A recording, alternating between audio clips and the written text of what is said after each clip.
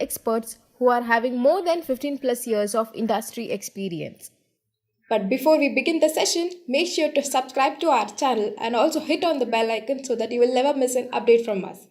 Azure DevOps helps developers and the team in creating and deploying applications with either Azure DevOps Service or on-premise Azure DevOps Server. Azure DevOps is demanded by some of the biggest corporations in the world. This video will give you a brief understanding about Azure DevOps along with a hands-on demo and interview preparation. By watching this tutorial, one can learn and work on step-by-step assignments that have high relevancy in the corporate world. On saying that, let's see the agenda of the day. Firstly, we will begin with Introduction to Azure DevOps. In that, we will tell you what is Azure DevOps and what are the benefits of Azure DevOps. Post that, we will be learning about Azure DevOps Services and Azure DevOps Server and also tell you the difference between these two. Then we'll move on to few interesting topics of Azure DevOps like And also hit on the bell icon so that you will never miss an update from us. Azure DevOps helps developers and the team in creating and deploying applications with either Azure DevOps Service or on-premise Azure DevOps Server. Azure DevOps is demanded by some of the biggest corporations in the world. This video will give you a brief understanding about Azure DevOps along with a hands-on demo and interview preparation. By watching this tutorial, one can learn and work on step-by-step assignments that have high relevancy in the corporate world. On saying that, let's see the agenda of the day. Firstly, we will begin with Introduction to Azure DevOps. In that, we will tell you what is Azure DevOps and what are the benefits of Azure DevOps. Post that, we will be learning about Azure DevOps Services and Azure DevOps Server and also tell you the difference between these two. Then we'll move on to few interesting topics of Azure DevOps like Azure Repos, Pipeline, Azure Boards, Test Plans and Artifacts. Post that, we will be learning about Azure Boards and its uses. After that, we will tell you the best practices for Agile Management. After that, we will tell you how to manage a DevOps project using Azure DevOps. Then later on, we have covered two interesting hands-on demo on how to add and delete users using Azure DevOps and how to create groups and adding members using Azure DevOps. Then finally, we have covered which Azure certification should you choose, followed by Azure and DevOps interview questions and answers. So guys, this is the agenda of the video. Now let's begin the session. Okay, so now what Azure DevOps is basically, we have learned DevOps. DevOps is a culture which organization used to adopt in order to release the software faster so that you'll have a good timeline with your management and everything will be in place. That's why we are using Azure DevOps. Okay, so now let us understand by the definition. Azure DevOps provides developer services for support teams to plan, work, collaborate on code development and build, deploy the applications. So that's what I said. It is like with, if you use Azure DevOps, you can, your all team can collaborate. Every team can collaborate in Azure DevOps. There is a space for each and every technology in Azure DevOps. You have a QA, you can use Azure test plans. You have a developer, they're gonna use Azure repos to check in their code. If you have a DevOps guy, he'll be managing the Azure DevOps and developing the pipelines. Okay, you and fine. So these are the things.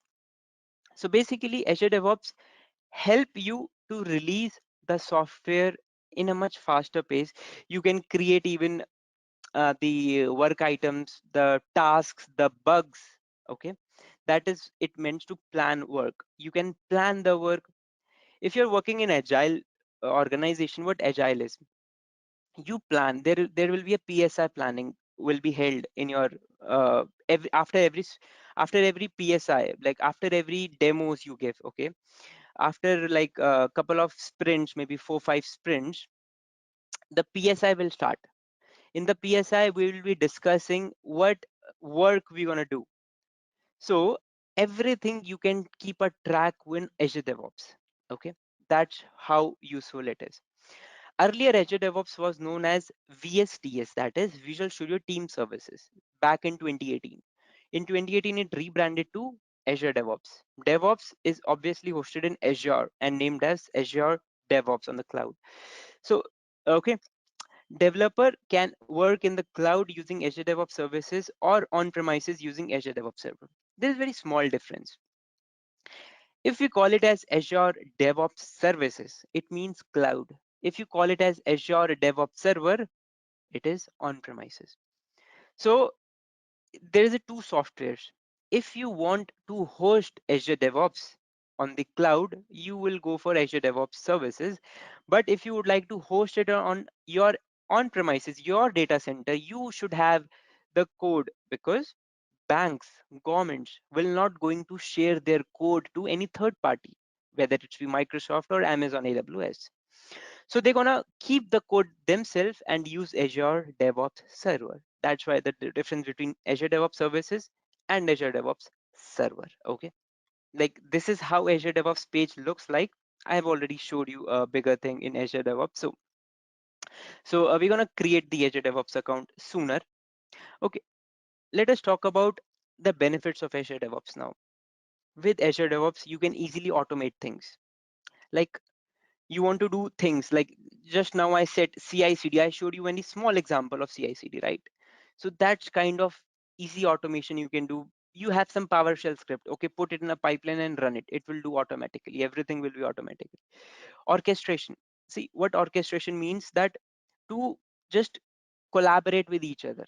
That's what orchestration means. That basically, if you know about Kubernetes is an orchestration tool of Docker images. Like when the Docker containers is up and running, it's the duty of Kubernetes to orchestrate between these containers. Likewise, Azure DevOps will be managing and helping us to orchestrate between each and every team, to collaborate, to interlinked, so as to deliver the software faster.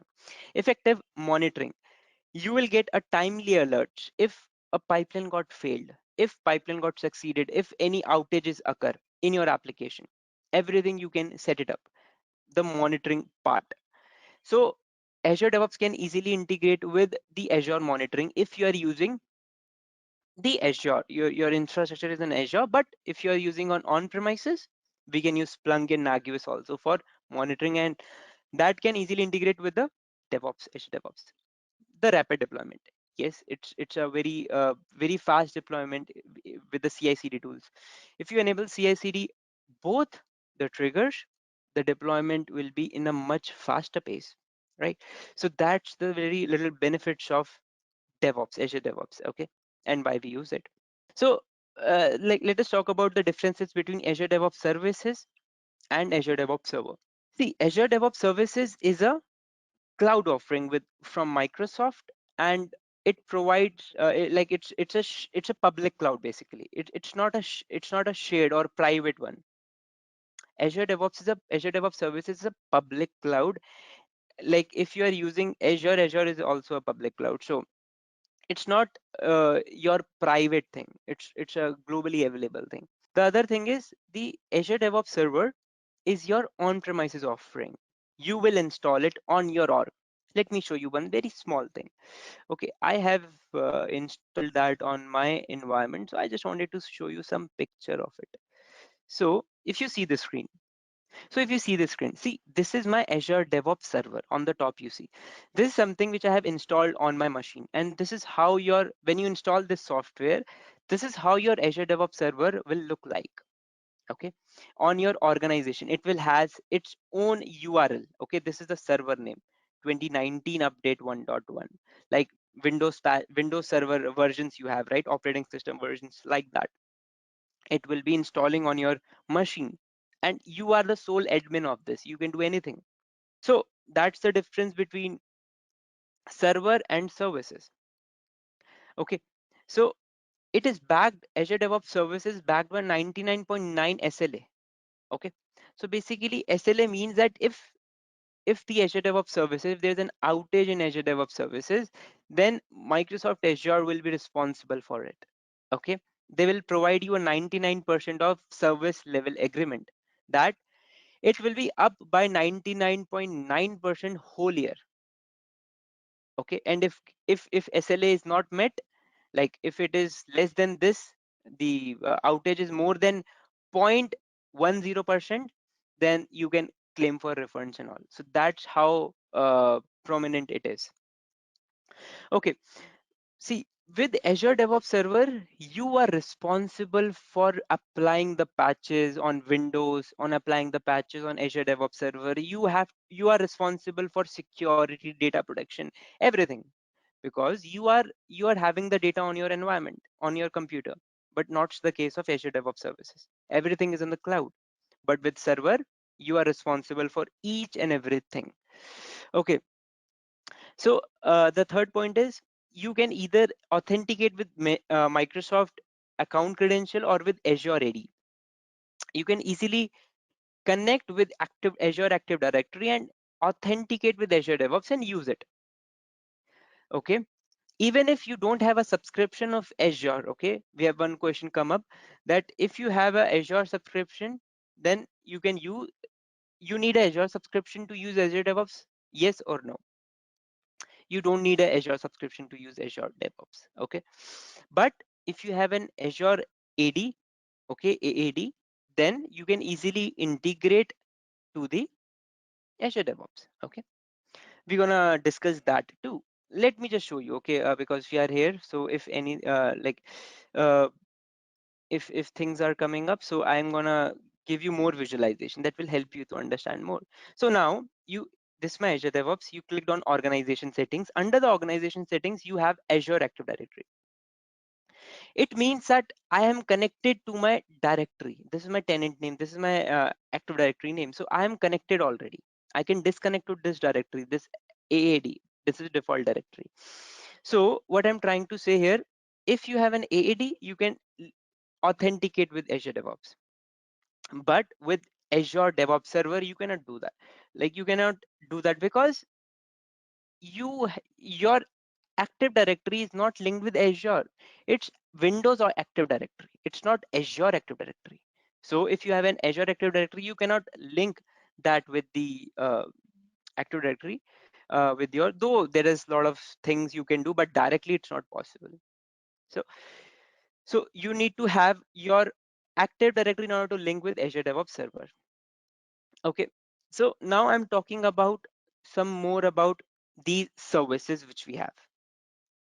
We now have a glimpse of what Azure DevOps Service is, what Azure DevOps Server is.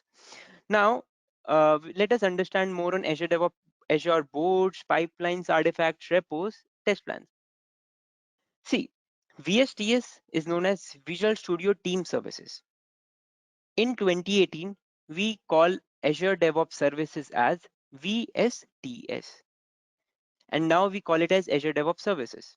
In 2018, we called Azure DevOps Server as TFS, that is Team Foundation Server. So for both the things, rebranding happened. VSTS earlier in 2018 known as VSTS, now it is known as Azure DevOps Services. In 2018, the on-premise version is known as Team Foundation Server, that is TFS. In 2018 onwards, it is known as Azure DevOps Server, which is an on-premises. So if you have any question related to this, let me know, because in exam you will be getting confused with these terminologies.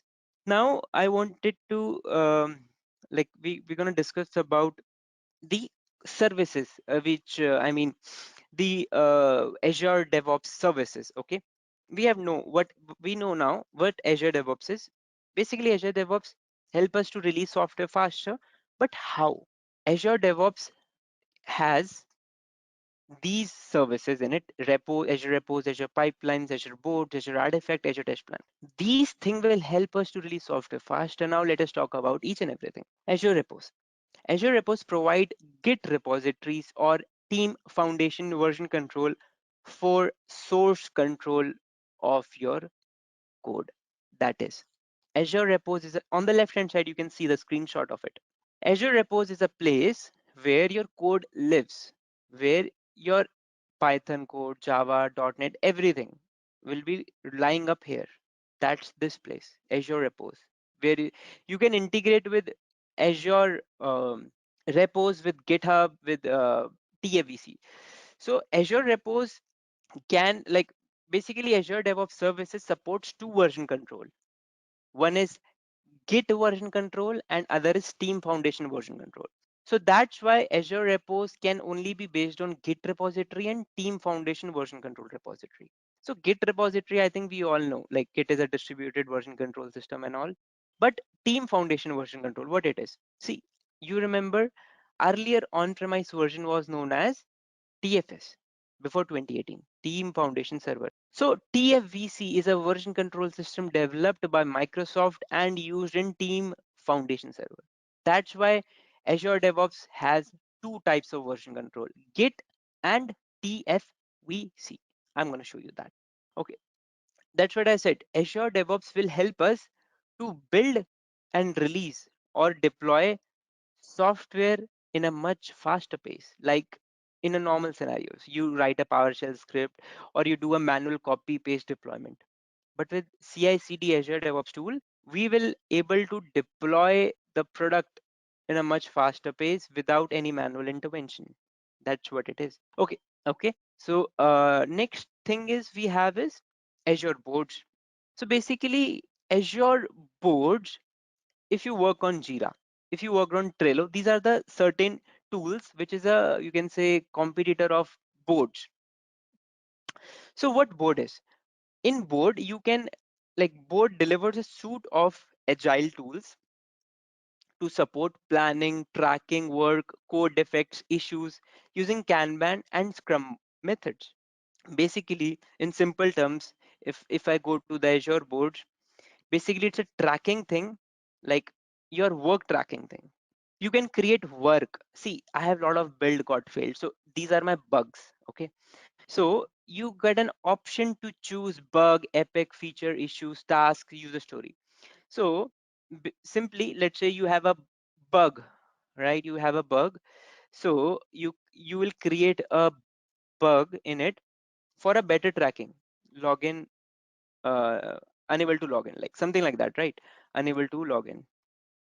So basically it's just simple thing, like what are the repro steps? Okay, go to the website, right? Something like that. Go to website, uh, try login with Gmail. It will fail, something like that. So what I'm trying to say, and I save it.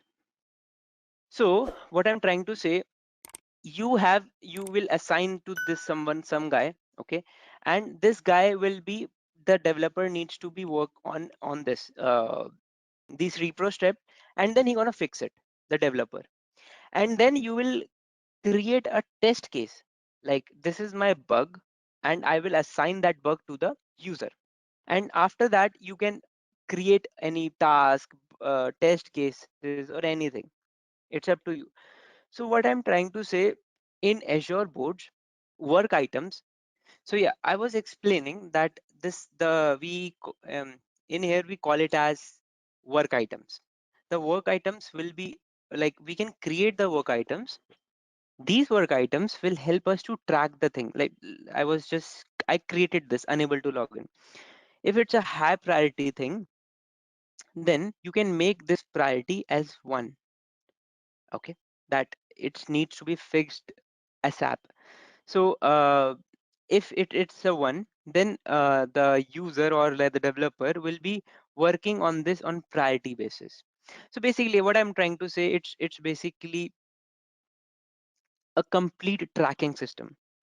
Once you have these bugs, if you know about Kanban boards, you can have a better visualization at this Kanban board. See, this is my work, like this is my board. Okay, don't worry, you might not be able to understand this, how to make this and all. I'm going to show you.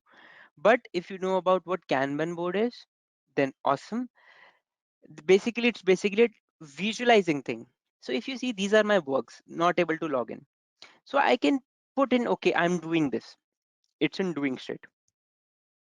I'm doing this. When this is completed, I can just make it and make it as resolved. So basically, once you open this thing, the state will change to resolved. Once you make it to, let's say, once you make it to doing state, or not even that, once you make it to new and open it, its state will going to change to new. So simply I wanted to say that it's work items will help you to better visualize things. Basically this page is for your scrum masters, the management. They can see, okay, this is a process, this is how your team leads, that's how they will track the things. Okay, this is the Azure boards we discussed, and we have we have a competitor named as Jira and Trello. So Jira and Trello is similarly issue tracking system, which, see, Jira will only provide this, or Trello only provide the tracking system of your work items, the issues, bugs, and all test cases, etc. But with Azure DevOps, you have this Azure boards. Now the other thing is Azure test plans. Azure test plans provide several tools to test your application, including manual exploratory testing and continuous testing. So if you have a QA in your organization, they need to test the application. They can easily use this test plan you see on the right hand side of my screen. They can create the test suits. Under the test suits, they can create test cases, and they can run those test cases. If it passes, then everything is fine. If not, then they can uh, create a bug for their developer. So basically test plan, it will help the QA to progress their things. I mean, to synchronize with with all the team available in there. So test plans only be used by QA. And remember, if you are using a test plan, then you need to purchase a separate license for that. Licensing we're going to learn, but test plans will not come with the Azure DevOps subscription. If you like, okay, let us talk about in later. Azure artifacts. Azure artifacts allows team to share Maven npm nugget packages from public and private sources and integrate package sharing into your CI/CD pipeline. Example, Maven Nugget Center. So what Azure artifact is? See, when you build your pipeline, okay, when you let me open this. When you build your pipeline, you need some packages, dependencies, references for your pipeline to build, because anything, like, all the things cannot be installed on on the pipelines, like on the repository side. So either you will be using a public repository, maybe Maven repository, to fetch those references in your pipeline, or you can use the artifacts. The artifacts is just a reference. Let's say, simple example, in a Python, I want to use some math functions. Okay, in simple Python, I need to use divide, add, plus, something like that. I need to use root. I need to find a root for that. So for that, I need to import the modules. That is, import math. In the first line, I'll use import math. Then I'll be able to use all the math function. That is, I'm referencing the math module. Likewise, if there's a requirement to have the references or packages required to be used in your pipelines, then we're going to use these artifacts. So you can use the public repositories also. Like, you have a Maven public repository, Nugget repository, npm repository. But if your environment is secure, then it's preferable to push your packages like I pushed here. See, these are my little different thing, okay, feeds and all. I'm going to explain you.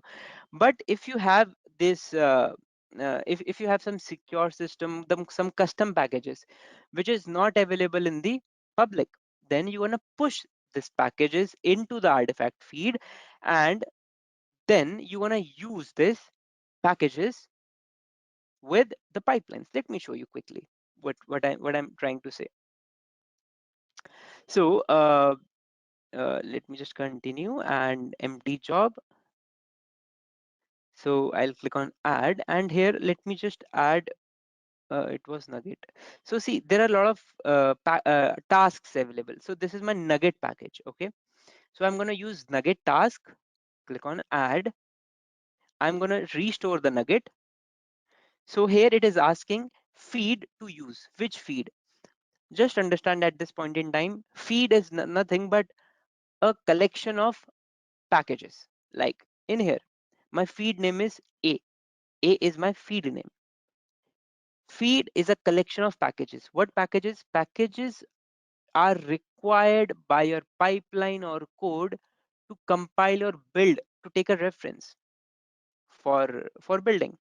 So here, if you see feed, I select. So you can simply select A. You see A. A is nothing but the hello world package. So this will automatically be restored.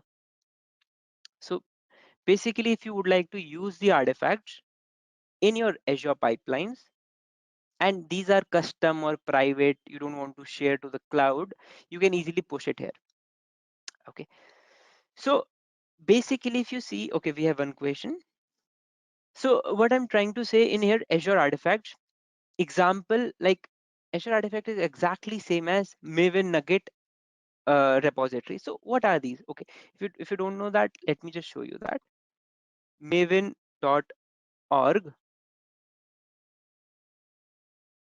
So see, this is the package library, which is a public.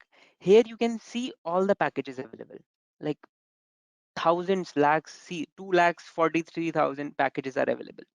So if you are using some custom package, or you don't want to go outside from Azure DevOps to call this, okay, you can simply download this package, customize it, publish it in the artifact, and use it in your pipelines. So that what how it is. Okay. Okay. One thing I wanted to share, see, Azure Repos is like GitHub, Bitbucket. Azure Pipeline is like Jenkins, GitLab. Fine. Azure Boards is like Jira, Trello. Azure Test Plans is like MTM if you have used, or any Selenium kind of thing, right? Azure Artifact is like Maven Nugget Artifact or repository. So if you see, Azure DevOps is a in-house tools for each and every type of tools available in the DevOps industry. With pipelines, you can deploy. With repos, you can store. With boards, you can have a tracking system. With test plan, you can test the application. With Azure Artifacts, you can store the artifacts. Before DevOps, okay, before Azure DevOps, organization have to use 5 separate tools. For storing the repository, okay, I'll use GitHub. For deploying application, okay, I'll use Jenkins. For boards, I'll use Jira for tracking the system. So you see 5 tools coming into the one place. So that's why DevOps is very beneficial these days, and it is helping in deploying the software in a much faster pace. So here, this is the customer. He'll be asking that, hey, I need to develop a product. Awesome. Then in the Azure boards, we'll be creating the work items. Last time, if you recall, like we created work items. Now, what work items is? See, this is, I'm explaining a very high level thing. Each and everything will be explained again, just high level thing, just to have you a better understanding what we are doing.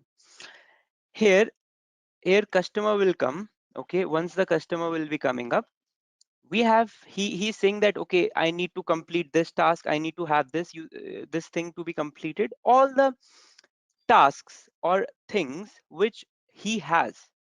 Then he'll be telling us that these are the requirements. Then we will be going to our Azure boards, your Scrum Master, or maybe anyone. We will be creating the user stories or tasks. What are these user stories and tasks?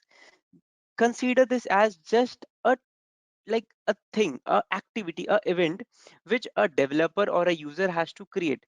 So I'll just add a search feature, because this is a requirement of my client, right? And I will assign to, let's say, any I can assign it to, let's say, any guy. This guy has to do it, and I can step the like I can explain him the steps, that how you need to add it. Like you need to use Elasticsearch. Okay, so like that, I'm explaining him in the description, that how he needs to develop it, this guy. Okay, and this user story is saved. Now the user, or you say a developer, this developer have to develop this feature, so that we'll have a track. Now you can see the like history over here. Okay, in the history you can see that whenever when the work user story is created, let's see, I will be changing the area path or any other thing, okay, and save it. So in the history it will be updated regularly. So that's what essential is. What I mean to say, if you change anything state to new to active, it will be coming up. So basically it is a tracking system, everything is tracked, okay, which will help us to track the things down if anything goes wrong. So this is how the boards will come into the picture. The work items will be created, that tasks I have to add. See, I created this, add a search feature, awesome. Now this thing is completed. Now that for that, in this step, and you see the orange icon is repositories.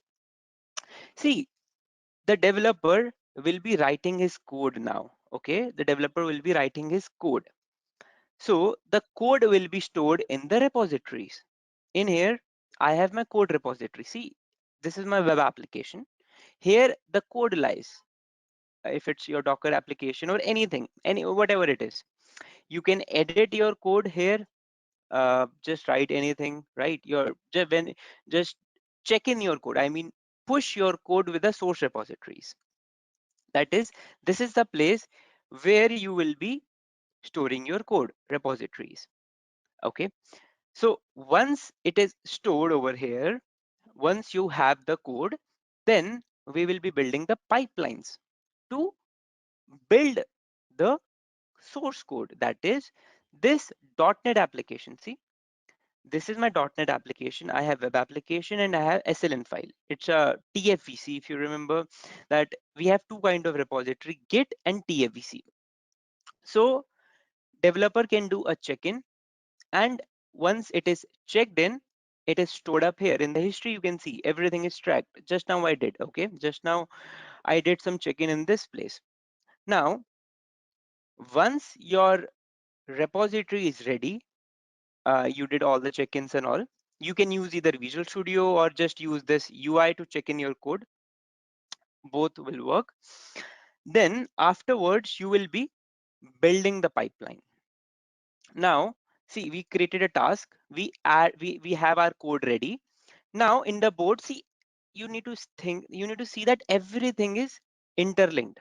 Okay, so um, what I mean to interlinked is that Just a quick info, guys. Test your knowledge of Azure by answering this question. What are the different cloud deployment models in Azure? A. Private cloud. B. Public cloud. C. Hybrid cloud. D. All the above. Comment your answer in the comment section below. Subscribe to Intellipaat to know the right answer. Now, let's continue with the session. later I'll show you that you can link repository with a work item, and you can link that work item to the pipelines also when we do end to end. I'll not go into that complex thing, but just keep in mind we will be linking each and everything here. So once you have a work item, that is task, then based on that task you will be developing the code, that I need a search feature. You will be developing the code and stored in the repositories. Then you will be writing a pipeline by clicking on new pipeline. That is, you are building or compiling the code based on the repository which you had, right? We have the code ready in the repository. Now it is being it is being built in my pipeline.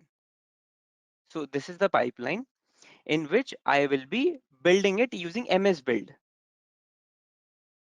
That is, my SLN file will be converted to the DLLs.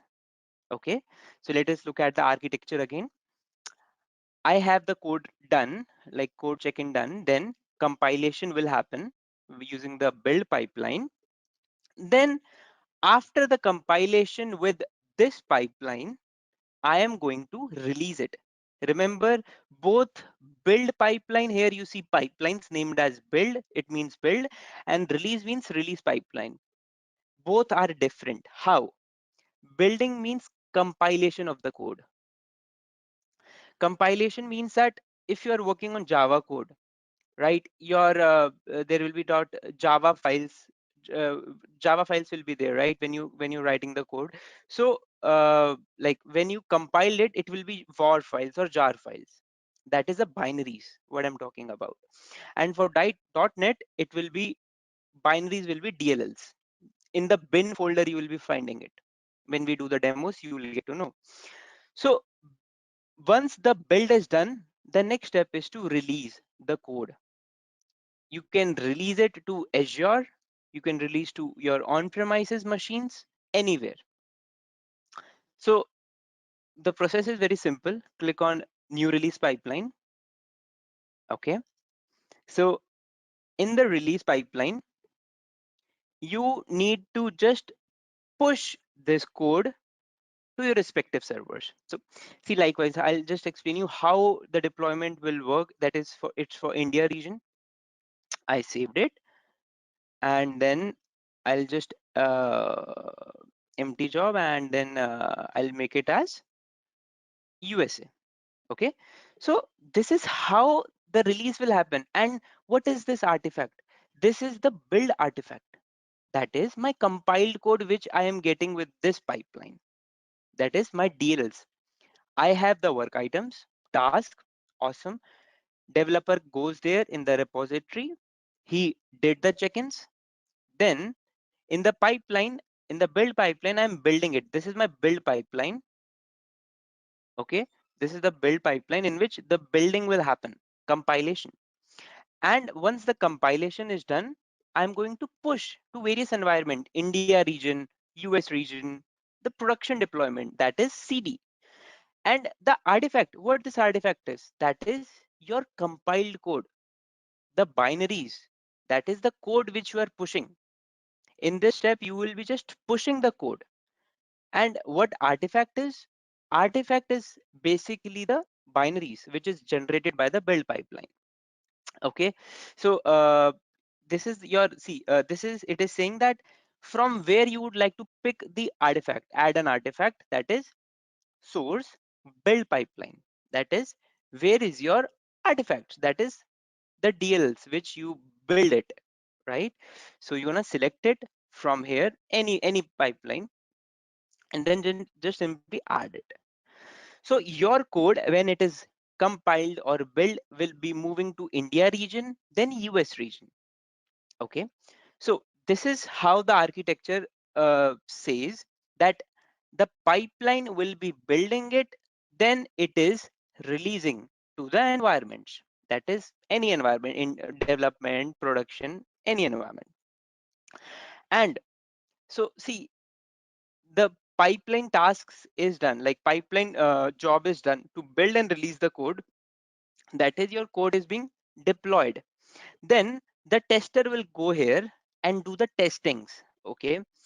Like maybe automation testing or manual testing. Okay, he can create test plans, test suites in here. Okay, he can run the load test in his environment.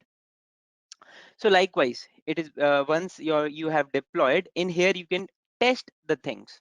Okay, so this is a very high level architecture, that how this is how things work. And these artifacts are the artifact, the packages. Okay, last time we discussed, these are the open source packages, that is Maven, NuGet, Nugget package, NPM packages. If required, you can use it in the pipelines, and which is an in-house tool. You don't need to go to the public repositories to fetch those artifacts.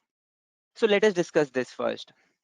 When like the customer, he came with the requirement, hey, I need this thing to be implemented on my environment. Scrum master or a product owner, he will communicate with a scrum master, product owner, or a delivery manager in order to gather the requirements. Correct. Now the delivery manager will create the tasks. Here in the boards, he will go into the boards. Okay, let me just duplicate this guy. He will go to the boards, and then he will be creating a task, that is the work. Okay. Okay, so this is my task. Okay, I'm creating a task, like the task to, let's say, fix or you can say just add new button, add new login button, right? This is the new requirement which delivery manager has to assign to a user. So add a new login button, that's a new that's a task which needs to be completed as the requirement is given by the customer. Now the delivery manager created a work item. Work item is nothing but a activity, a event, a task. The work needs to be done, right? He will create this task which needs to be done by, let's say, this guy. This is a developer who needs to perform this task.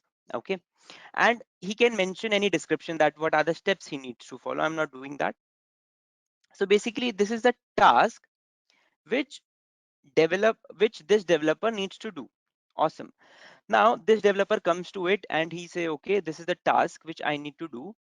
Then he will go to the code because he needs to develop it, right?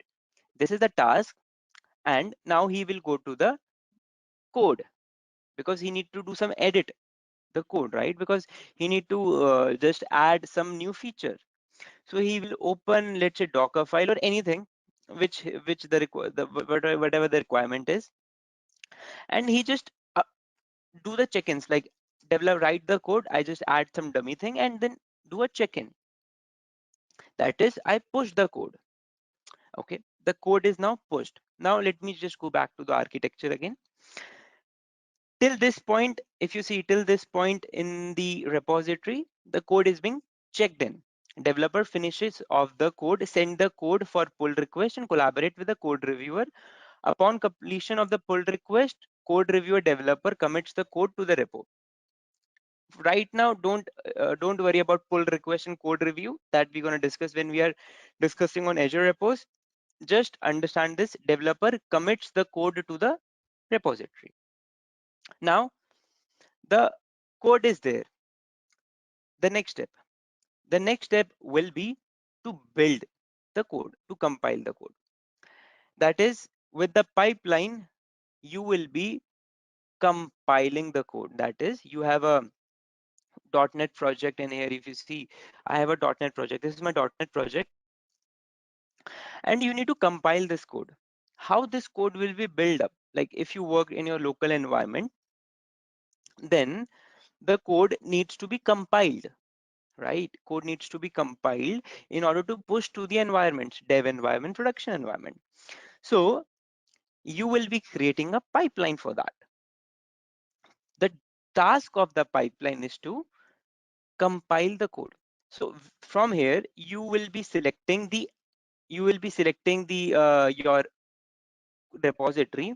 If you see, test123 is my repository. So this is my repository, test123. So here I'm getting the source, that is, I'm just calling all the repository from this repository. What is this repository? This is where my code lies, test123, if you see on the top. So now the code will be called upon, and then I will be building it using some task. So for building the if you're a .NET guy, then for building the .NET code, we need a MS build for compilation. If you are a Java guy, then will be having a Maven. If your code is for Java, then I'll be using Maven task. So yeah, we don't need to have any knowledge on the tools, but you just know that which tool to use when. There are thousands of tools available. Okay, this is what about Azure DevOps. Now let us just talk about what is Azure Boards. Azure Boards will help us to majorly create the tasks, the work items. With Azure Boards web service, team can manage their software project. It provides a rich set of capabilities, including native support for Scrum, Kanban, customized dashboard integrated. Now, the main focus is Azure Boards for this session. Basically, Azure Boards is a place where we have seen already, we can create a lot of work items, okay? Bug, epic, features, these are called as work items. Now, if I can create a bug if it's an issue. Okay, transitions I'll explain you. So just understand this: Azure Boards will give you a better tracking of how the work is being going on in your team, like who is assigned which work, what is the progress. Now if you want to see the progress of this work, like this very simple, I have opened this work item, add a new login button. Your product owner must be having this original estimate, that is 10 hours. If you see hours, 10 hours, it should be completed in 10 hours. I am a developer, today I completed 2 hours of work. Okay, so I'll do it 2 and I'll mention remaining 8. Okay, so based on this the reports will be generated. We're gonna see that, but what I'm trying to say, it's basically a tracking thing. If and it is everything is manual here, you need to manually add it 8. Now I have done 3 completed, so you have to mention 3. Then if 4 is completed, right, then you have to mention 6. So it's fully manual, no automation in it. Okay, so this is how your management is going to track it. Okay, so I was just explaining you this work item and how we can track it. Basically, to understand this, it's just for your tracking purpose. That's all, nothing more than that. Okay, but it's not like very easy. Like I'm just saying, not like that, but it's a very big thing. Okay, you know one product named as Jira, Trello, right? Those software is a very big software in the in the industry. We know that these are very big software. So Azure Boards act like a same. Like Azure Boards is like a Jira. Azure Boards is like as Trello, right? So it's a very big thing that we're gonna learn now. Okay, some of the features you can see in the screen. Connected from idea to release. Track all your ideas at every deployment stage and keep your team aligned with all code changes linked to directly work items, right? Some time back, we were discussing the same thing, how we can link it. As I told you, everything can be linked to each other. If you see, it is showing to link the development. We will click here. Sometime back, we have already seen it. So you can link your work item with a build pipeline, with a branch or anything. So let me just select any of that. Just a quick info, guys. Intellipaat provides Microsoft Azure DevOps Certification course in partnership with Microsoft and mentored by industry experts. The course link of which is given in the description below. Now, let's continue with the session. Build, let me just put it any date. If there are any, it will be showing up. So these are my build link to it. So let's say I want to work on this task for this particular build. Okay, then I click on OK. Build number came as 370 and then click on OK. Now if you see, the build will be linked to it. Okay, the failed build linked to it. So I will be knowing it that this, like the work for this pipeline is attached to this task, and I can see it, what's the progress of it. So everything is linked. That's what it meant. Like you can link it. It is Scrum ready. What it means, it uses inbuilt Scrum boards and planning tools to help your teams to run sprint stand-ups, planning meetings.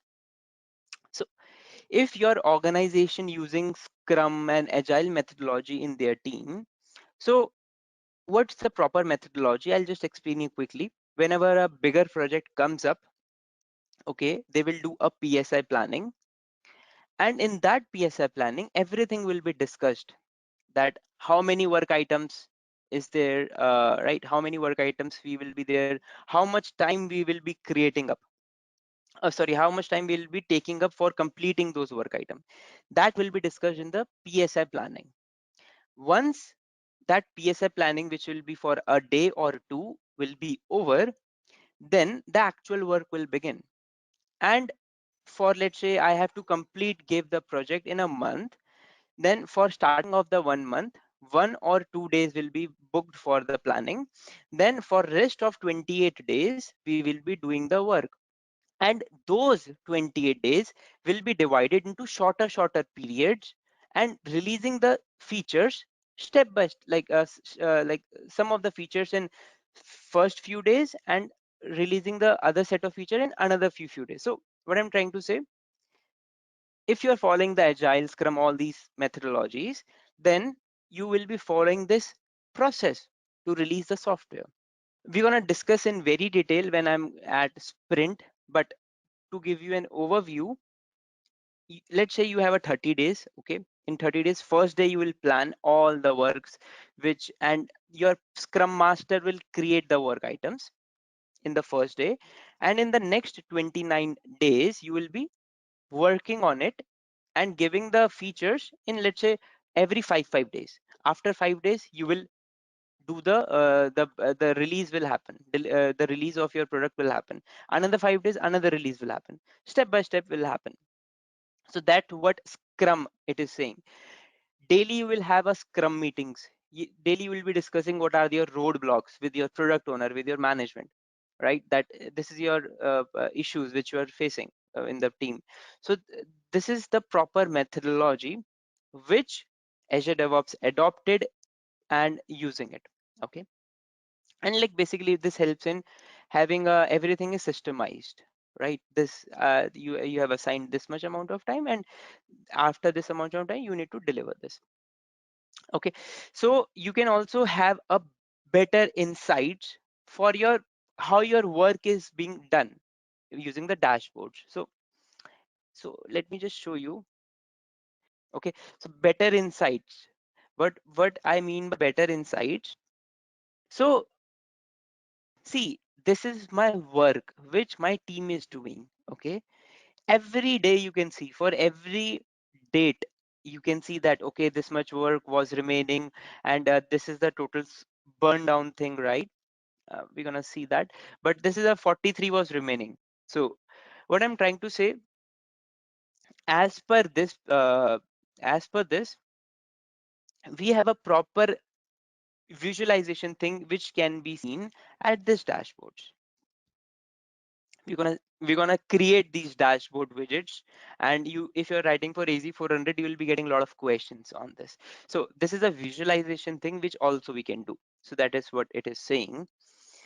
Okay, so why we use Azure DevOps? Sorry, Azure Boards. Azure Boards basically provide us a predefined work items with this, like user stories, bug, task, everything is already in our Azure DevOps, and you don't need to worry about that. Like, okay, it's a bug, you need to create a that work item type. No, it is predefinedly available in the Azure Board. You just come and create the type of task. Everything is easily trackable. I showed you, we can see the history and all everything, right? And it is interactive too. Now I'm going to show you one interesting thing. See, why it's a part of why we use Azure DevOps.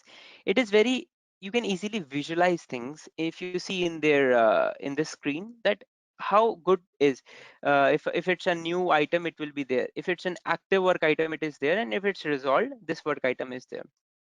Now let me show you in the boards. See, this is the work items place where you see all the work items created, my all the work items. Now let us go to the boards. That is Azure Boards. This is a board, and it is a Kanban board. It is based on Kanban board. If you remember in the PPT, it is mentioned that it adopted a Kanban board. Azure Boards is adapted a Kanban board, and what Kanban board is? This is the Kanban board. Okay.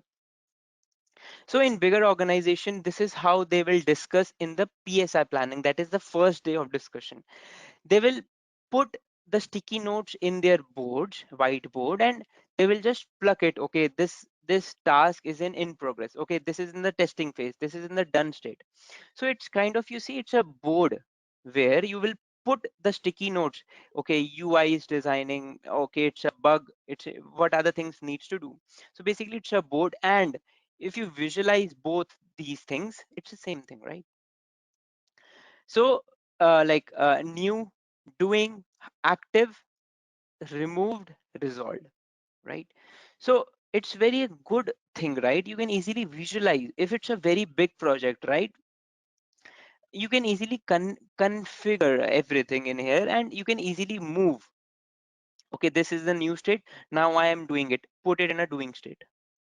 So if you open it, let us see. If you open this bug, it is in a new state. Um, Fine. And let's say when it is, you say when it is in active state,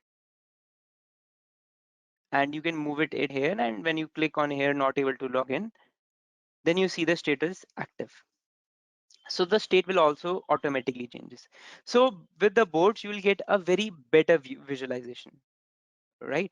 So this is how the board will be useful for us, and it is based on the Kanban. Okay, it's a Kanban board, and this is also Kanban.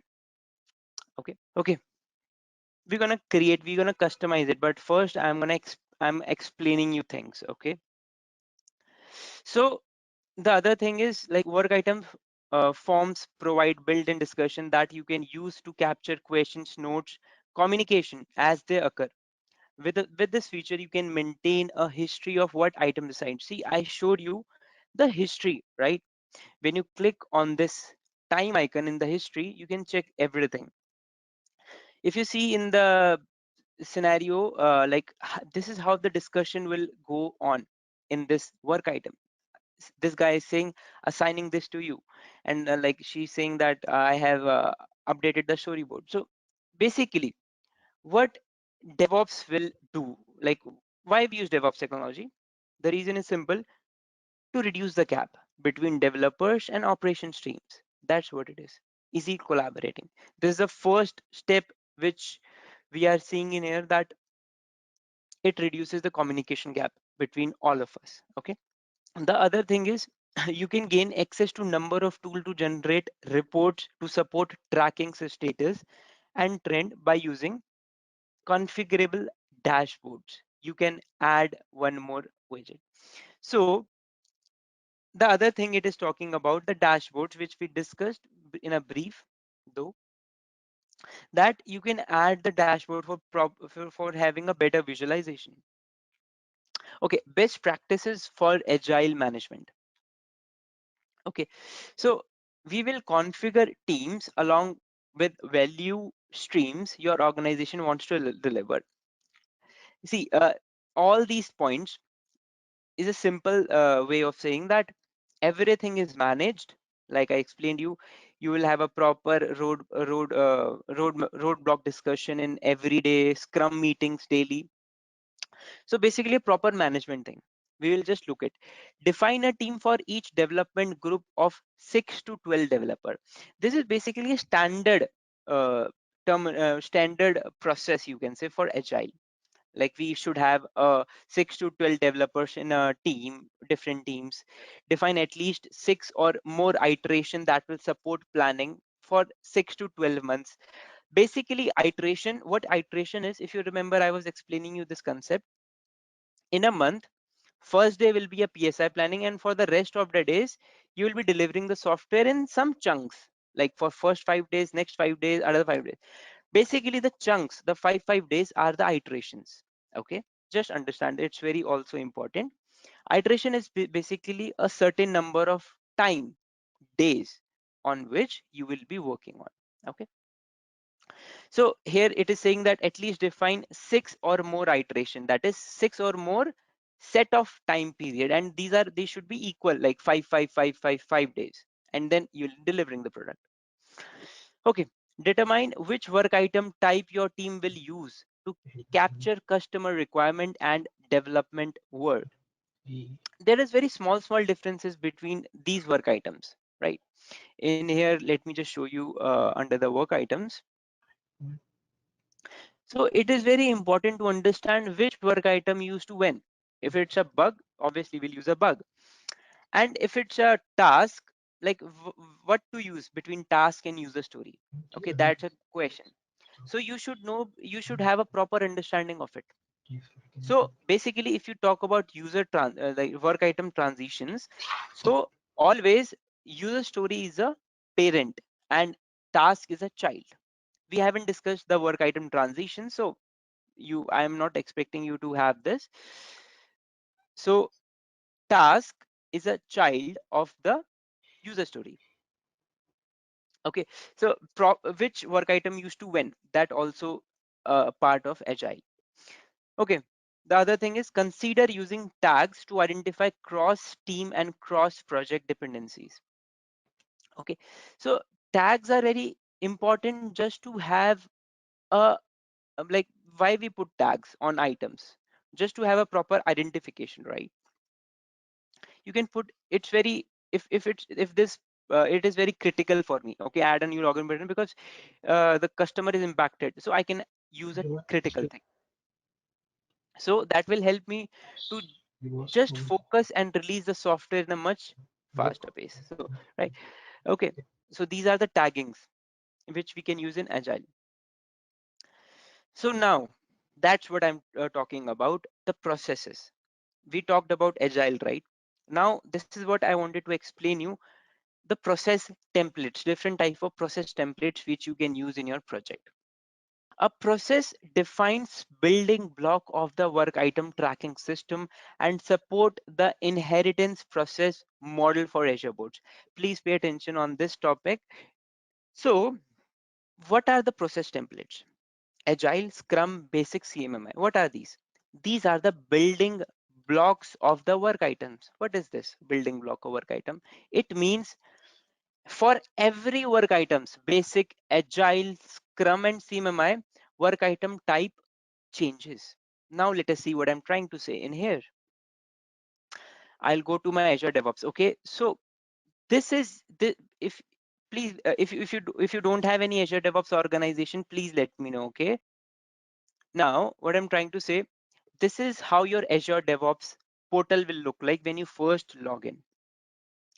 These are my organizations. What organization is? These are my companies, like company A, company B, company T, or you can say a retail department, IT department, operation department of your team, right? So these are your department kind of thing. And all the departments are not related to each other. It's different. If you see, if I click on this guy, your URL will change. See, now the URL should change because I selected this. See, my URL changes. All projects are different. All organization, I mean, is different. Okay, now we were discussing process templates. So let us create new project. So now I'll create Agile. Fine, Agile. I'm creating one Agile project. And if you see these visibility thing, public and private, if you don't have any project created, please create it with me. See, if I create a public, what it means? If I create a public, anyone on the internet can see this project. Anyone. They cannot edit it, they can read it. Everyone can have a read access. If you see, if you set it a public, but if you set a private, Just a quick info, guys. Test your knowledge of DevOps by answering this question. Which of the following are the popular tools for DevOps? A. Jenkins. B. Ansible. C. Nagios. D. All of the above. Comment your answer in the comment section below. Subscribe to Intellipaat to know the right answer. Now, let's continue with the session. no one can able to read it. Only the organization, only the user who have the access to your organization will be able to see it. So anything you can choose, public or private. Now, version control. I explained you that version control, there are two types of version control it supports, Azure DevOps, Git and TAVC.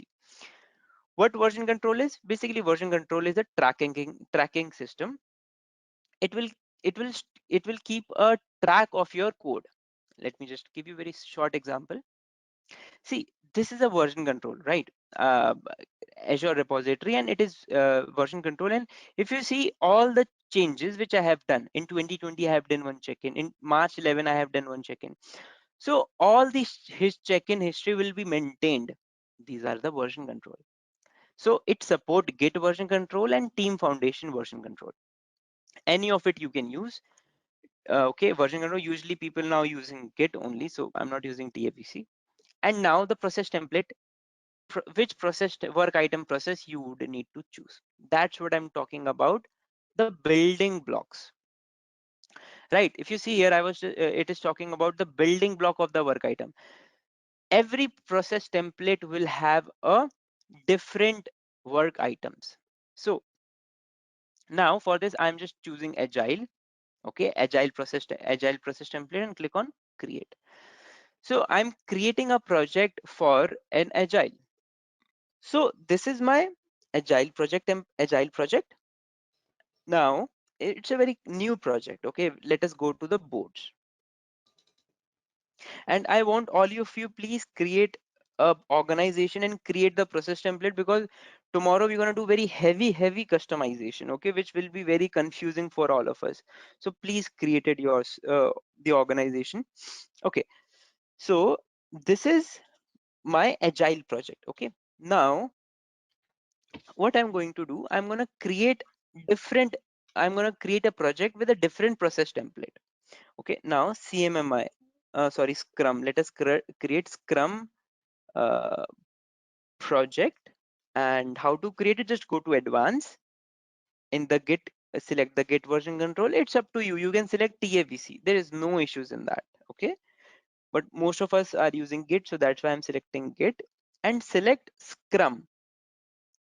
Here I selected Scrum because see, in the PPT we have 4 process template: basic, agile, Scrum, CMMI. And these are the building block on the, like, for every work process template, work item differs. What process template is? Basically, process template is the thing, is a template on which your project is based on, and how the tracking should, like, and which type of work item you should be using, it decides by these templates. Okay, I selected Scrum in here. If you see Scrum, right, and just click on create.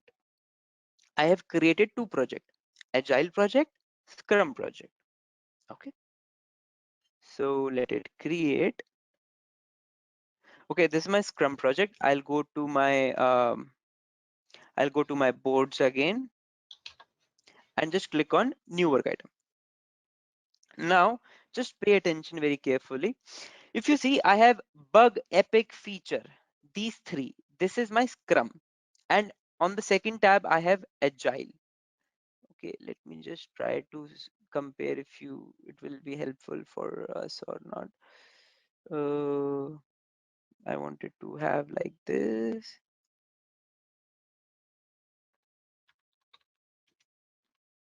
Now, yeah, see, this is on the right side, you see it's Agile. On the left side, you see Scrum. It is Agile on the right, and on the left, it's Scrum. Now just compare these work items. This have impediment, product backlog item, but it don't have it. It have issue and other thing. Yeah, it have extra issue, and it don't have issue. It have impediment and product backlog.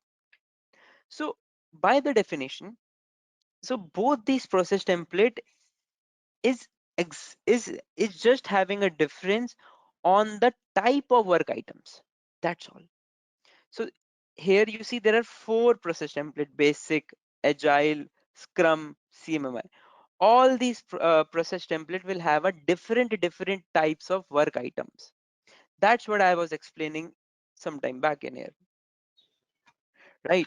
So if you see, it was some different, right? It has impediment and product backlog for Scrum. But if you see this one, this is my Agile. It don't have Scrum, sorry, impediment and product backlog work item. So what I wanted to say here, these process template differs only at the type of the work items. Rest everything is same. You choose any process template. It doesn't matter to your repository, pipeline, test plan. Nothing will change. It's just which type of work item types you want to use. Only that, only that is the difference. Okay, let us now quickly create one more process template just to show you the other one also. CMMI project, and then I'm going to select CMMI, then create. So this process template will have some different types of work items. Now I'm going to explain you what's the significance, when to use which process template. That I'm going to tell you. So now if I click on this new work item, you see a very big list. I have change request, review, risk. These are the new items. Change request, requirement, review, risk. But if you see the agile, it don't have that. And if you see the Scrum, it also don't have that. But this guy have that, lot of big list. The simple concept is every process template will have a different set of work item, as simple as that. Which you want to use, it's up to you. Now which to use, when, that we're going to discuss. Just a moment, I will be explaining you in a very like when to use which process template. Okay, so okay, so see, we will these are the four process template. Basic, on the first you see basic, second is the agile, and then Scrum, and the CMMI. That I'm going to explain you. Choose basic when your team wants the simplest model that uses issues, tasks, epics. So basic is basically the very low end process template. You have a very simple project, only two people are there, you don't need any other work item. It has only three work items. Basic has only three work item: epic, issue, task. Now let me just show you a basic also. Let me just will create a basic also, because that will be for basic proj, and basic. See, this is a basic process template created. So when you need a very simple project, there is one web app and a data tier, like a web application and a data tier. Very simple, two people are working. You don't need any other any complexity. It's a very small project, right? So you choose a basic, only three work items. Why you want to choose agile? Only three, only two people are there. You create a issue or a task, that's all. Then in that case, you want to choose basic. In that choose, you want to choose basic. And see, these are the transitions of work item. Epic will be your parent of all the work items. That is, the app in the epic, the whole project will be coming up. You need to develop a website. Under that epic, you will be creating a issue, and under the issue, you will be creating a task. Basically, it's a hierarchy which agile or like these process template follows. It doesn't stop you to like, see, I'll just show you what I'm trying to say. Let us create a epic. Like, let's say I'm using a develop website. Okay, this is my website. I go to back to work items. Now I'll create one issue. The issue will be website is slow, something like that. Okay, so website is slow. This is the issue. Now this epic should be parent of this issue. That's what this transition states. Epic should be parent, issue should be its child. So what I'm going to do, I'm going to go to website is slow, that is my issue, and I'm going to link these work items. Here I go to add link, add an existing item, and I'm going to select the parent of this issue, and I'm going to search it. That is epic develop website. Okay, so this issue this issue is now a child of this parent. If you see, a parent comes up, and if I open this parent, I'm going to see issue its child. Basically, what are these? These are the transitions, work item transitions. Epic will be the parent of issue, and under the issue I should be creating a task. There is no hard and fast rule, there is no logic behind it that you cannot make issue a parent and epic a child. You can do that, but then it will be breaking these, like the processes which we have, right? You can do that, but it's against the processes which you are following, right? So these are transition. Epic will be your very big project. Under that you will be issues, and under the issue you will be having tasks. That's how the processes is. work transitions. The other thing is Agile. Choose Agile when your team uses Agile planning methods, including Scrum, track development, test activity separately. The process work great if you want to track user stories, bugs on Kanban board, etc. So basic for those projects which is very small project, very few features available, very few functionality. Agile you will use when you are developing a very full-fledged website, full-fledged everything. Angular is also being used, backend also is there, artificial intelligence also there, very big or and complex project is there, then we're going to select Agile. And the transitions, if you see, Epic will be the parent, under that it will be feature, under that it will be user story, and under that will be task. Basically these you don't need to learn it, okay? When you do the work, when you perform the work, you will be having those knowledge. You don't need to learn these transitions, okay? It will not be asked, but you should be aware of that there is something called transitions in the project. So this is my Agile. Again, Epic will be in the top. I'll be creating a Epic. Under that it will be a feature. Simple. Under the under the Epic I'll be creating a feature, and so on. These are the transitions. Next is the Scrum. We will choose Scrum when our team is practicing Scrum.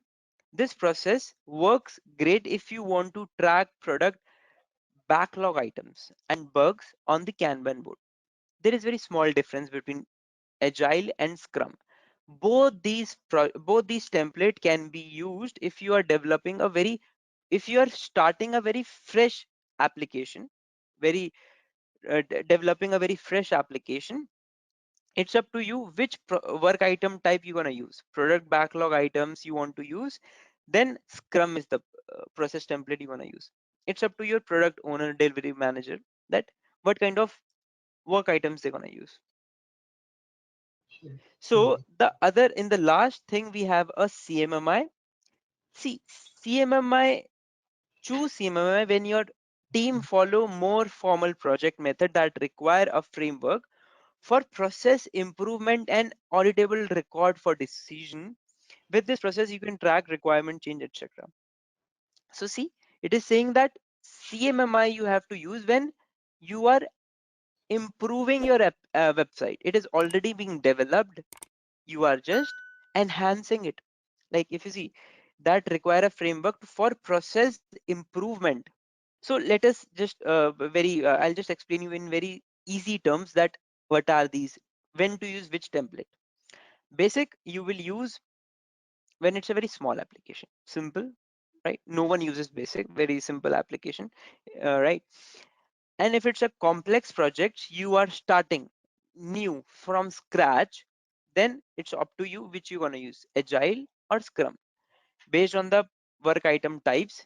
In Agile you will have a user story, in Scrum you will have a product backlog item, right? So both template you're going to choose when you are starting a project very freshly. CMMI is a process template which, when you already have a project, you are just enhancing it, improving it. You already have a full grown project with you, right? You're enhancing those projects. So that these are the differences between these process template based on the work items and why we use.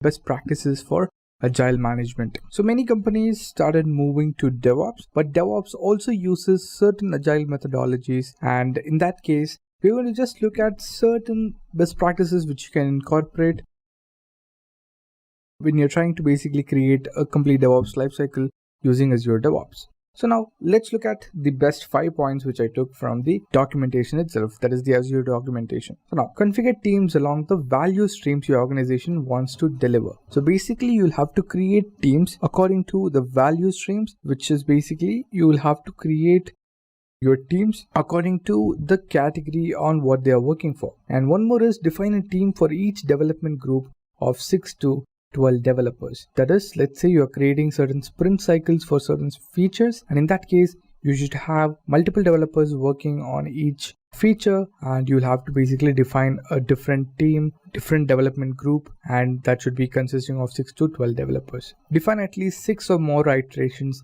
that will support planning for the next 6 to 12 months. That basically is you can create multiple iterations now, plan for 1 week or plan for 3-4 days, which will basically last you for the next 6 months. That is better than planning while doing work. So let's say you're planning while doing work, so every single month or every single week you'll have to plan, and that will take a lot of time.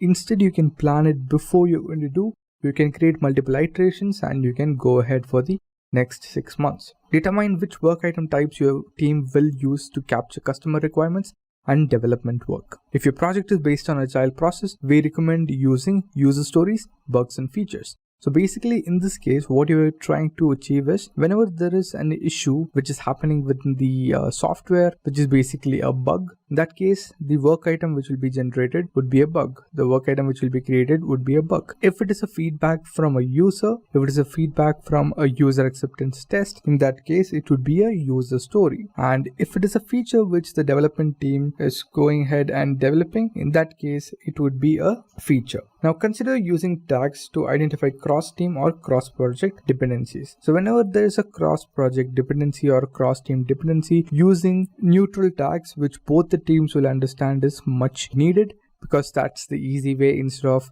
explaining them what exactly it is. So you can use the tags and just give an explanation to the tag, and whenever they look at the tag on a particular work item or on a particular task, they understand what exactly it is for. So these are some of the best practices. There are so many best practices available. You can check out the Azure DevOps documentation, and you can check out basically Azure Boards documentation, and over there you get all of the best practices available. You can go through the entire document and move ahead with it.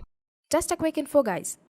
Intellipaat provides Microsoft Azure DevOps Certification course in partnership with Microsoft and mentored by industry experts. The course link of which is given in the description below. Now, let's continue with the session. So let's start off with it.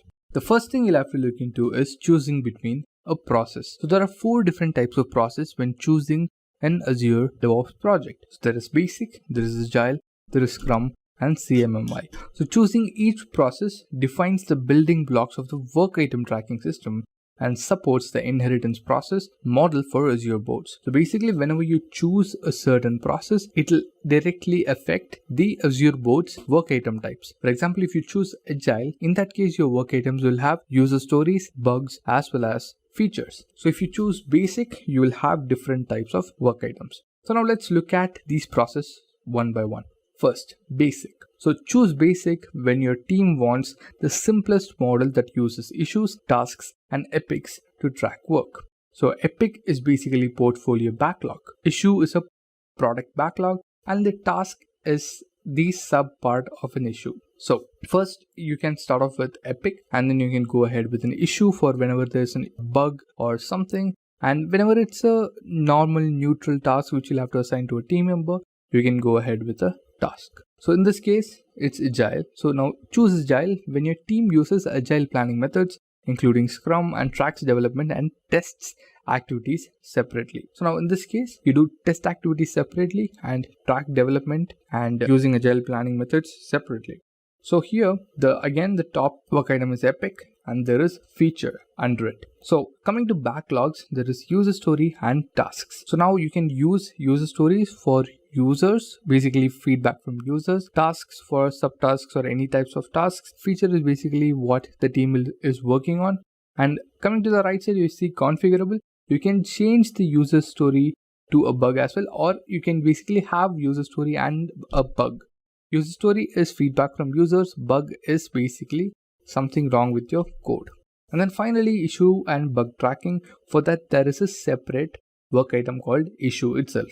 And then coming to Scrum. So this process works great if you want to track product backlog items and bugs on Kanban boards, or break PBIs and bugs down into tasks on the task board. So basically in this case, it basically concentrates on bugs and trying to sort out backlog items. So in this case, if you're looking into the product backlog, and here again you have feature, then you have a product backlog item which is basically a work item, and then there is bug again, and you can basically separate or break down the bugs and break down the product backlog items into multiple tasks. And here issue tracking is called an impediment. And then finally there is CMMI. So choose CMMI when your team follows more formal project methods that require a framework for process improvement and an auditable record of decisions. So in this case, it's a more formal project, but most of the teams will use a Scrum or an Agile method. So you don't need to worry about CMMI. And in this case, again, there is feature, and backlog is basically a requirement from the users, and then it will be divided further into tasks. So first there is an epic. So epic is the complete work item. Under that you have a feature.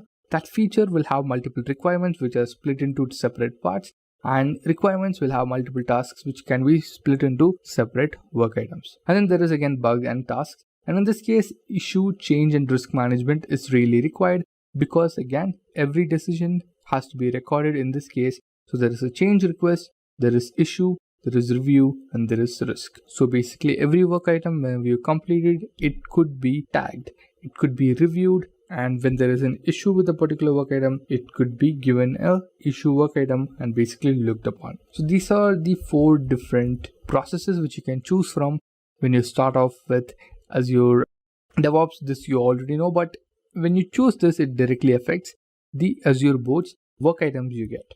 Again, as I already told you, work items, to track different types of work items and different types of works, there are different types of work items types available. So that's what are these types: epic, feature, user story, requirement, and all that. So that basically depends on what type of a process you choose: basic, agile, Scrum, or CMMI.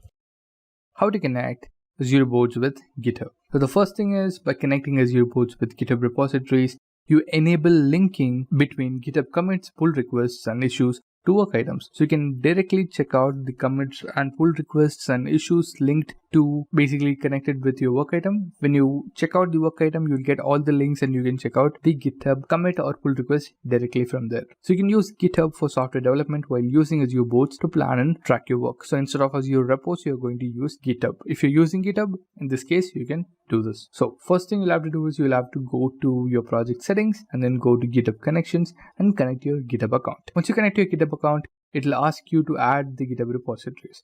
You can add multiple or a single GitHub repository. So now once you add it, it'll be connected to Azure Boards, and you can basically link these to the Azure Boards dashboard.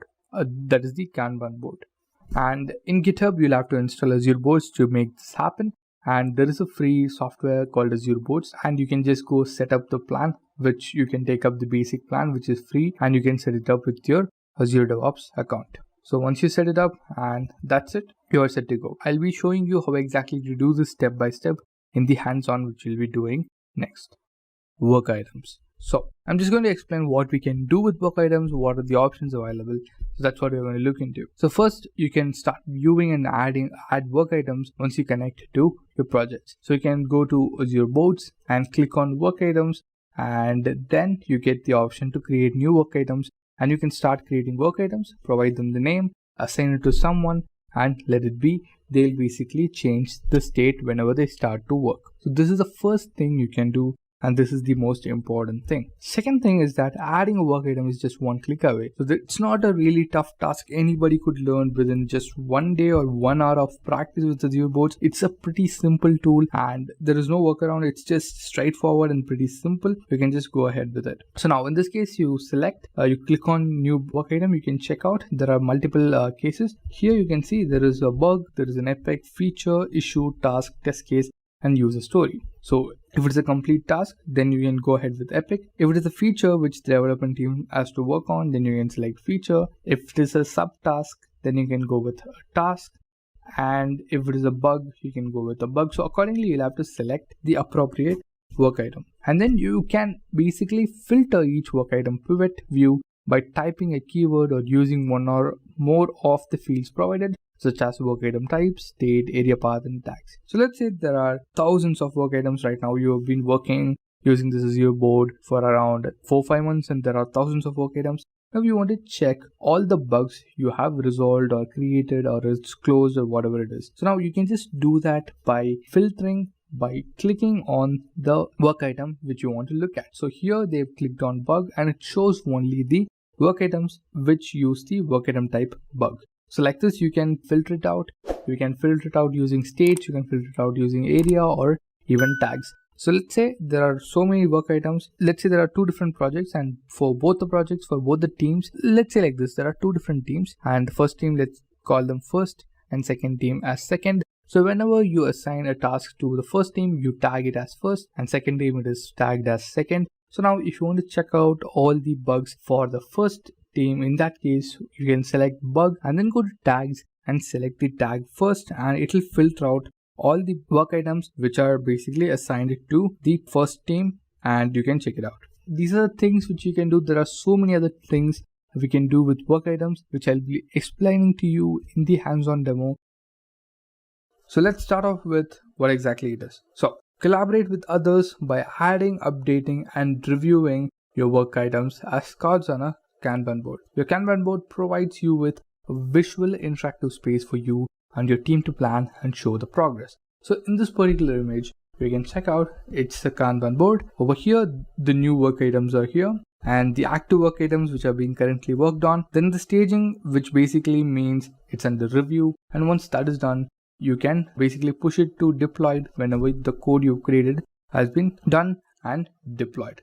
That's it. So a Kanban board is basically a visual tool which helps you to add, update, review, whatever you want to do with work items and your team. Everything could be done in this single dashboard.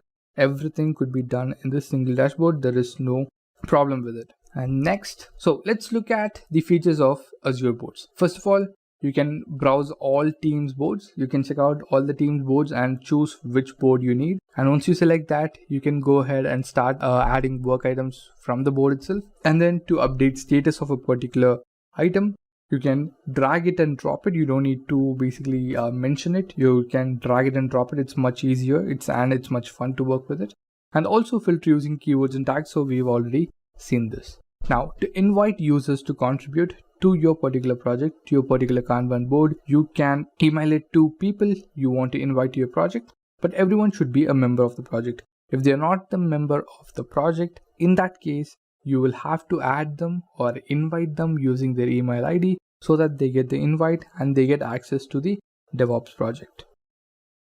So most of you would know what exactly a sprint is if you're working for a company who develops products. So in this case, a sprint is a short time box period when a Scrum team works to complete a set of amount of work. So basically, the Scrum team decides to complete a set of work within a provided and a short time period. So they know when to complete it and the period to complete it.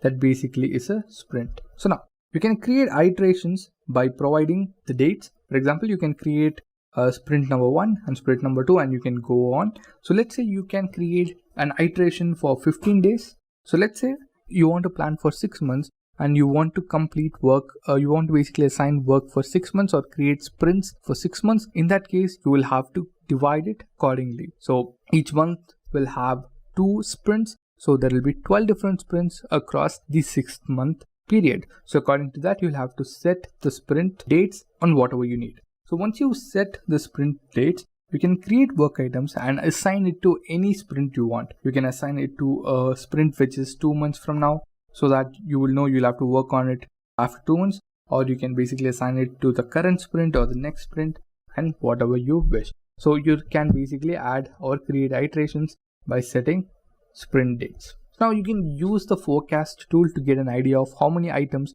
you can complete within a sprint. By plugging in a velocity, you can see which items are within scope for the set sprints that team has activated. So basically using a velocity, you can check out how many work items you can complete within a particular sprint. Over here you can see the velocity has been provided as 20, and you can understand that from the past data it will basically look into and how many work items have been done per sprint, and according to that it will give you an average value, and it has provided 20. So by looking at this, you can basically understand or forecast how many work items could be completed within a particular sprint, and you can plan according to that so that your team will work to its maximum potential. Even if the team is overworked, you won't get maximum productivity.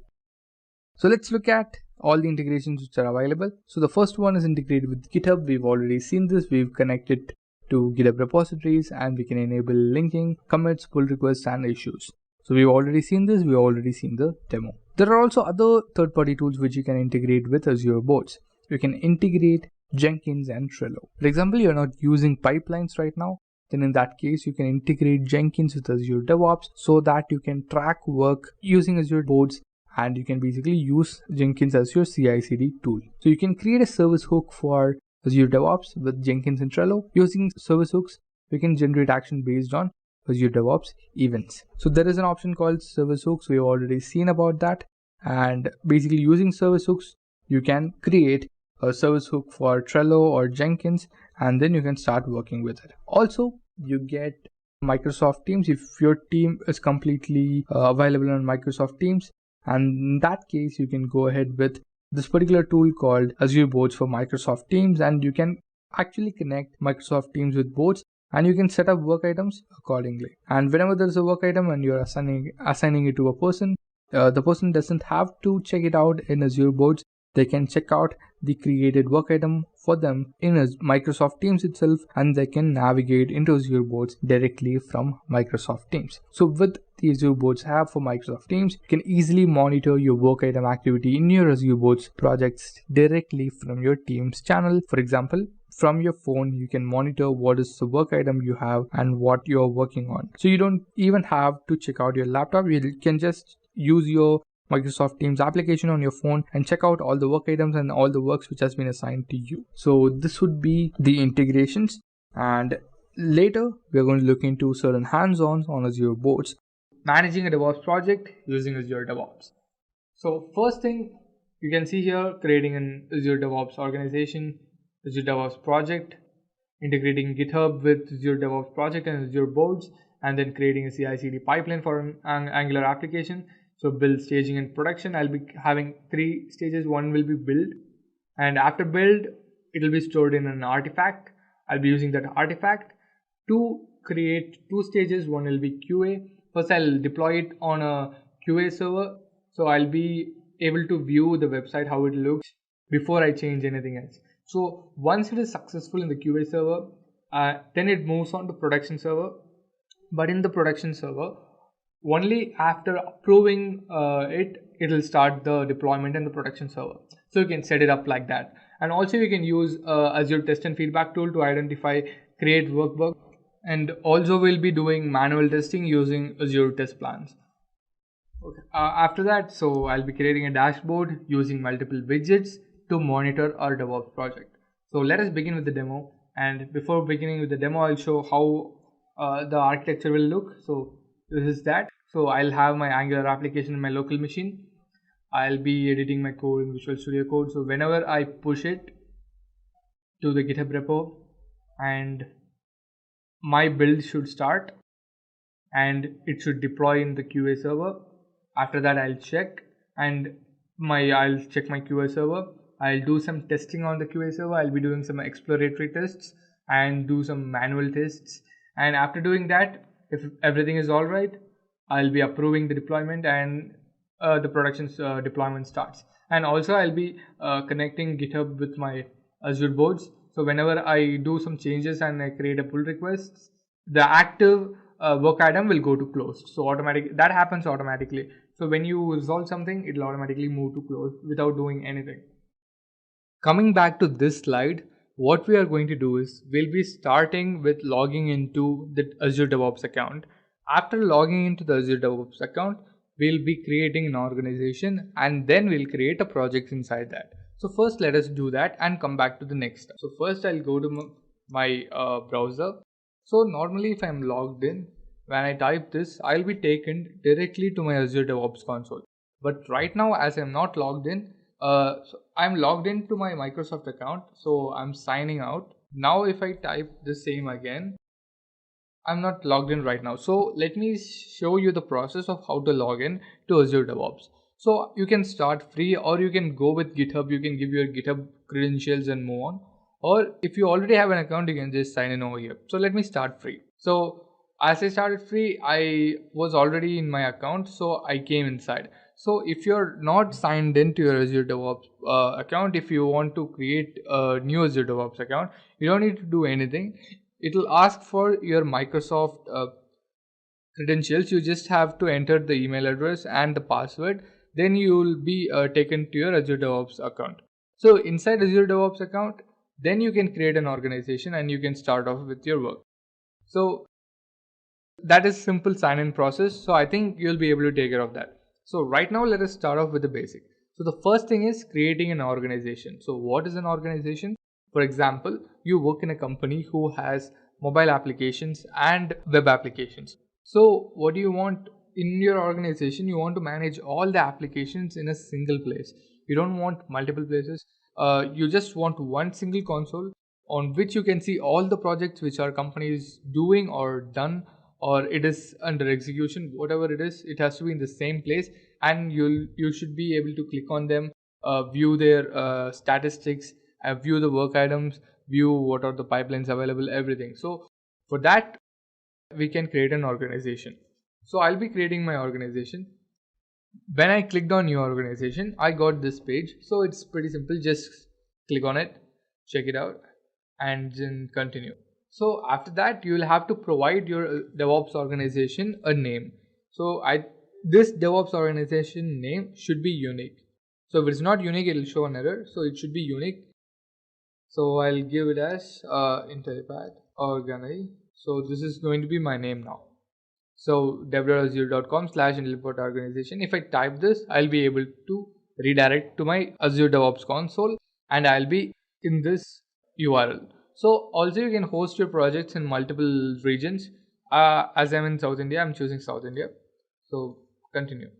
Now it takes me to my Azure DevOps console. So after the organization creates, it'll automatically prompt you a project creation dashboard. It's not a dashboard, it's embedded with the website. But once I'm in, you can see create a project to get started, because after creating an organization, you need a project to work on. So you can create a project. So there are two options, either private or public. I know what that means. For example, a GitHub public repository or a private repository. Private will be only available for people who you give access to. Public is available for anyone, for example, open source projects. So I'm going to give a name here. First, I'll make it private. I want it to be private, and I want to give it a name. So I'm going to give it a name as Intellipaat Angular project. So as I told you, I'm going to just launch my Angular application over here. My Angular application is nothing. When we create a new Angular app, so it will give you a default web page. So that is going to be my application for now. But I wanted to show how to use that and create a DevOps lifecycle for that. So yeah, so I'm creating this project. So that is that simple. So I'll just give a brief about this console overview. This is the summary. When a few activities have been happened, you can check them over here, and then you can create dashboards. There are so many widgets available. This is used for monitoring. For example, you have hundreds of tasks.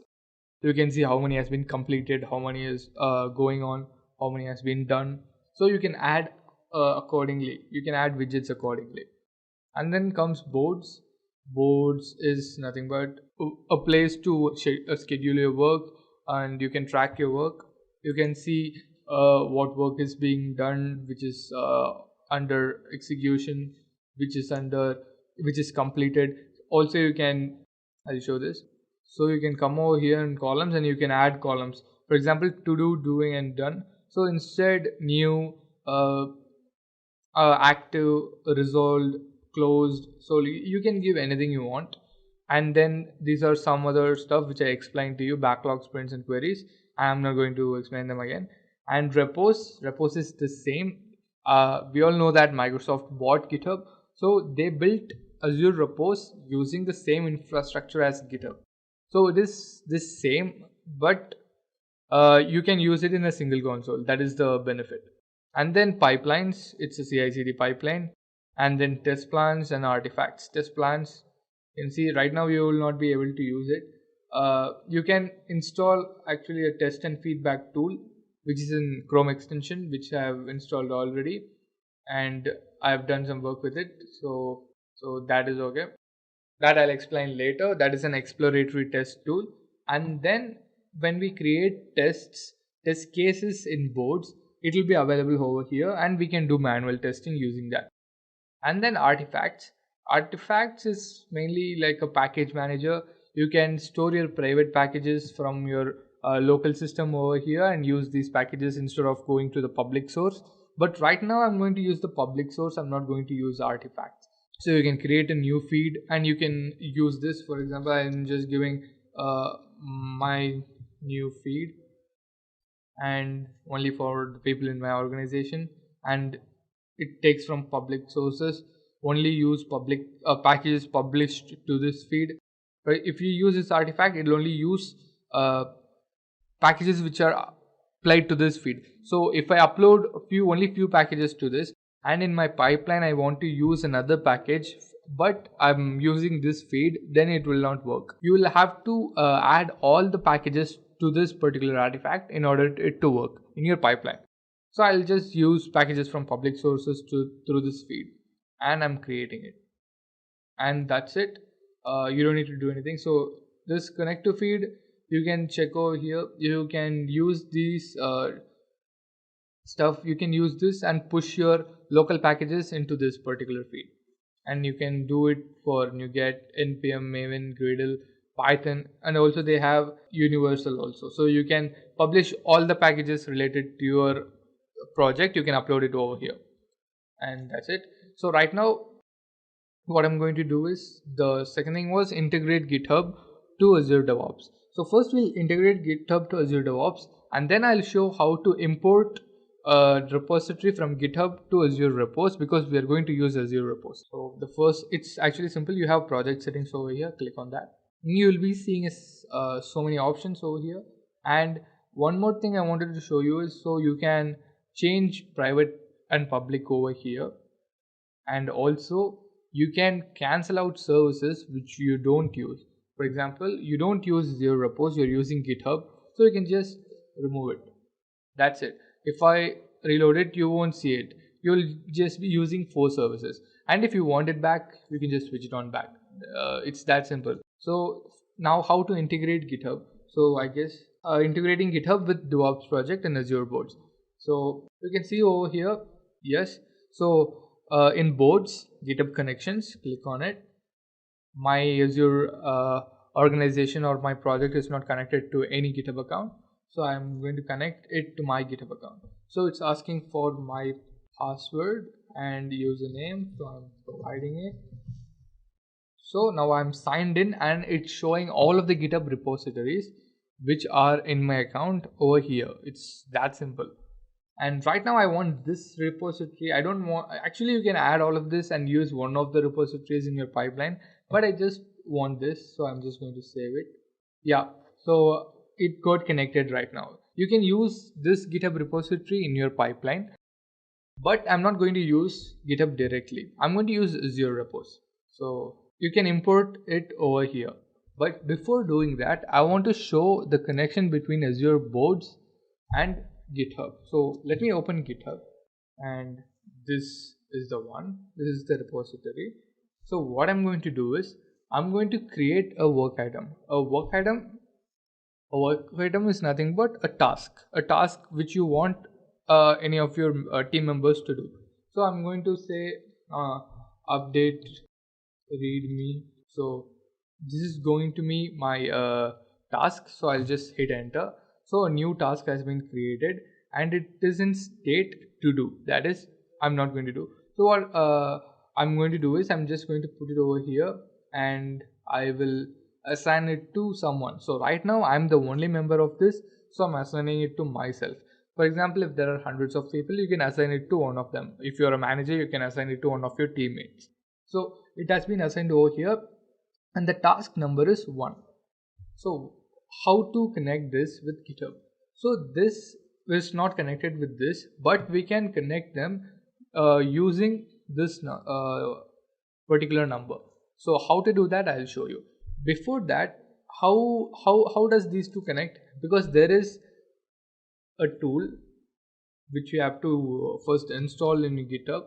So if I hit Azure, You can see over here Azure Pipelines and Azure Boards. So if you want to use Azure Pipelines directly from GitHub or Azure Boards directly from GitHub, then you will have to install both of these. I've installed it already, so it's not showing for me, and if you want to use, then you'll have to install it. Once you install, you can do. So they asked me to update readme. For example, I'm another teammate, I'm checking this. Okay, I have to update the readme. So I'm going over there, I'm clicking on readme, I'm going to edit it, I'm giving so just updated it for fun. And so now to commit changes, I'm not going to commit it to the master branch. Now I'm going to create another branch to commit. So if I do this, it won't affect the master branch. There won't be a change in the master branch. Only when we merge it, then the changes will be applied. So for now, there won't be any change. So that is what I'm going to do. I'm going to propose this file change. Once they accept it, it will work. And now you have to open a pull request. So while you open a pull request, what you're going to do is you'll have to leave a comment like this: fixes or fixed or fix. So this is, I'm going to give fixes. AB is for Azure Boards and hashtag number one. So number one indicates the task number. So one is the task number, so it indicates it. So if I create a pull request right now, it will automatically consider this one. So for example, I click on pull request. Yeah, so it is checking for ability to merge. If there are no conflicts, it is right now ready for a merge. Just a quick info, guys. Intellipaat provides Microsoft Azure DevOps Certification course in partnership with Microsoft and mentored by industry experts. The course link of which is given in the description below. Now, let's continue with the session. So right now I can click on this and just merge them. So, but right now you see here, there has been a change. You can see a GitHub commit or a GitHub pull request. Actually, it's a GitHub pull request has been registered over here, and it is update readme. So if I click on this, it takes me to the pull request page. So same goes with this. If I click on this, it takes me to the Azure Boards where this particular work task is. So you can see it took me over here and it is connected with this. So what I'm going to do now is I'm going to go back and I'm going to merge this and I'll show you what happens. Just a quick info, guys. Test your knowledge of Azure by answering this question. What are the different cloud deployment models in Azure? A. Private cloud. B. Public cloud. C. Hybrid cloud. D. All the above. Comment your answer in the comment section below. Subscribe to Intellipaat to know the right answer. Now, let's continue with the session. I'm going to hit and yeah, I just confirm merge. And now if the merge is confirmed, it'll automatically go to done. So you don't need to come over here and check whether it is done or not and push it over there. It automatically happens and this saves a lot of time. So this is what I wanted to show you guys about GitHub and Azure Boards. So the next thing we'll be doing is we'll be importing this particular Azure repository, GitHub repository to my Azure Repos. So I'm going to go to Azure Repos. If you have a local repository, you can just exactly do the same things you do for GitHub. You can initialize it. You can create a remote origin using this your URL, and then you can just push all the contents to this Azure repo. Or instead, you can import an existing GitHub repository. So I'm going to do that. So git, and this is my, so this is going to be my URL. I'm going to paste it over here, and I'll have to provide authorization. So I'll have to provide my username and password. So I click on import. Sorry, my password, I think the password I gave was wrong. So yeah, so it is importing, it's on its way, processing the request. So it's showing we'll send you a notification when it's ready. Why is that showing? Because my repository is very small. An organization's repository will be so huge. It will be like, for example, if it is 1 gigabyte, it will take a lot of time to import. So that's what. So it notifies you, and you can just see here it is the exact same as this. You have everything over here. So you can use, right now you can use Azure Repos instead of your GitHub. So that's why they developed Azure Repos. So now if I go to branches, I can see the branches which were created. You can see there were 2 branches created, and you can see the pushes. So this was the only push which happened, and then commits. You can see the number of commits happened. These were my old ones. These were the old commits, and these are the new ones. So here also there was an update readme happened, and here also there is an update readme. So this one was with another Azure organization before, and right now you can actually see all the history here. You can see all the merge history. You can see the number of times you created a pull request. Every detail is over here.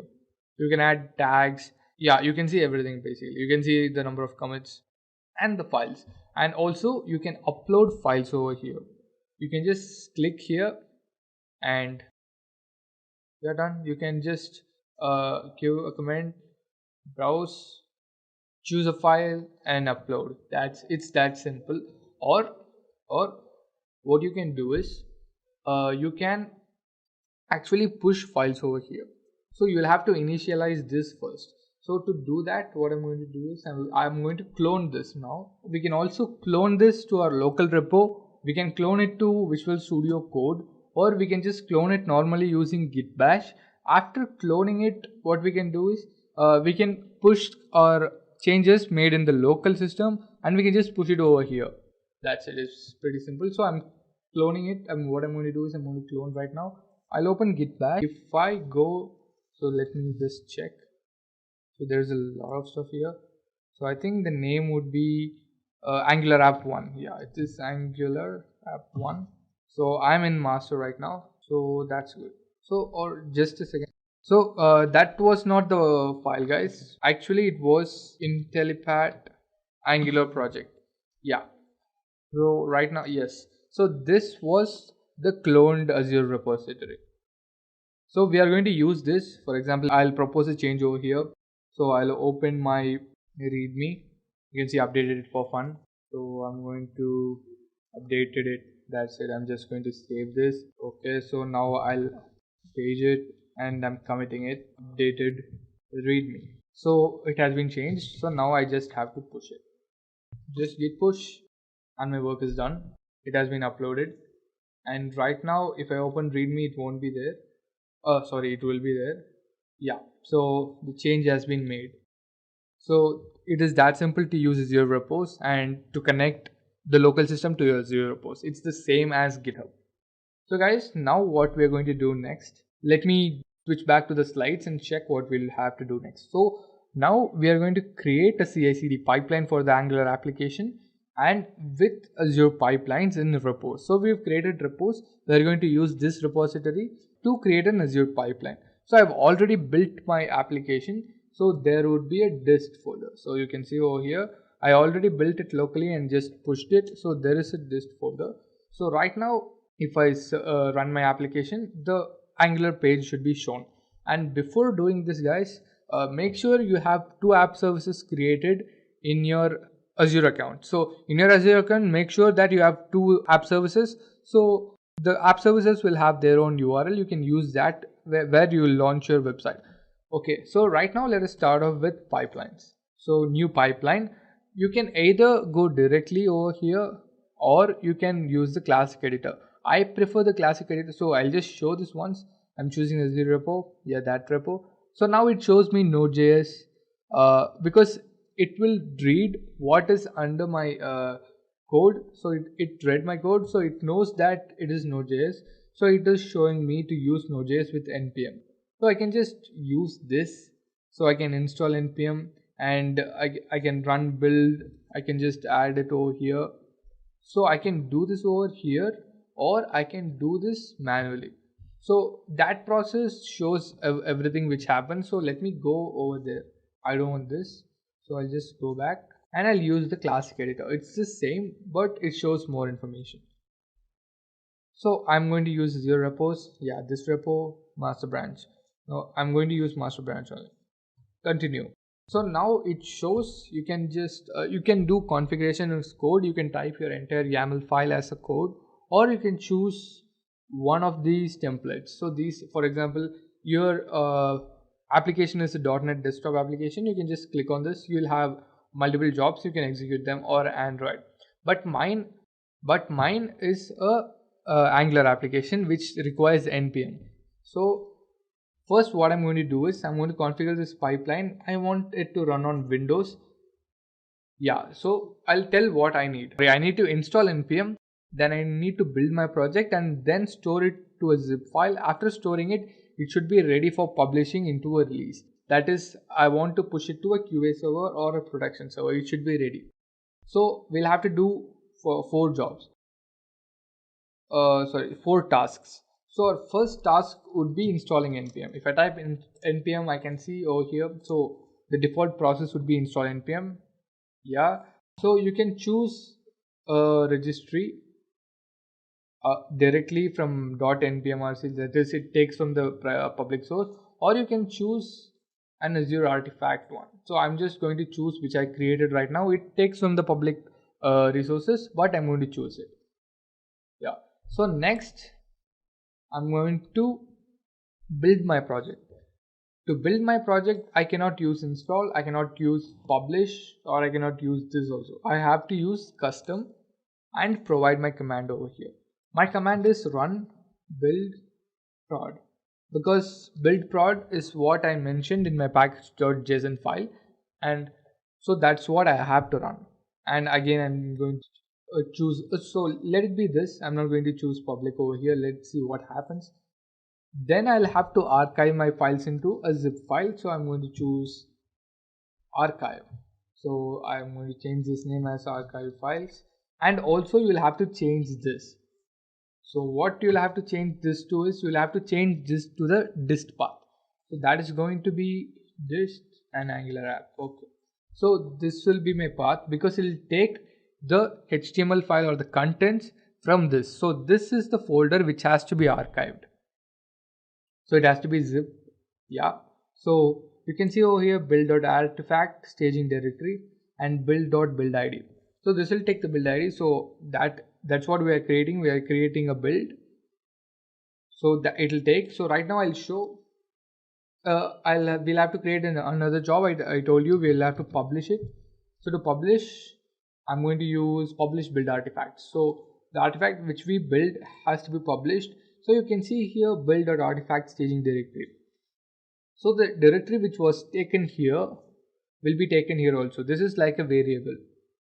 So you can go to variables and also add variables over here. You can just hit here and add your own variables, or you can also you'll have to enable this trigger. Let me tell you.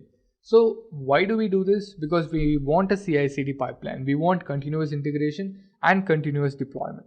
So the build is for continuous integration. So I'm just going to choose, and whenever there is a change in master branch, it should the continuous integration process should occur. So this will be useful when there is a release pipeline. So right now there's not going to be any continuous integration, because this will just build and keep the artifact as it is. And then there are a few other options, retention period, then the history which you did with this build. So right now there is no build. I did not do anything, so there is no history. Okay, so that's it for the build. We don't need to configure anything else. So let us save this first and then run it. You can save and queue it directly, or you can save and queue it over here. So now you can see number 1. This is my first build on this Azure repository, and the commit was updated readme, which I did, and then it will start with the first job. So these are the jobs which will be done before starting with to install, and then to build, and then it will archive, publish artifact, and then it will be completed, and then we can create a release using this. So let us wait until this completes. So guys, the execution has been completed. You can see over here everything has been succeeded. Npm install succeeded. You can check over here. You can just click on them and see what happened in them. So you can see my build has been completed, it has been archived, and it is right now ready for a release. So what I'm going to do now is I'm going to release this, and I'm going to create a CD. That is, this build will create a CI and this will be CD. So I'll be creating a CI CD pipeline. So I'll release. I'm going to use this build. It will automatically take the build. Or if you want to create a release separately, for example, you'll be having 10-15 builds. You can choose any one of that build, and you can click on this and you can choose any one of that build, or you can add multiple builds. So as I told you, I'll have to launch it to my app service. I already have two app services in my account, but they are not running. First, let me create this, then I'll just switch them on, and after that, I'll show whether my CI/CD pipeline works or not. So I am clicking here, clicking on apply. My first stage would be QA. Yeah. So this is for quality assurance. For example, in an organization, obviously they'll have a lot of stages. I'm just going to show two stages. That's it. I'm going to show a QA stage, and I'm going to show a production stage. So QA stage, you'll have to configure something. You'll have to provide your Azure subscription, and so right now I usually use this subscription and it's not showing. It will show once I choose that subscription, then it will show the app services running in my account. So once it loads, before that I'll just go to my portal and let me switch it on. So this is my account, sign in. So I'll just go to my app services. I'll check whether they are running or not. I think, oh, they are still running, so no problem. Okay, let them be running. So right now, let me refresh it once. I don't need to refresh. I'll check over here. So it's still not showing. For example, because that this is not authorizing for me. If you have an account and you have multiple subscriptions, the first time you do, you will have to authorize it over here. When you click on authorize, it will load. If it gets authorized, it will show nothing. There won't be any error. If it is not authorized, it will show an error. It will throw you an error. So I think this will throw me an error because I know this won't get authorized. But when I use this, it won't get. So you can see over here, if I use this, it's not authorizing because I don't know why. But this subscription has it is authorizing for me. So cool. So now you can see there are two running over here. So this is the subscription for my Azure account. And if I see now, I can see Cody1 and Cody Prod over here. So let us take Cody1 as my QA server. So let it be there. And you can see over here, deploy app service. You can see it has been auto-filled for me. My app service name and my subscriptions. So we don't need to do any other change over here. This is going to run cool. So now there are nothing else you'll have to change. One more thing you have to do here, that is you can do it manually. That is, you can just run it. There won't be any connection between the build and the stages. That is the artifact which has been stored and the stages. Or after the build has been completed, this when the build completes, the release automatically triggers. So that triggers this. Okay, so that's it I want for my QA. And another thing, in QA you can okay, I'll add one test over here. I'll add this test, but right now I think I'll have to. So if you don't find anything over here, you can just click on them. You can get it for free. You can actually install them. I'll show that too, so that I cover all of the concepts here. So if you want any task which is not available, you can just search for them. They will be available in the marketplace, and then you can just install them. Once you install them, then you can search them over here, and you will find use them, add. So you can then add it. So okay, proceed to my organization. I'll go over here. I'll go to my releases. So here nothing is there. So I'll just refresh it, and then I'll search for software test. So right now you can see there is add. So what I'm going to do is I'll have to add the URL of my Azure app service. So this is that service, and it would be cody1.azurewebsites.net. So that would be the URL. I'm going to copy it and paste there. It does nothing. It just checks whether it sends back a 200. That is whether the website is running properly or not. It is okay or not. So that's it. I want for QA. And now, for example, you have 200 tasks running. If you want to create a production server and you will have to emulate the same thing for the end users, you don't need to create the task again one by one. You can just click here, clone. That's it. All the tasks will be copied over here, and then I'm going to name this as prod. This is going to be my production server, and then I don't need this because I would have already tested. It's okay. So right now I just want this, but you cannot host your QA and prod in the same URL. You'll have to change the URL because this is for public use. So this is going to be my URL for public use. This is going to be my app service. So I'm choosing that and done. So now I'm saving it. And also one more thing I wanted to show you. So this is after the release. If I click on this, it will come here. This is after stage, it will come here. Manual, it will be separate. So I'm just keeping it after stage. So after QA, prod will be automatically triggered. But what if QA succeeded, but there is some error or some typo there, but you wanted to change it, but it went to production and it starts executing. You cannot stop it, right? So you can do this. You can create a pre-deployment approval that makes sure that, for example, I'm adding myself. So after the QA is completed and it's ready for production, so you can check whether everything is right once, and after that you can approve, so that only then the production starts. So then only the stage starts running. And for example, you can give any number of approvers. You can give 10 approvers, and only if all those approvers click approve, then it starts. Otherwise it doesn't start. So it's done. So I'll just save this. So I'm creating a release, and if you build, so it'll automatically release. Right now I'll have to create the release manually, and then I'm just creating release 1 has been created.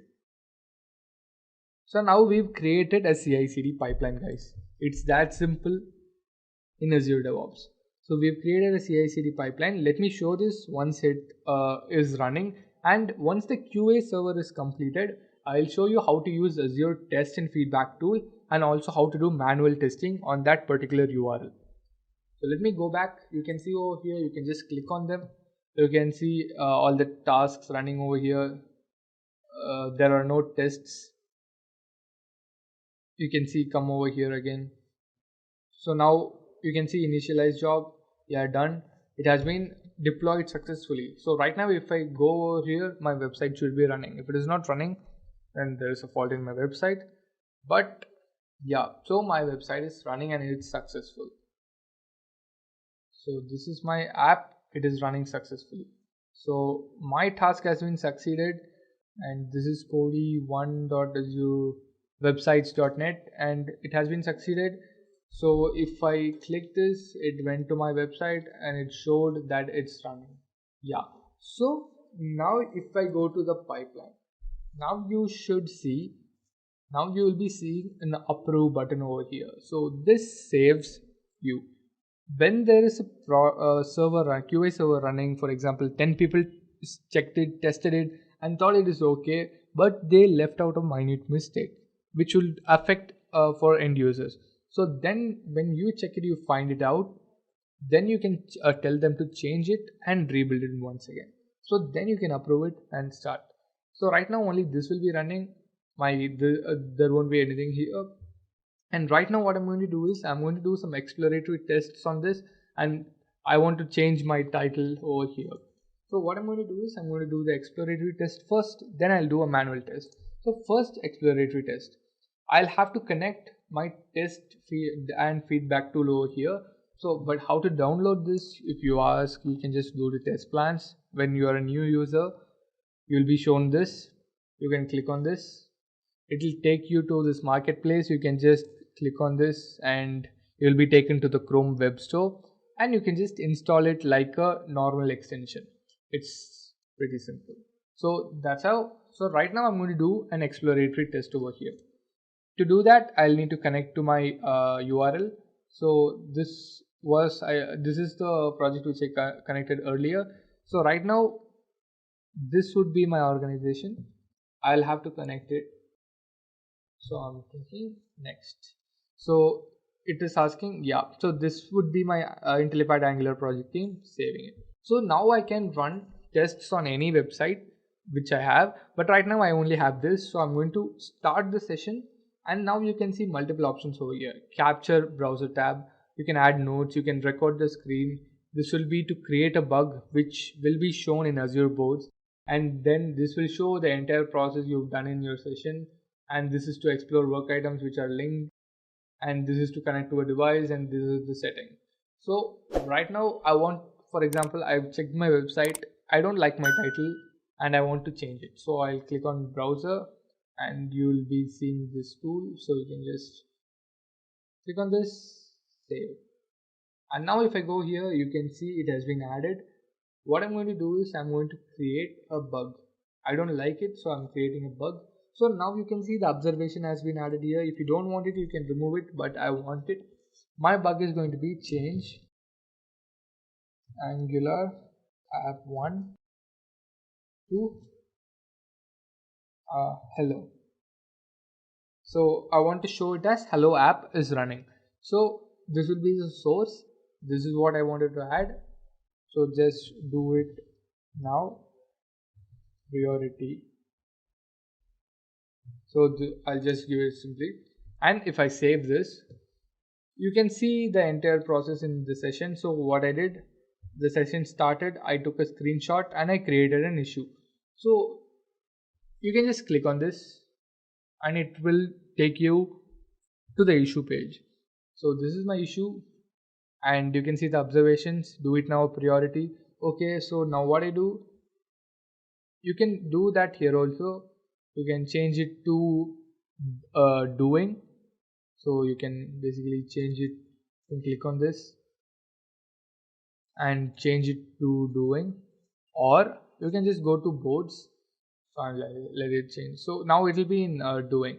So now what I'm going to do is, so I did a spelling mistake there, so let's ignore that. Okay, so now what I'm going to do is I'm going to change this in my local system and I'm going to upload it. So now when I upload it, automatically my build should run, then my release should run. So if it happens, then I'm going to approve it once again, because there will be a release 2 happening. And I found an error over there. And before doing that, what I wanted to do is I wanted to add some tests over here. So to add tests, what you can do, so for example, for to check it, I'm going to add a test. So open the website, check the name. If hello, then pass all tests. So this is my manual test. So now if I go to test plans, these tests will be available there. But these will be manual tests. You'll have to do them one by one manually and just pass them one by one. So this was still loading, so I just opened it in the same window. Okay, so now it's showing it over here. If I clicked on this test, you can see open the website, check the name. If hello, then pass all tests. So how to run this? You can just select all of them and run them for a web application, and you will be shown a prompt over here. It'll so you'll have to do this manually, and then you'll have to just pass them one by one. So you can see a runner test plans, and it's showing open the website. And if I go to next, it'll show check the name. If I go to next, if hello, then pass all tests. So I'm not going to do it right now.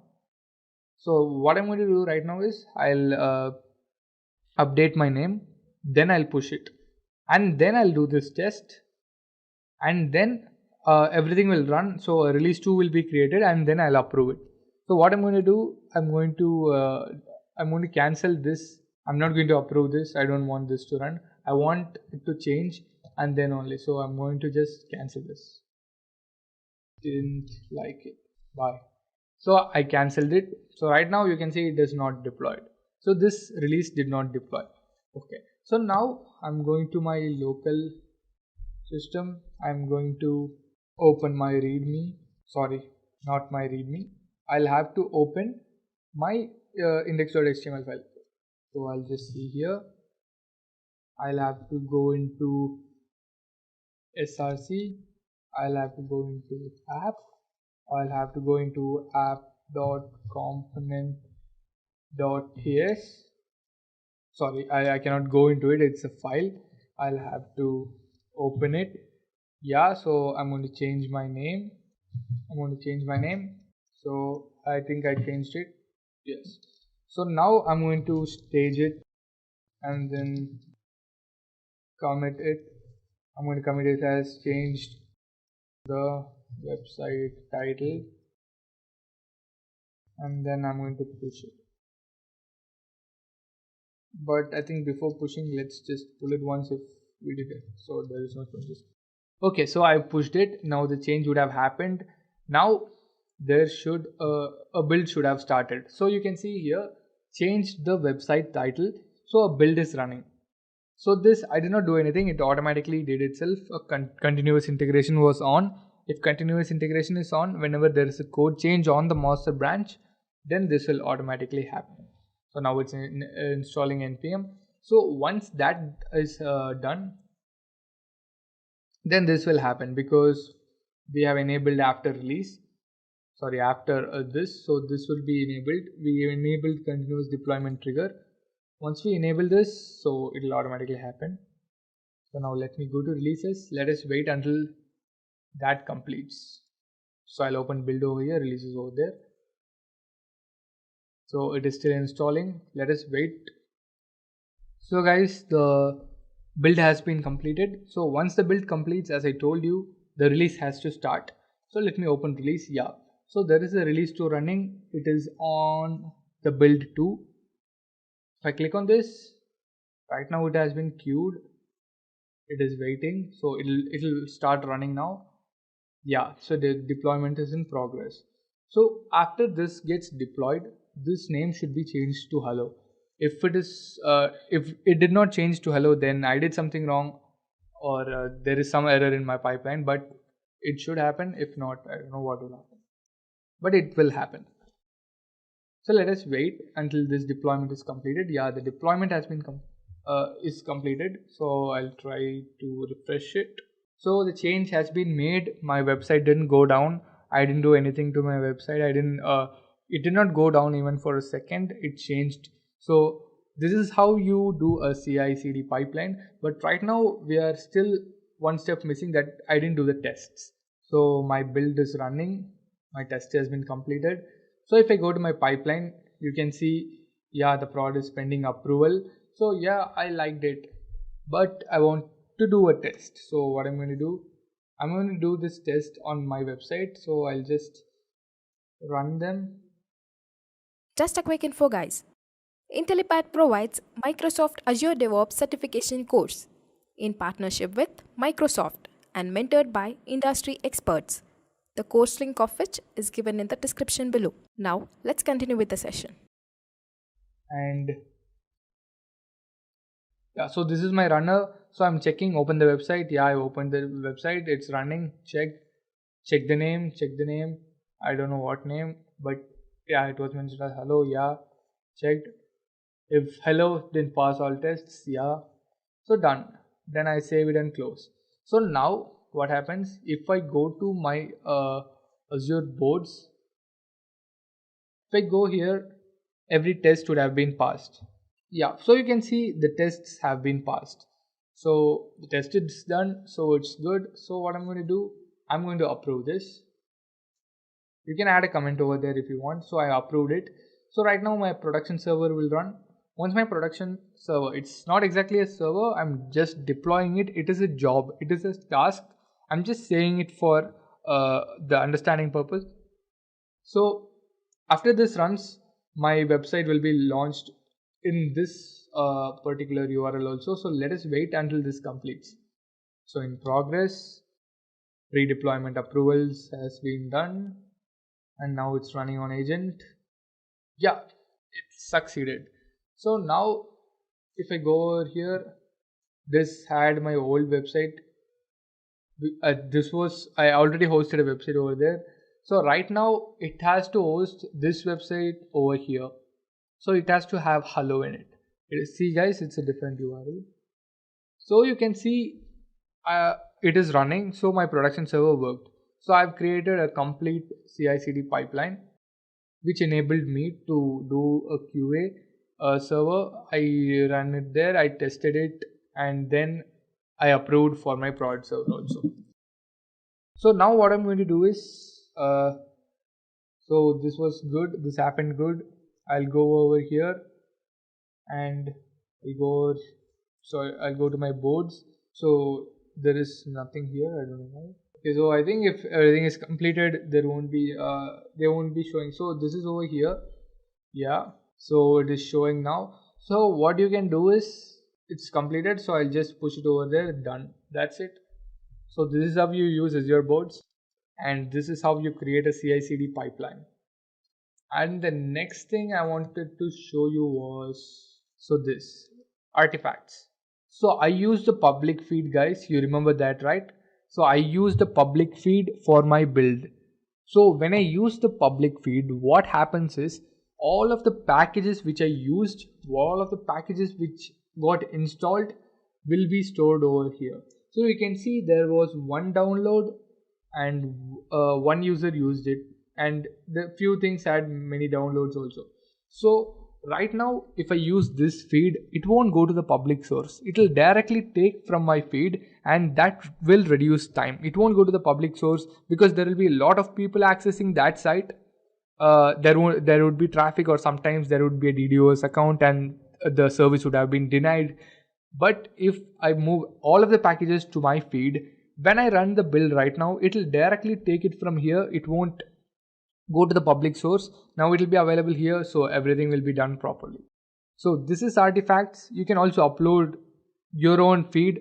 You don't need to upload anything, any public feed. So this happened when I run the build, so it automatically pushed. So you can see, guys, you can see 28 minutes ago. So that is when we ran the build. So that is about artifacts. It's pretty simple. It holds all the packages. You can use it whenever you. So you can see there are so many packages which got installed, and all of the packages you can see it over here. And if your company only uses 4 packages, you can just put those 4 packages, upload them over here, and keep on using them instead of going to public or your local system anymore. So that's it, guys. And I find, after I've shown all of these topics, I've shown boards, I showed repos, I showed pipelines, test plans, and artifacts. And I think artifacts, if you're not sure where did we do that, I'll show where did we do it once more. I'll click on edit. So here you can see in custom registries, I used a registry I select here, and I choose Intellipaat organization which we created. And here I just used the what is that, the public source. I did not use my registry. If I choose this again, so it will take the packages from here. So that's it. That is about artifacts. So I just wanted to make sure that where I used it, I wanted to show that to you guys. That's it. And finally, how to monitor all of this. For example, there will be a lot of processes running, a lot of builds running, a lot of deployments going on. So how to manage all of this is, you can add multiple widgets. So this shows the number of work items which has been assigned to you. So if I add this, so right now there won't be anything, but let me add one work item. So let me add a work item. So this is a task, and it is okay, it is assigned to me, and save. So this is my task is okay. So if I go over here, so right now nothing will be seen. I'll have to complete it. So right now you can see one task has been added. It is in to-do state, and it has been assigned to this user, which is me. And then I can add my build history. I can add chart for test plans. I can add chart for work items. I can add an embedded web page. You can add all of this. If anything is not over here, you can go to the extension gallery and find them. So let's consider So you can just drag and drop them. Actually, you can just move them wherever you want. So I want it here. So let it be like this. So done editing. Chart for test plans. You can choose which test plan. So this was my test plan. Test suite. This was my test suite. Group by, let's say, area ID, or let's say you can choose anything actually. So work item type or whatever. So right now, according to test cases, there were three tests running on a particular test case, and then I can configure my build history. This was my build, so it was successful here once, here twice, and then I can add a URL over here. So my URL, for example, if I add this over here, before launching the website, I can see my embedded web page over here itself, for example. Okay, so if this is not working, I'll just enter Google's, so copy, I'll just configure this and enter Google's, so it is not showing, or I can use anything. So for example, I'll use Intellipaat.com and save it. So you can now see the Intellipaat's website over here. This would be a static website, you cannot do anything over here, so you can just see all of these stuff and all. And now for chart for work items, you can choose the query which has been created. Right now there is no query, so you cannot do that. So this is how you monitor your Azure DevOps application. So guys, I've explained all of the concepts over here, and I've explained boards, how to connect it to GitHub, how to create work items, how to link between GitHub and work items. Same thing goes with Azure Repos. We saw how to import it, how to pull it, how to push it. It's the exact same thing as GitHub. You don't need to learn anything else apart from that.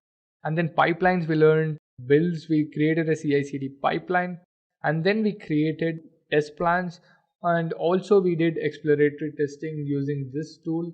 So I'll just stop this. Yeah, I stopped it. Then we learned artifacts by uploading all of the public source content over here, that is the packages. So if you see the summary page, you can see everything. So 9 work items got created, 2 work items got completed, 0 pull requests were made, and 11 commits by 2 authors. So if you think 2 authors, one was my GitHub account and one was this the local systems author. So the local systems author is different over here, and the author over here is different. So you can see build succeeded 100%, deployment succeeded 100%. So this is the basic Azure DevOps CI/CD pipeline and Azure Repos, guys. Just a quick info, guys. Test your knowledge of Azure by answering this question. What are the different cloud deployment models in Azure? A. Private cloud. B. Public cloud. C. Hybrid cloud. D. All the above. Comment your answer in the comment section below. Subscribe to Intellipaat to know the right answer. Now, let's continue with the session. Active Directory is used to store and organize information about various elements of an organization's network, such as computers, users, resources like printers, shared files, or folders. To understand this better, let's consider a scenario. Let's say that you work for an organization of about 100 people, right? So there are like total 100 employees in your organization, and there are 150 computer systems. So, and let's say that there are 5 printers. So the organization needs to obviously the organization would have to keep the track of all the computer systems that are currently in use and all the computer systems that are just sitting idle and the systems that are spare, and they will have to keep a track of which employee is using which computer system or which computer system is connected to the 5 printers, right? And they will also need to keep a track of what kind of user credential to log into their computers and all of the information related to this. So that means organizations need a database where they can actually store and organize this information, right? So that database is actually called Active Directory. So usually on-premise organizations, when they store and organize this kind of information, they call it the Active Directory. So this is what Active Directory is.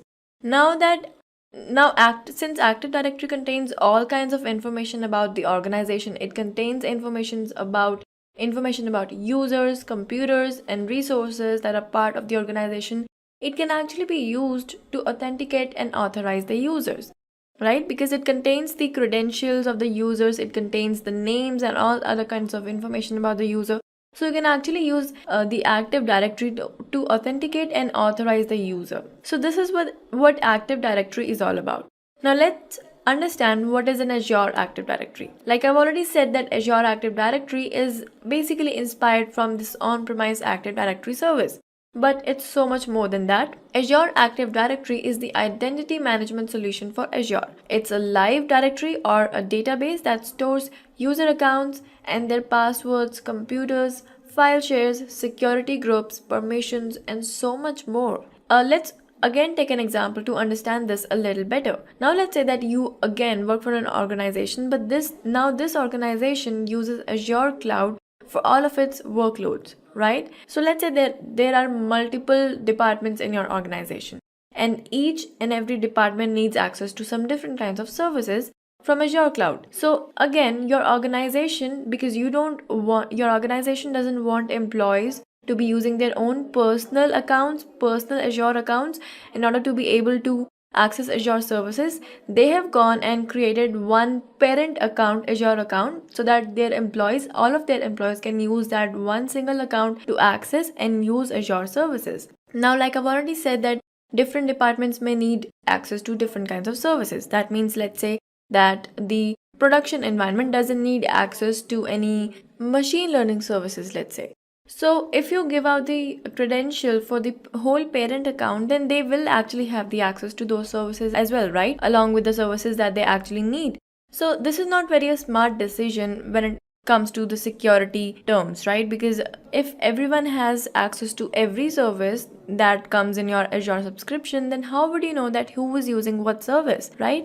So to keep a track of that, what you can do, you can easily create users and you can give them their own passwords and own user accounts, so that, and then you can go ahead and give them a role so that they can only access the services that they actually need.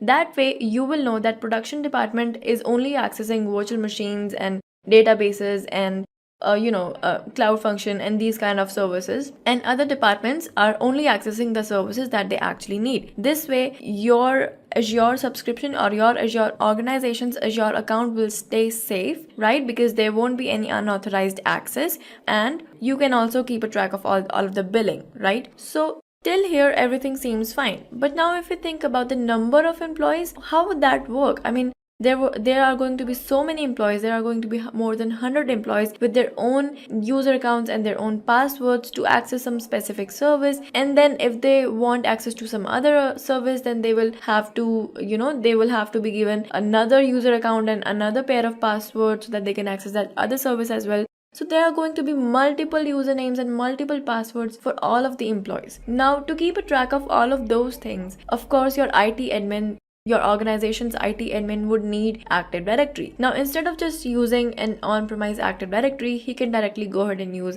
Azure Active Directory because Azure offers this service, right? So IT admin will go ahead and store all kinds of information about user accounts, their passwords, the computers, file shares, security groups, permissions that they have given to every user account, and so much more in that Azure Active Directory. Now again, like I said, that Azure Active Directory is an identity management solution, right? That means now since it contains so much information about users, we can actually go ahead and use Azure Active Directory for identity management purpose. Now that we understand what is an Azure Active Directory in layman terms, let's see how Azure defines Azure Active Directory. So Azure Active Directory is Microsoft's multi-tenant identity solution for Azure. Azure AD is one-stop solution for core directory services for cloud, application access management, and identity authentication solutions. That means, like I said, that it is inspired from the on-premise directory services. That means that for cloud, it is one-stop solution for core directory services, right? And for application access management, well, of course, like I said, that it's an identity management solution. That means you can actually use Azure Active Directory to configure who can access your application and not. And then, of course, identity authentication solutions, like I've already told you, Azure Active Directory is the solution offered by Azure for identity authentications, right? Now moving on, why exactly Azure Active Directory came into the picture. Like, what was the need that Azure felt so that it provided this service, right? Let's first consider the scenario before Azure Active Directory. That means the case scenario where Azure Active Directory does not exist. So for any service that you might want to use, you are given a set of username and password, using which you can access that particular service for which the username and password is created. Now let's say that you as an employee of your organization wanted to use database services offered by Azure. So IT admin goes and creates a username and password for you, and now you can use your organization's parent or tenant account, Azure account, to access database service. But you can only access database service using this username and password. Now let's say if you wanted a cloud function service, right? You wanted to access the cloud function service. So for that, again, IT admin had to create one more username and password for you, and now you can use this particular username and password to access cloud function. You cannot use the previous set of username password to access cloud function because that username and password is specifically created for database service, right? Now let's say that you want one more service, you want to access Azure virtual machines. Now for that also, IT admin had to go and create one more username and password, and then now you can access Azure virtual machine using this particular username and password. That means if you want to access 3 different services from Azure, then you will be given 3 different sets of username and password. Now, of course, it's a hassle for you to remember all these different username and passwords, but it's not just you. It's also a very big problem for the IT admin of your organization, because of course he has to manage all of the passwords, all of the usernames, because he needs to keep a track of what username he has already created or what password he has already given to what username, and what a set of username and password goes to which employee, and what are the permissions connected or related to that set of username and password. So he has to keep track of all of this. So of course, if one employee needs access to 3 services and there are 3 different sets of username and passwords, of course there are going to be so many other employees as well, and they are also going to have multiple username and passwords because of course they are going to need to access multiple services, right?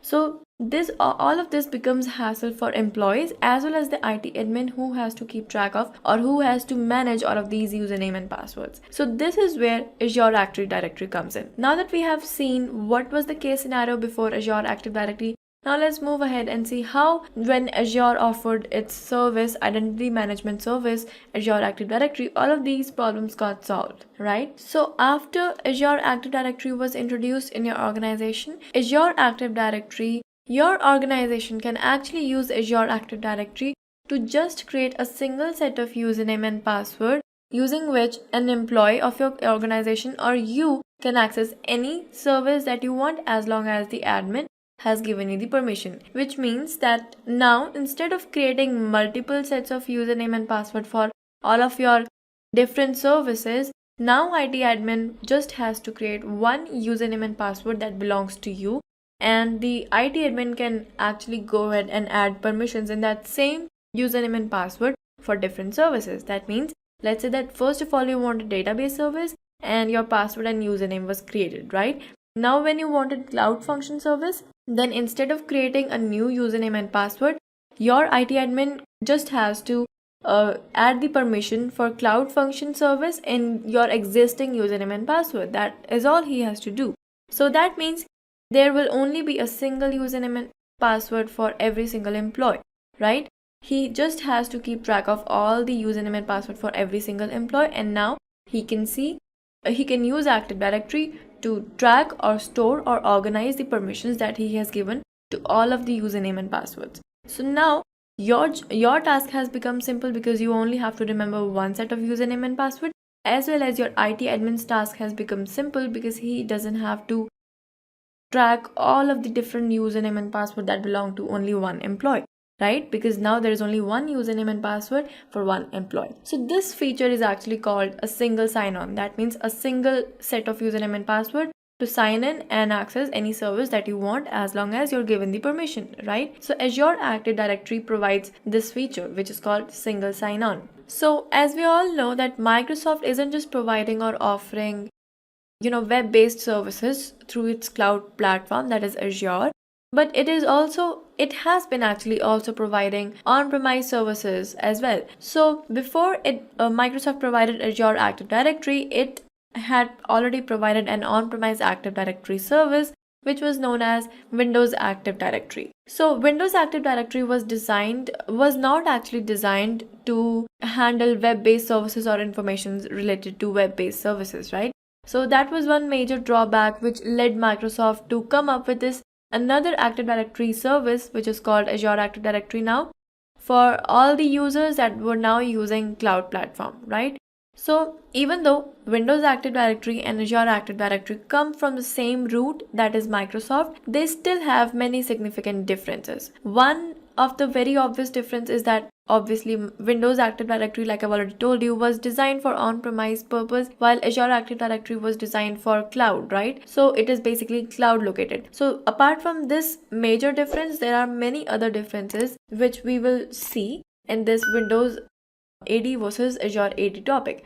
But before that, let us just see what is Windows AD in official definition terms, right? So Windows Active Directory is a Windows operating system directory service that offers a single interface for organizing and maintaining information about the organization's network. Now, I've already told you one major drawback because of which Microsoft had to come up with this another Active Directory service, but there is so much more than that. To learn how Windows Active Directory works differently or how Azure Active Directory works differently from Windows Active Directory, we will first have to see how Windows Active Directory works, right? So basically, Windows Active Directory works on different layers, each layer to perform different tasks. So as you can see on your screen, I have listed 5 layers. So the first layer is called ADDS, which is acronym for Windows Active Directory Domain Service. And then next we have ADLS, which stands for Azure Data Lake Storage Services. And then third layer is ADFC, which is Active Directory Federation Services. And then fourth layer is ADCS, which is Active Directory and Certification Services. And then finally we have the fifth layer, which is ADRMS, which stands for Active Directory Rights Management Services. So like I said, all of these different layers perform different kinds of tasks, right? So let's discuss all of these different tasks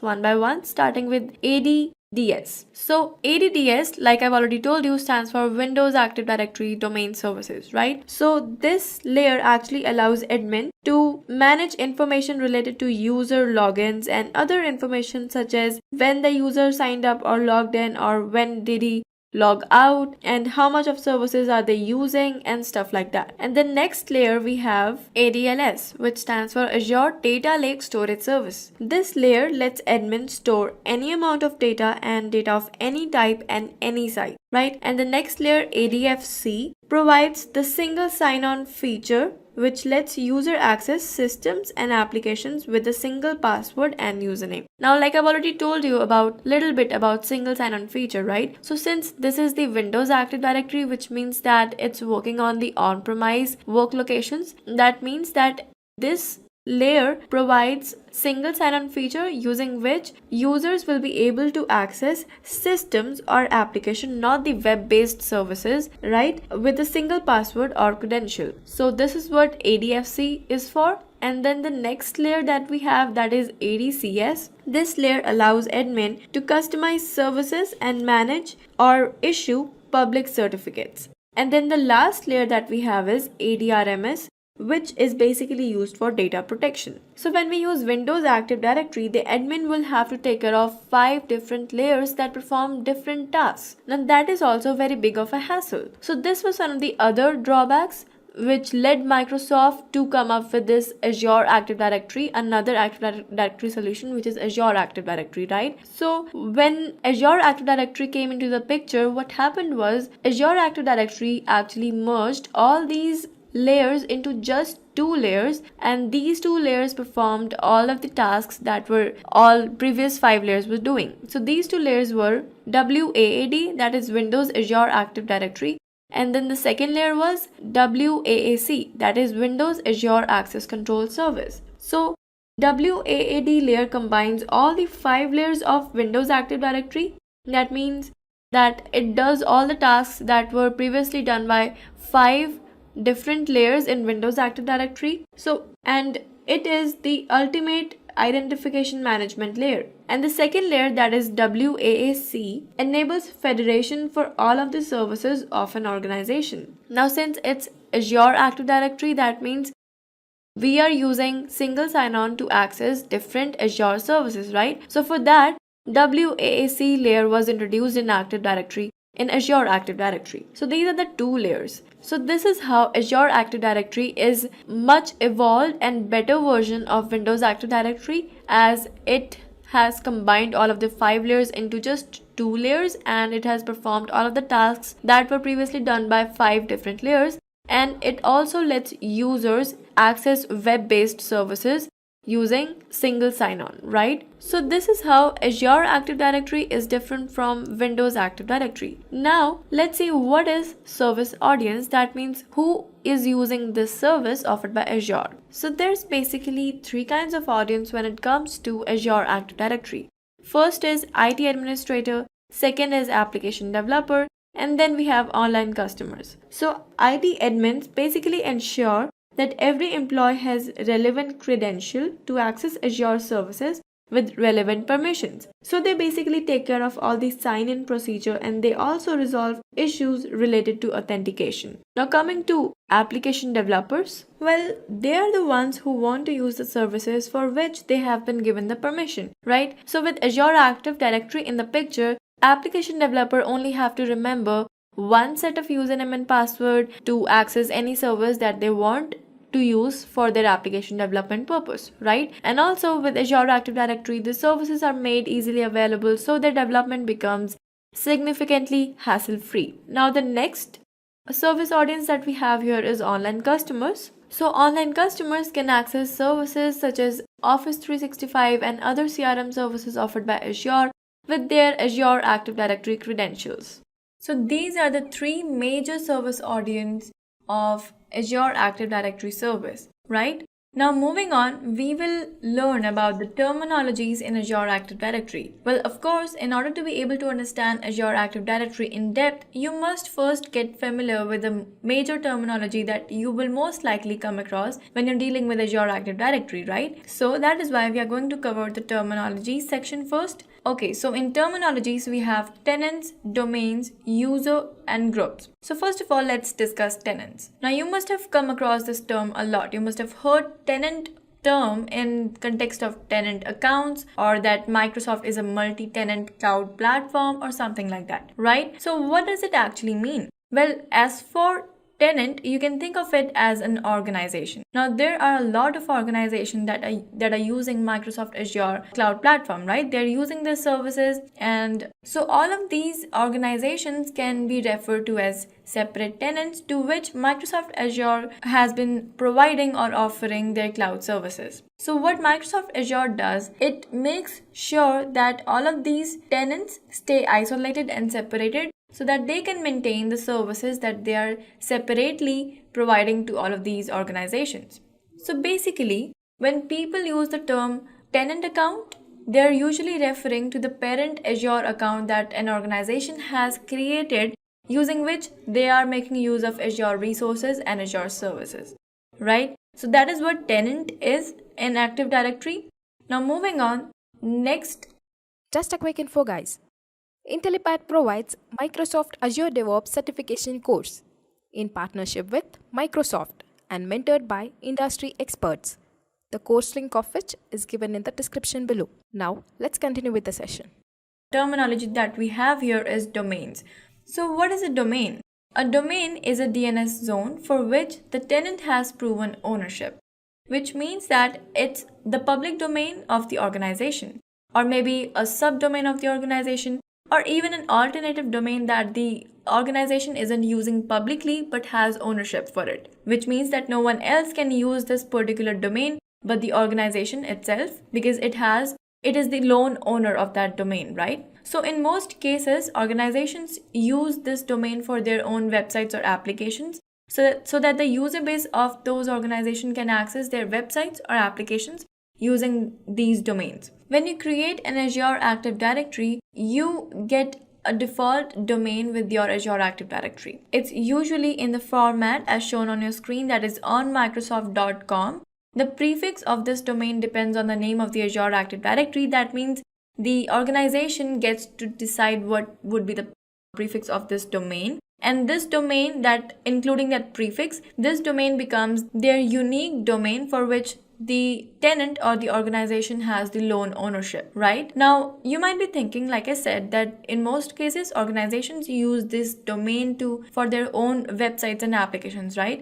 Now, if they used this default domain that they're getting with their Azure Active Directory, which has the suffix of onmicrosoft.com, then their user base might think that this URL might take them to some Microsoft page, right? Because it has microsoft.com in the end. But that doesn't happen, because in most cases what happens is that the organizations or the tenant usually add their custom domains in Azure Active Directory, and then they verify that custom domain. That means they prove their ownership for that custom domain, and then they use that custom domain for any of their personal purposes, right? But how do they add their custom domain in the Azure Active Directory? So let's understand that. Let's add a custom domain in our Azure Active Directory using our Azure portal, right? So for that, I'll go to my Azure portal. So this is my Azure portal, and basically this is the homepage of my Azure portal. So before we begin adding a custom domain name in our Azure Active Directory, let me first tell you how you can get a custom domain name. It has to be a valid domain name. That is the only way it will work. Now, for a valid domain name, since it's just a demo, you don't have to go and buy or purchase a valid domain name. You can use one of the websites, online websites that provide you free domain names for a certain period of time, right? So I'm going to be using one such website for this demo, which is called freenom.com, right? So this is what I'm going to use. I will pick domain name from here, a free domain name, and then I will add that custom domain name in my Azure directory, Azure Active Directory here. So first of all, let's go ahead and select a custom domain name. All right, so this is how freenom.com looks. I have already created an account and logged in. All you have to do is create an account and then sign in, and then this page will open up for you. Now what you have to do is you have to go to service and you have to register a new domain, right? Now what you have to do is you have to search for a domain name of your choice. So I'll search for any domain name that will start with Hello Cloud. Alright, so here's the result of my search. As you can see, hello.tk is here, hellocloud.ml is here, hellocloud.ga is here, and all of them are free. We also have some other domain names, hellocloud.com, which is not actually free. So we are going to be using a free domain name for today's demo, right? So I will select this hellocloud.ga domain name, right? So to get this domain name, I just have to click on this button here that says get it now. Alright, once I do it, I'll go to my checkout. Don't worry, you won't be charged if you go to checkout, because this is a free domain name, so you won't be charged anything, right? And I'm getting this free domain name for 3 months. Alright, so I'll click on continue. Alright, and then final step, I just have to check mark this and then click on this complete order button, and then this domain will be given to me and I can use it however I wish for the next 3 months, right? So I will go to my client area. Alright, so now that I have a domain, let me show you guys where it is. The domains that you have purchased or the domains that you have got for free from this freenom.com, you can find them here in my domains section. Alright, so the domain that I just bought from them for free was hellocloud.ga. Now let's go ahead and add this domain name in my Azure directory, Azure Active Directory, right? So in my Azure portal, what I will have to do is I have to search for Azure Active Directory, right? Alright, so this is my Azure Active Directory, and like I told you that you will get a custom domain name with every time you create an Azure Active Directory. So with every account you get one Azure Active Directory already created for you, right? And this is my Azure Active Directory default directory, which is a default directory, right? And for this default directory, I already have a default domain name as well. Let me show you how you can find that. In this search bar here, you just have to type custom domain, and custom domain names is the option that you have to select. Alright, so now as you can see that there is already a domain name here with the suffix of on Microsoft.com. So this is the default domain name that I got with my default Azure Active Directory, right? But now we want to add a custom domain name, and we have already bought a free domain name, and now we can start adding that custom domain name. Now to add a custom domain name, we just have to click on this button right here. So I'll click on it, and here we have to provide the custom domain name, which is in our case is hellocloud.ga, right? Alright, GA. So this is the custom domain name that we want to use. Let's again make sure it's right. hellocloud.ga, hellocloud.ga, right? So now I'll go ahead and click on this add button here. Alright, so now it says that to use hellocloud.ga with your Azure AD, create a new TXT record with your domain name registrar using the info below. So we have to create a TXT record in our domain registrar, which is for us is Freenom. Alright, so now what you have to do is you have to navigate to your Freenom, and you have to click on this manage domain button in front of the domain that you want to use. So for us it's hellocloud.ga, so I'll click here. Alright, from here you have to click on manage Freenom DNS. Alright, so now here we will create a record using the information given to us by Microsoft Azure, right? So what you have to do is, first of all, you have to change the type to TXT, because that is the kind of record that we are trying to create here. So I'll select TXT here. Alright, so next thing we have to do is we have to copy this destination field, and then we have to paste the value here in the target field. Alright, and for TTL it's already same, so we don't have to do anything, and we have to keep the name field here blank, right? Now I'll just click on save changes. Alright, so it says my record added successfully. So I'll go back to my Azure portal. Now I can go ahead and click on this verify button. But before that, let me tell you that verifying a domain name could take up to 72 hours. That means once you have bought or purchased custom domain name, and that once you have added that custom domain name here in Azure Active Directory, and even when you have created a record successfully, if you go ahead and try to verify it right at that second, it might not happen for you at that moment, because it usually takes up to 72 hours. So if an error comes up, then you don't have to worry about that, because it will eventually get verified. You can just come up again and you can try it in another 10 or 15 minutes. It'll happen for you eventually.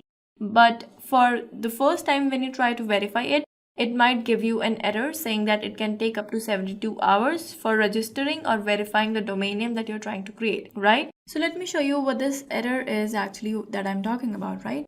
So if I click on verify right now, it's going to give me an error like I've already said. So let's see. Alright, so it says that it could not find DNS record for this domain because DNS changes may take up to 72 hours to propagate. That means that the changes that I've made, that the record that I've successfully added here, may take up to 72 hours to actually get acknowledged, right? So we are going to wait for a few more minutes, and then we're going to try again to verify it. It's going to get verified after some time. Let me tell you, once you have added this custom domain name, even if it's not verified, it's going to show in your custom domain names page. It's going to be shown like this. The status is going to be specified as unverified. So it's only going to get verified after some time. So when you are adding a custom domain name, once you have added your custom domain name, you can just leave it like that. You can just leave it for an hour or two, and then you can come back to it and then just click on it and then click on verify. So we will do it after some time. Alright guys, so now let's try to verify this added custom domain name, right? So I'm going to, like I've already told you, what I'm going to do is I'm going to click on it and I'm going to click on verify. So since I have already created a TXT record and I have already saved it, it shouldn't give me any problem now because I have waited for a few hours. And before, when I tried to verify it, as soon as I created this record, it gave me an error saying that it could take up to 72 hours for a created record to propagate, right? So now that I have waited for some time, it shouldn't give me that error anymore and it should get verified easily. So for that, I'm going to click on this button and let's see what happens. Alright, so like I told you, it should get verified easily, and it has. It says that verification has succeeded.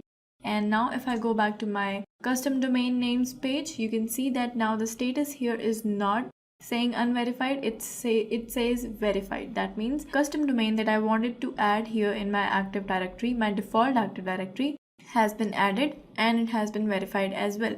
Now I can go ahead and start using this custom domain name that I have added. Alright guys, so this is how you can create and add a custom domain name in your directory, in your Azure Active Directory. Now let's go on and move ahead with our further topics in this module. Alright guys, so the next terminology that you're most likely to come across when you're dealing with Azure Active Directory is a user. So by now I know you already understand the meaning of a user, right? And we have also used this terminology before in this module only when we were understanding what is an Azure Active Directory. But let's just once go through the definition. So users are the individuals that are given permission and set of username and a password to access and use certain services, right? So you definitely understand what is a user, but what you don't know is how to create a user in Azure Active Directory, how to create or how to add a user. So moving on, let's understand that. Let's add or delete users using Azure Active Directory. Now for that, I'll have to move to my portal, right? So let me do that. Alright guys, so now I'm in my portal and I have to add a user in my Azure Active Directory. To do that, I will first have to navigate to my Azure Active Directory, right? So I'll do that using this search bar over here. I'll just search for Azure Active Directory and here it is. So this is my default Active Directory. Now I have to add a user in my Active Directory, right? So for that, I'll select this users option right here. Alright, so as you can see that there are already some users that I've added in my Azure Active Directory. You can see their names over here. So that means that whenever you create a user, they will all be listed down here for you to navigate or explore from, right? So let's go ahead now and create our own user. Now, as you can see that there are two options right here. First is new user and the second option is new guest user. So let me tell you a brief difference between these two options. The functionality is basically same. You're basically adding a user in your Azure Active Directory and you will be eventually giving them some roles so that they can access your Azure services, but within some specified permissions or access controls, right? Eventually you'll be doing that for both of these. So let's say that you work for an organization and you have been asked to add some users within your organization so that you can provide them access to their relevant service, right? So for that you will use this new user option. So basically this option is used whenever you want to create a user that is considered as the internal part of your organization, right? And as for this guest user option, you use this option, let's say, when your organization wants to collaborate with some external partners so that they can give them access to some of their resources, right? That is when you use this new guest user option. So apart from the fact that this new user option is only has to be used when the user is your internal member of the organization, and this new guest user option has to be used when your organization wants to give access to some external party that is not a part of the organization, but that external party needs access to the organization services. There's not much difference between these two because eventually they will be given a username and a password and they will be signing in, and then they will be given some roles according to which they will be accessing your services. So all of these procedure remains same. The only fact that differs is that the new user will have a user type that says member here, and for new guest user, the user type will be guest. It's just a very neat way of organizing all the users that you have created so that you instantly know which user is the part of the internal organization and which user is the external party as soon as you have a look at this list of users, right? It's just a neat way. It's just a way of keeping everything neat as Azure likes it, right? So also there is one more difference, which is since the new user, when you use this new user option, the user is expected to be a part of your organization, right? That means that when you create this new user, the username that you will use should have a domain name that is verified with the directory in which you're trying to create the user, right? As for guest user, because they are guests, I mean they are external partners, they are not a part of your organization,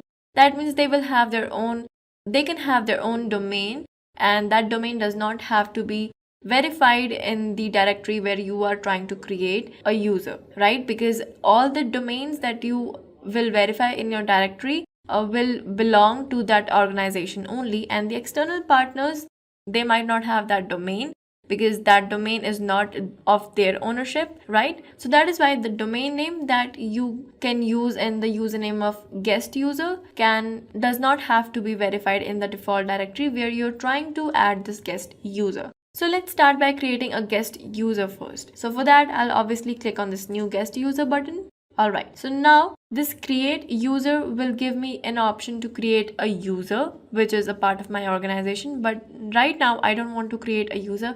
I want to invite a user. That means I want to invite a guest from some external party so that I can provide him access to my services, right? So I will use this option only. Alright, now I have to provide a name to my guest user. So let's say the name of my guest user is Shikha Thakur, right? And the email address. Now this is what I was talking about. Let's say that the email address is... Just a quick info, guys. Test your knowledge of Azure by answering this question. What are the different cloud deployment models in Azure? A. Private cloud. B. Public cloud. C. Hybrid cloud. D. All the above. Comment your answer in the comment section below. Subscribe to Intellipaat to know the right answer. Now, let's continue with the session. Now, this email address is not verified in my default directory. But still I am able to use this email address because right now I'm not actually creating a user, I'm just inviting a user, right? So I have provided the name, I have provided the email address. The rest of the things are not mandatory, so I'll leave that out. And yes, so that's all I have to do right now. For now, the role will be user, and there are also options for me to decide whether I want to block sign in for them and other things. I don't want to do that. Now I'm just going to click on invite, and as you can see, inviting user, and here you go. My user has been invited. That means the invitation has gone through, and now that user can decide whether they want to accept the invitation or not. As you can see, the user type of the user that I just invited says guest. That means it's a guest user and not an internal member of my organization, which would have the user type of member. So now that you know how to create a guest user, let's go ahead and actually create a user using this new user option. Alright. So for this also, I'm again going to click on this add button, and now out of these two options, I'm going to choose this option here that says create user. Alright, so now I have to provide, first of all, I have to provide a username.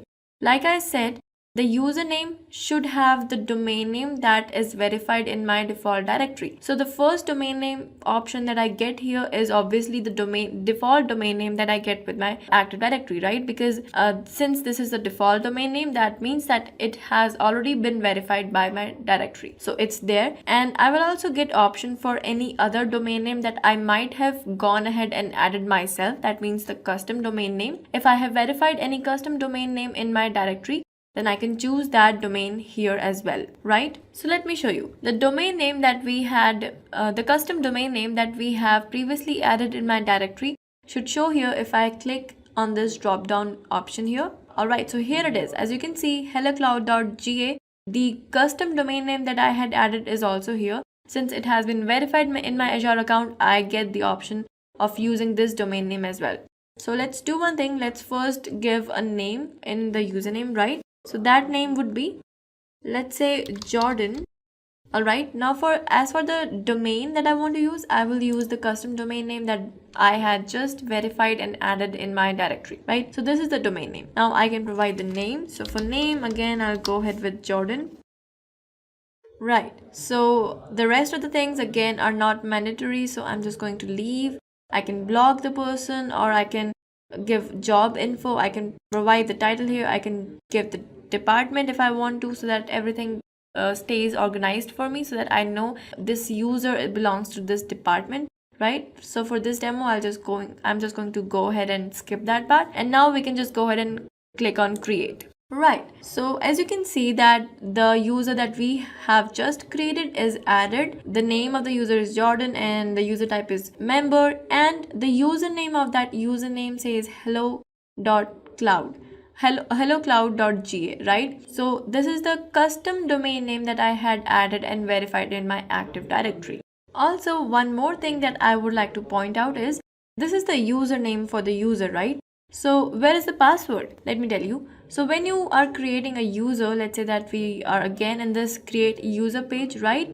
So if I give a name here, let's say Sarah, and the name would be Sarah, and domain name, I'm going to keep the default domain here. Now as you can see that there is a password option here. If I click on this show password, then it will show me the password. So just copy this password and keep it somewhere safe, because when you are giving the credentials to that particular user, you will have to give this username and this password to that user, so that for the first time it can log in using this credentials, right? So this is where you can get the password. So just copy it and keep it somewhere safe, and then you can go ahead and create the user. So for Sarah, I have the username, I have the password that I had copied, and I'll go to Sarah and I'll give her these credentials so that she can access the resources using, or she can log in using the credentials that I have created, right? Alright, so this is how you can create a user, or you can invite a user in your Azure Active Directory so that you can provide them access to some of your services from the subscription, right? So this is how you create a user. But how about deleting a user? Well, that's easy. There's a delete user option here. You just have to select the user, select any user that you want, and then you can just click on this delete user button and then just click on yes. Alright, so as you can see, I have received a notification saying that the user Sarah has been successfully deleted. So this is how you can delete users. Now let's move on and understand our last terminology, that is groups, right? So what are groups? Well, when we talk about groups in Azure Active Directory, so as you can already imagine or guess from the name itself, a group is a logical collection of users, right? So groups in Azure Active Directory are different than the resource groups because they are the logical collection of resources, while these groups are logical collections of users, right? So groups are created to organize the users or devices on the basis of geographic location, department, types of services, or hardware characteristics. For example, let's say that you are an IT admin in your organization and you have a department where the employees usually need access to same services, right? So now what you can do is you can create them users and then you can give them access, or you can create them user and then you can put them in a group and then giving access to separate users one by one. What you can do is you can just give access to the whole group, and that same access or same permissions will be inherited by any member that is added in the group. That means the users of the group, right? So that is how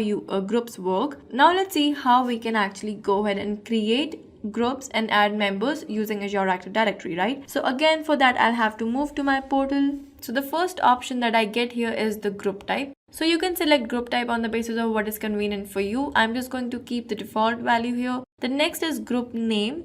Now we have to provide a name to our group. Now remember that the name of your group should be relevant because it should be easy for you to understand or to remember what that group involves or what kind of services are involved with that group as soon as you look at the name. So remember to keep the name of the group relevant, right?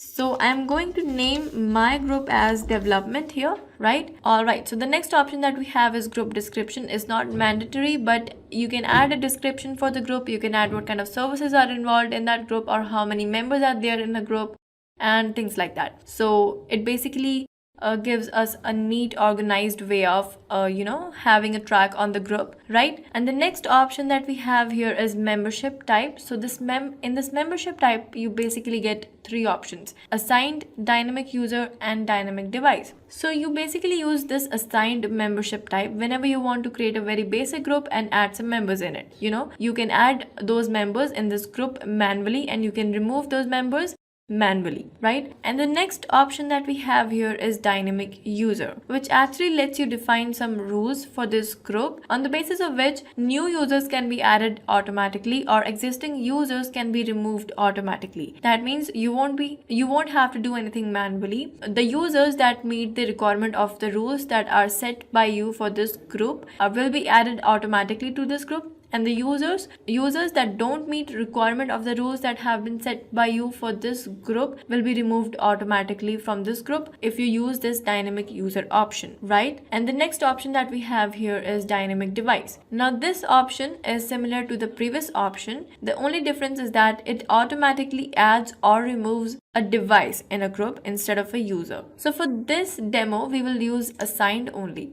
Alright, so the next thing that we have to do is add a member in our group, right? So for that, I'll click here, and out of all of these entities, you can select the members that you want. So we had created a user named Jordan, right? So I'll go ahead and select Jordan and add Jordan as a member in my group, right? Alright, I'll go ahead and select one more user here. I already had a user named Amrit. So I'm going to add Amrit also in my group, right? Alright, so now I have two members. I'll just go ahead and click on select, and then I will click on create.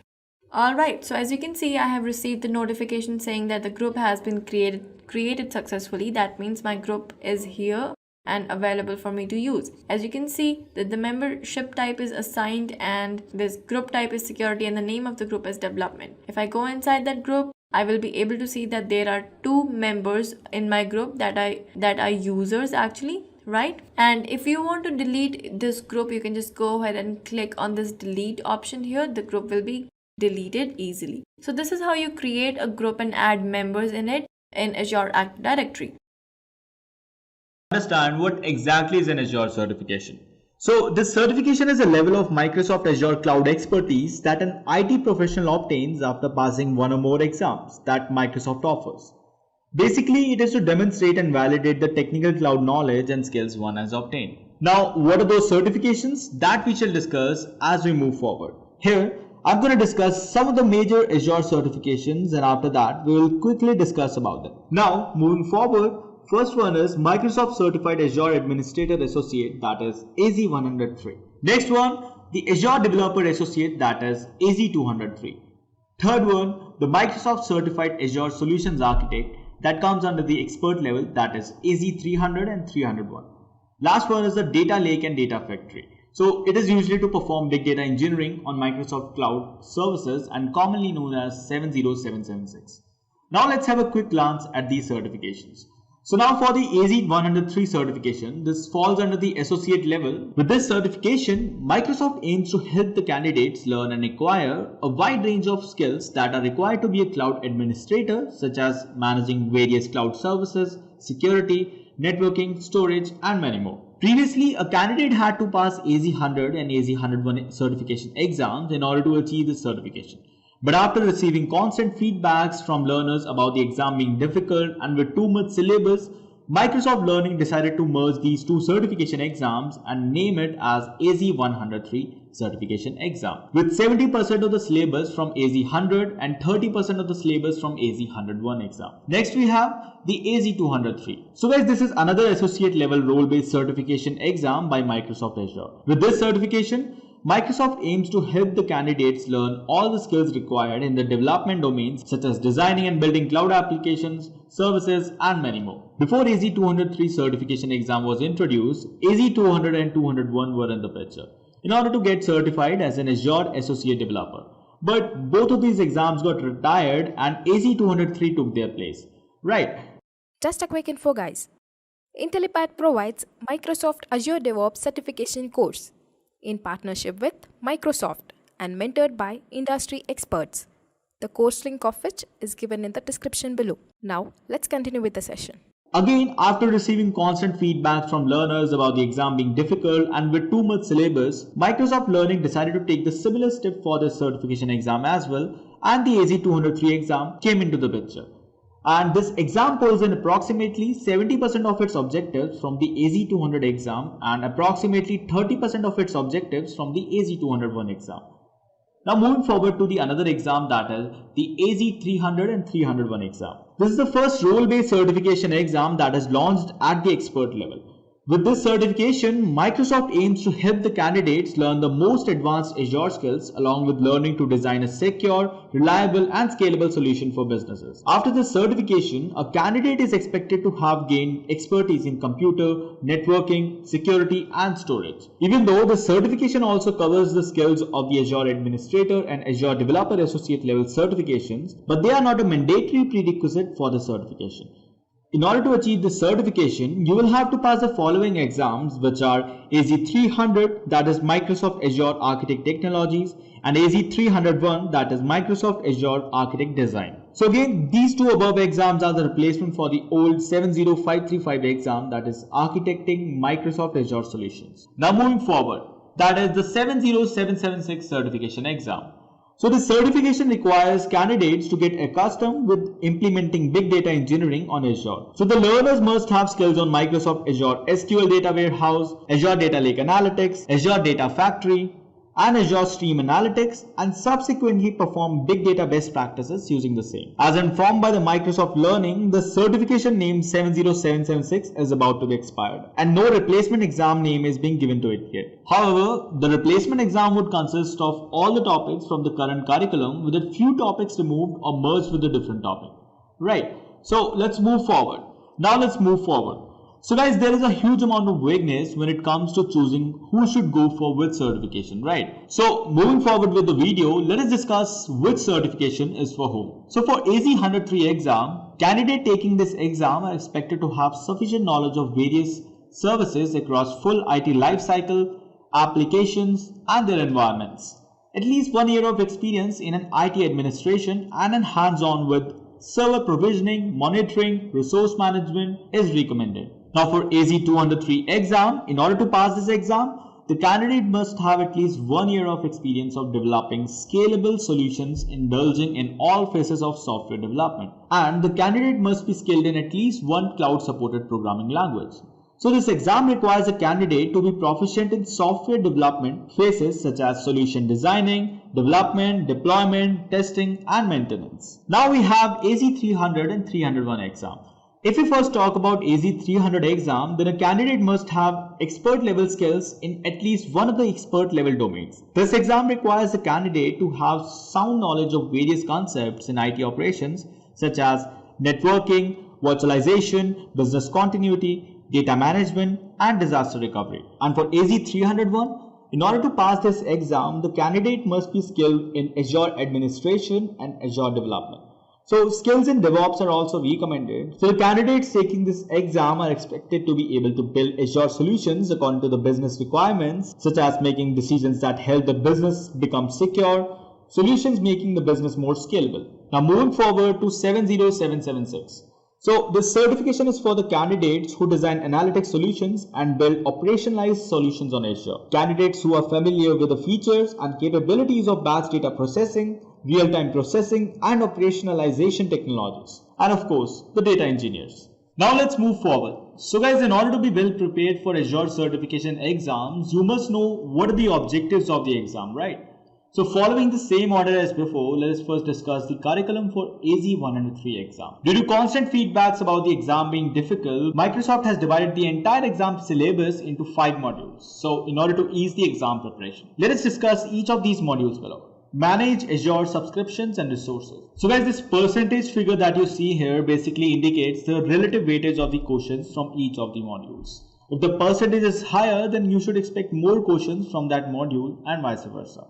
So in this module, you need to be thoroughly prepared with the managing Azure subscriptions, resource groups, analyzing resource utilization and consumption, and managing role-based access control, that is RBAC. Second, we have implement and manage storage, where it holds the weightage of 15 to 20% in the exam, covering the topics like creation and configuration of storage accounts, Azure files, importing and exporting data to Azure, and implementing Azure backups. Third, deploying and managing virtual machines, holding a weightage from 15 to 20%, covering topics in creation and configuration of virtual machines for Windows and Linux, managing Azure VMs and automating their deployments and managing their backups. Third, we have deploying and managing virtual machines, holding a weightage from 15 to 20%, covering topics in creation and configuration of virtual machines for Windows and Linux, managing Azure VMs and automating their deployments and managing their backup. Fourth one is configure and manage virtual networks, which holds a majority of weightage of around 30 to 35% and covering topics in create connectivity between virtual networks, implementing and managing virtual networking, network security groups, Azure Load Balancer, monitoring and troubleshooting virtual networks, integrating on-premises network with Azure Virtual Network. And the fifth one and the last one is manage identities, holding a weightage from 15 to 20% in the exam. Managing Azure Active Directory and AD objects, users, groups and devices, implementing and managing hybrid identities and multi-factor authentication are being covered in this module. So now for AZ 203 exam. So guys, the entire exam syllabus has been divided into 6 modules based on the feedbacks again. So developing Azure Infrastructure as a Service compute solutions, which holds a relative weightage of 10 to 15% in the module. So in these modules, you need to be thoroughly prepared with creating containerized solutions, implementing batch jobs by using Azure Batch Services, and implementing solutions that use virtual machines. Second, we have develop Azure Platform as a Service compute solutions, where it holds a weightage of 20 to 25% in the exam, covering topics like creating Azure App Services, web apps, and API apps, Azure App Service mobile apps, and implementing Azure functions. And the third one is the developing for Azure storage, holding a weightage from 15 to 20%, covering the topics in developing solutions that use blob storage, relational database, Cosmos DB storage, and storage tables. And the fourth one is the implementing Azure security, holding a weightage from 15 to 20% and covering topics in implementing access control, authentication, and secure data solutions. Now the fifth one is monitoring, troubleshooting and optimizing Azure solutions, holding a weightage from 15 to 20% in the exam. Instrumenting solutions to support monitoring and logging, integrating caching and content delivery with the solutions, and developing code to support scalability of apps and services are being covered in this module. And the last one is connect to and expand Azure services and third-party services, which holds a weightage of 20 to 25% in the exam and covering topics in establishing API gateways, integrating Azure search within solutions, and developing an app service logic app. And similarly, for AZ 300 and 301 exam, it covers topics in deploy and configure infrastructure, implement workloads and security, create and deploy apps, implement authentication and secure data, develop for the cloud and Azure storage, determine workload requirements. Then after this comes the designing part. That is the design for identity and security, design a data platform solution, design a business continuity strategy, design for deployment, migration and integration, design an infrastructure strategy. Now at last for 70776. Though this certification is on the verge of retirement, but its syllabus is not going to be any different than the current version. However, few transition will be there, like the removal of few topics or just merge them with any topics, right? So if we talk about such objectives, then design and implement complex event processing by using Azure Stream Analytics, holding a weightage from 15 to 20%, which includes the topics like ingest data for real-time processing, design and implement Azure Stream Analytics, implement and manage the streaming pipeline, query real-time data by using the Azure Stream Analytics query language. Then the next one is design and implement Azure SQL Data Warehouse solutions. Again, holding a weightage from 15 to 20%, including the topics like design tables in Azure SQL Data Warehouse, query data in Azure SQL Data Warehouse, integrate Azure SQL Data Warehouse with the other services.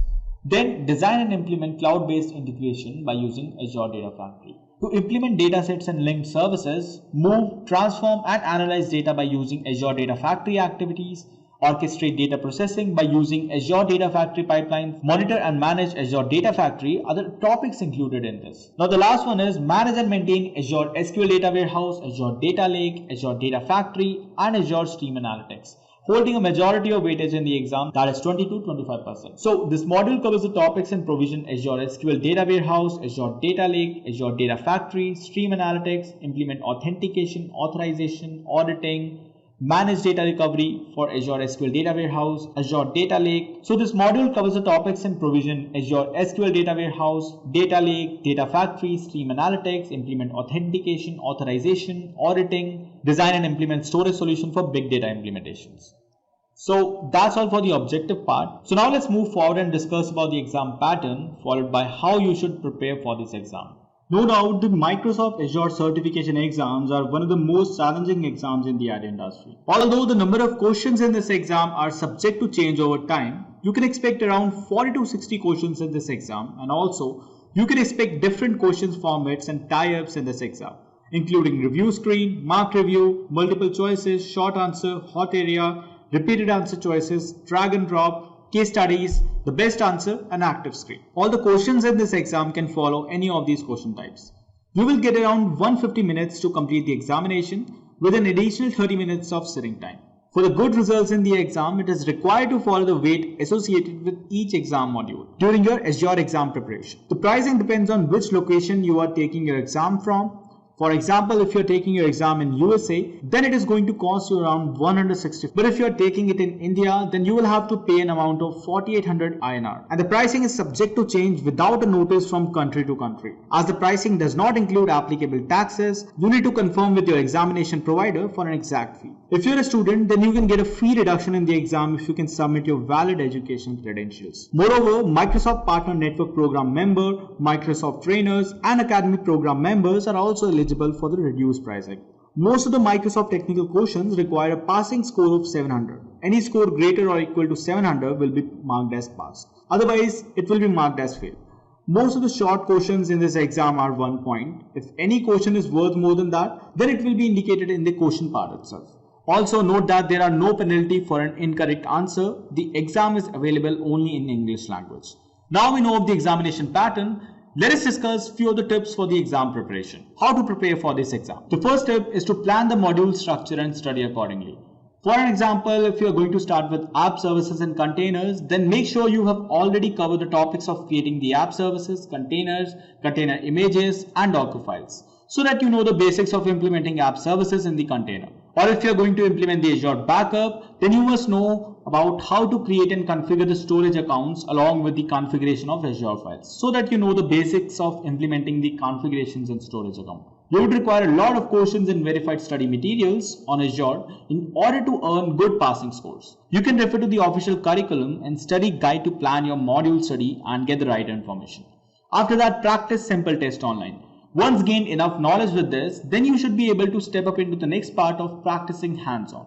And this is the most crucial part in your learning journey. So guys, you can easily perform hands-on in Azure services since Azure provides a free tier option for newbies and you get a $300 of credit in your Azure account. So in addition to that, check for the online training so that in case you have queries related to the subject, then you can clear them right away, and experts' help is always recommended. Last but not the least, join the forums related to Microsoft Azure and search for questions related to your subject and check out the questions asked by the other people and go through the answers posted by audiences. It will always be helpful for you. Last suggestion from my end is that go for dumps only when you are thoroughly prepared with the subject.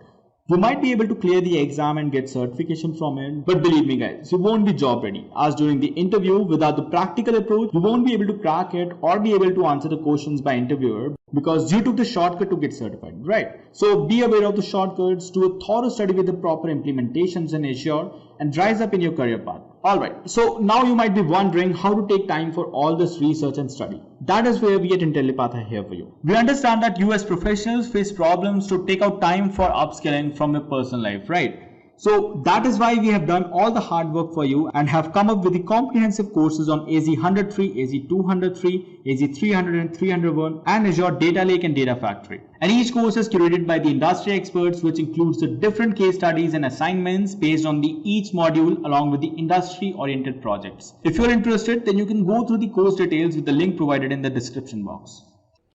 First, let's look into what is Azure Cloud Service. So, what is Azure Cloud Service?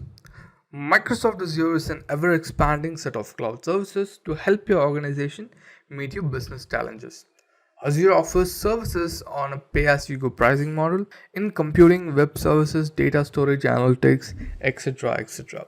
So there are so many different domains in which Azure is providing services. So to be very simple, Azure is a cloud provider, a public cloud provider, as well as you can get private cloud services and hybrid cloud services from them. So first of all, Azure is Microsoft owned. Azure is a cloud provider. So after AWS, Azure is the most popular cloud service in the world. So when an interview asks this, you can be basic as well as advanced. I would suggest you just give the apt answer what exactly it is. Microsoft Azure is a cloud service which provides you various different services in various domains like computing, web services, data storage, and you can access those services via an internet device. So you can access them through a laptop or a desktop or your mobile device, anything with an internet connectivity, you will be able to access Microsoft Azure. Okay, so we've seen what is Azure Cloud Service. Okay guys, now let's look into the second question, which is how does Azure compare with AWS? So first of all, AWS owns 32.3% of the market share in the public cloud industry, but Azure owns only 16.2%, which is just half of what AWS owns. But Azure is currently the fastest growing cloud network, and also it has 54 different regions in which it has availability zones, but AWS has 69 availability zones across only 24 regions. So regions in the sense are geographically located regions. For example, Azure has regions like South India, North India, East US, West US, Central US, Europe, Central Europe. So there are so many different regions like that. So like that, there are 24 different regions, but within those regions, AWS has 69 availability zones. But Azure has 54 regions. In 54 regions, it has 54 availability zones, and it's currently growing. So this basically shows Azure is better in availability zones, that is data centers, because it has a wide range of data centers in various regions. Next, comparing the services, if you already know about cloud, AWS and Azure, then this would be easy. EC2, S3, RDS are AWS services. The same exact service, EC2 is equal to virtual machine, Azure virtual machines. S3 is equal to storage, blob storage. RDS is equal to SQL databases in Azure.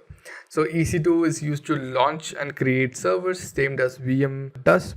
And then S3 and blob storage are for storing objects. RDS and SQL databases can create relational databases running on the cloud. So you can distinguish between different services.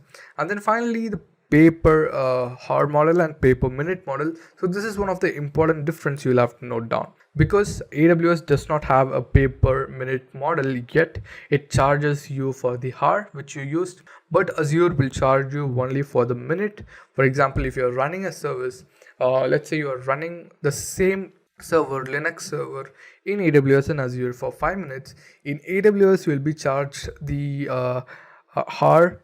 For example, if the hour charged in both AWS and Azure is $5, so it would be $5 for 60 minutes. If it's $5, so you will be charged for the whole $5 in AWS, but in Azure that would be not the same, because you will be charged per minute. So if it is $5 for the hour, that is 60 minutes, so that will be reduced to 1 minute, so that would be multiplied into 5. So you will be charged very less in Azure compared to AWS if you are using services for a very less period of time.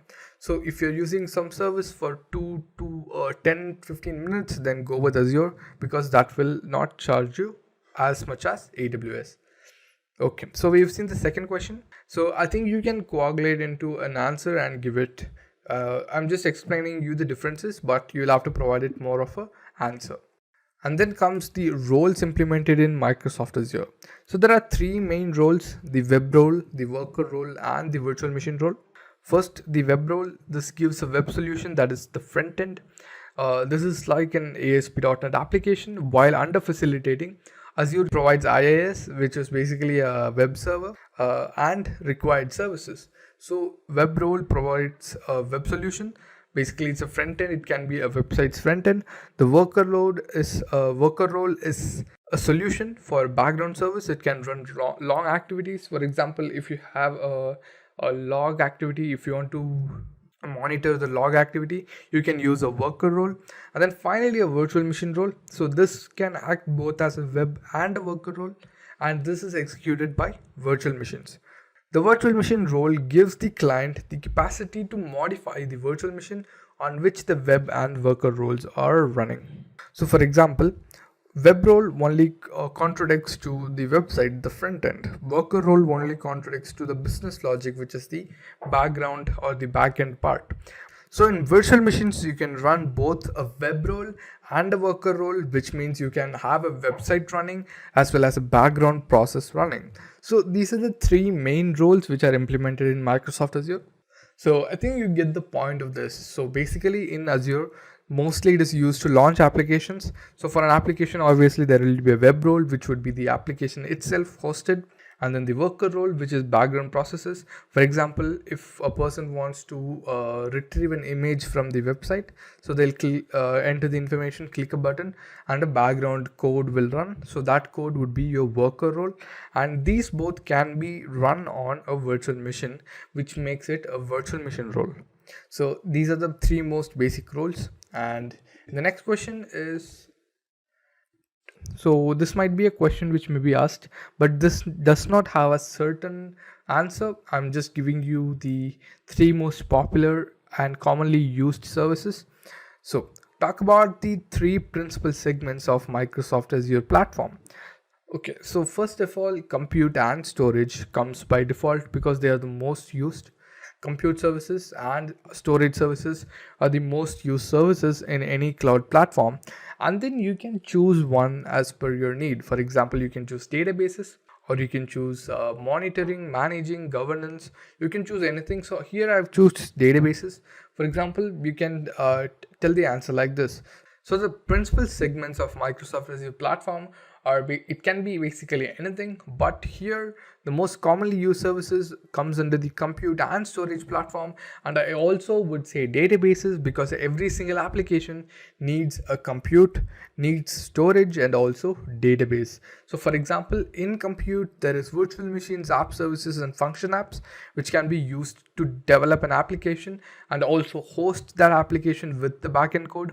And then there is Microsoft Azure Storage, where we have blob storage, table storage, where we have file storage, we have Azure Queues. So we can use all of them to store objects. We can use them to store images, videos, audio files. We can use them to store NoSQL data. And finally comes databases, where we can store, record, or structured information.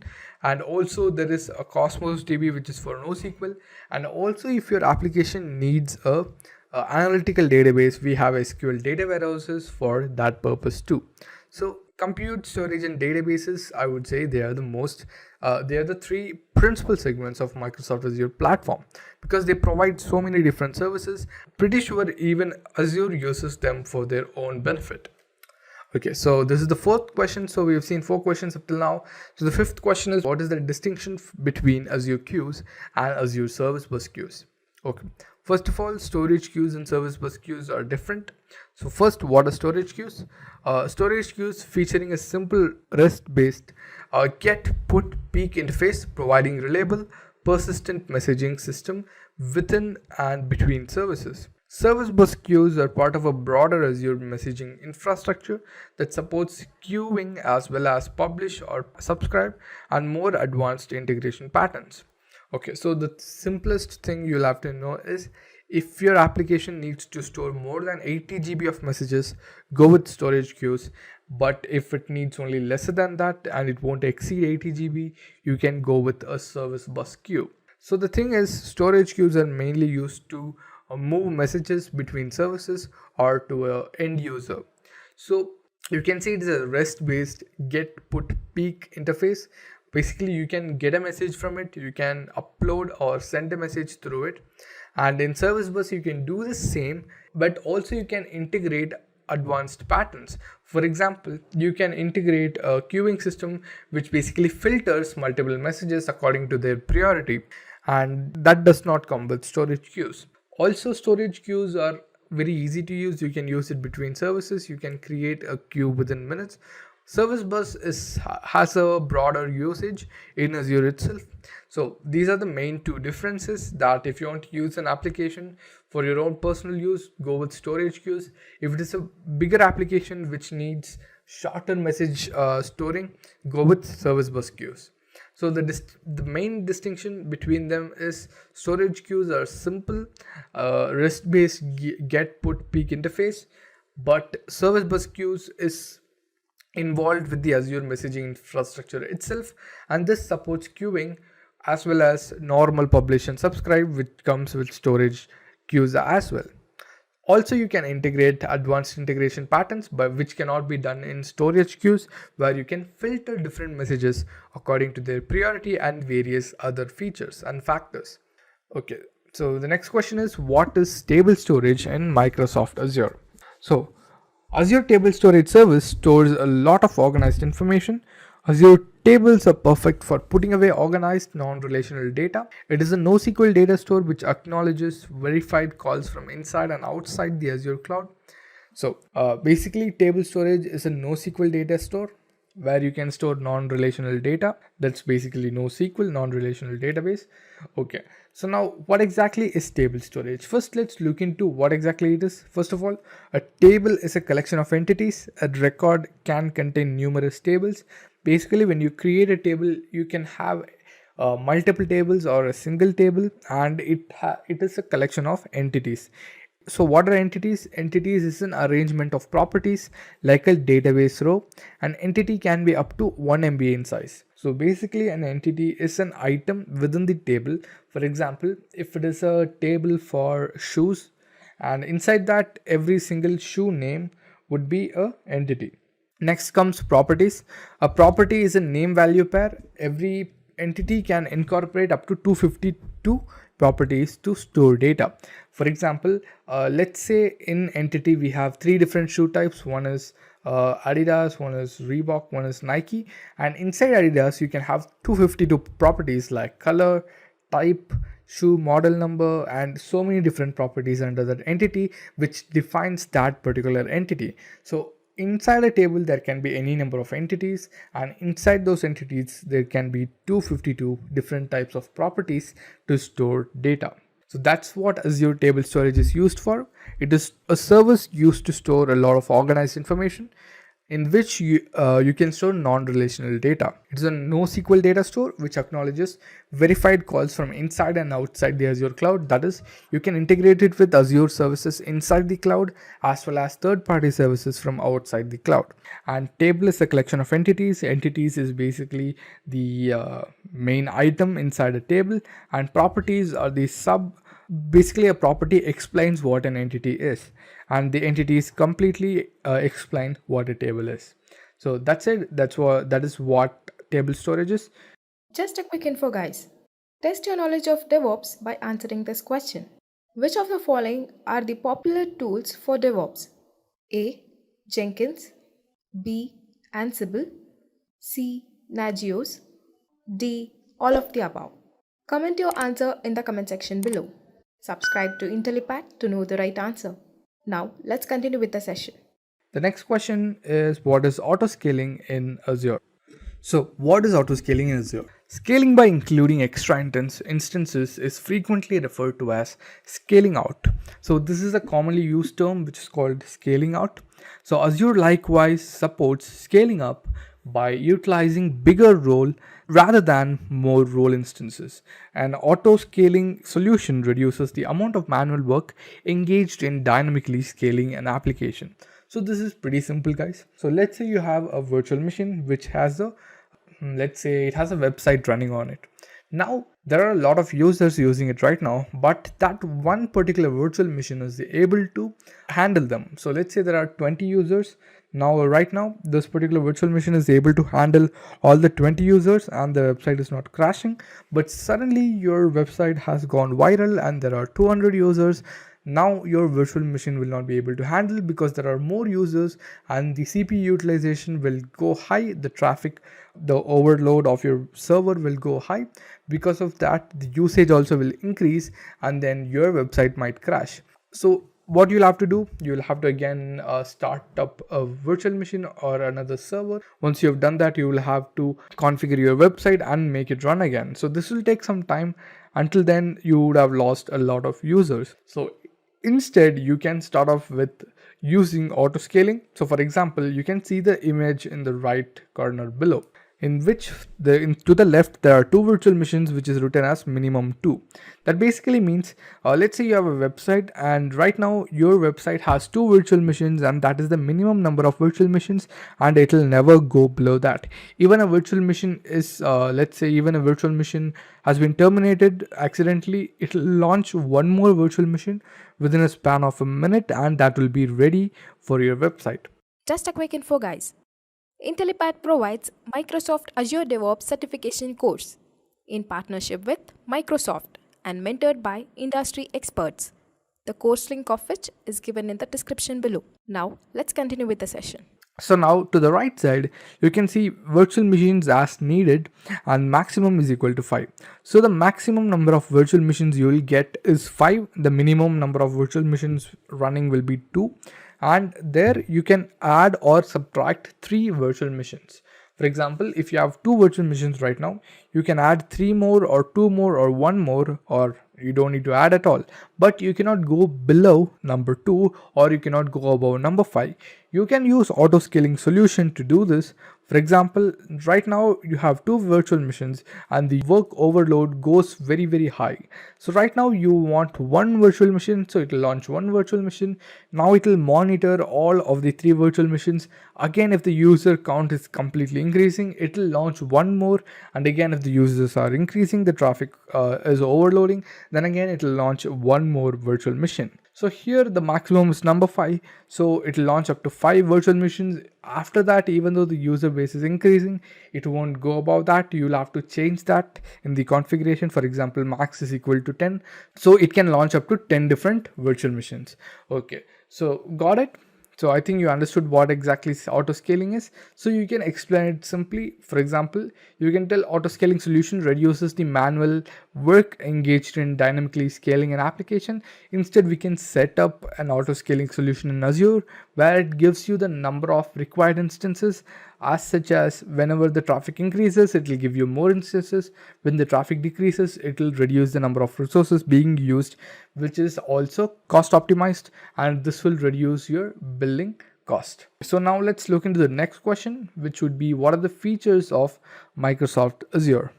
So what are the features of Microsoft Azure? So there are so many different features. So let's just look into 3 features. So first, Azure App Services enables designers to assemble the sites utilizing various different programming languages. You can use ASP.NET, PHP, you can use Java, Python, and send these websites utilizing FTP or Git.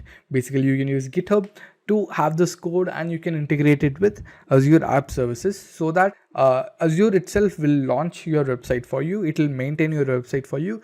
You just have to work on your code. Next comes SQL databases, formerly known as Azure Database, makes, broadens and scales the application into the cloud utilizing Microsoft SQL Server. So in SQL databases provided by Azure, you don't need to scale out anything. For example, if you have set up a maximum size, whenever the size of the database increases, it will automatically scale the storage, and also you can manually scale the compute.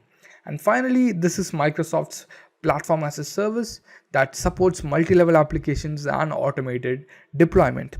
That is, Azure is Microsoft's platform as a service because they are giving you a platform to work on various different services. Even though services like virtual machines are infrastructure as a service, it comes under IaaS, but Microsoft Azure as a whole is a platform as a service because they are giving you a platform which you can work on different cloud services. So these are some features about Microsoft Azure. You can talk about them. So next question is, what are the difference between a public cloud and a private cloud? This is one of the most basic questions. You can easily answer them. So look at the image at the top. So first of all, public cloud, elasticity, utility pricing, leverage, expertise. And then private cloud, total control, regulation, flexibility. So let's compare this. First of all, elasticity. That is, you can launch any number of services. It can go up, it can go down. You can have any number of users. You can provide the access to users. You can cut off the access whenever you want. So it's more elastic. And then coming to right, it's total control. You can mention the administrator and only they will have control over the private cloud. So this basically increases security in private cloud, but public cloud is widely used. And also you can see leverage expertise. That means if you're using Microsoft Azure as a public cloud, then you will be able to leverage expertise because they have so many different security professionals working for Microsoft, and they will be guarding your virtual machines because you have taken a virtual machine from Azure itself. And coming to private cloud, you'll have to maintain, monitor all of that. And then comes utility pricing and regulation. So utility pricing in the sense you only pay for what you use. In private cloud, you will pay for everything you have taken up. And also regulation in the sense you can stop someone to access something. You can stop a service overall. You don't need to use a service. So in private cloud, you have the whole control. In public cloud, you have partial control.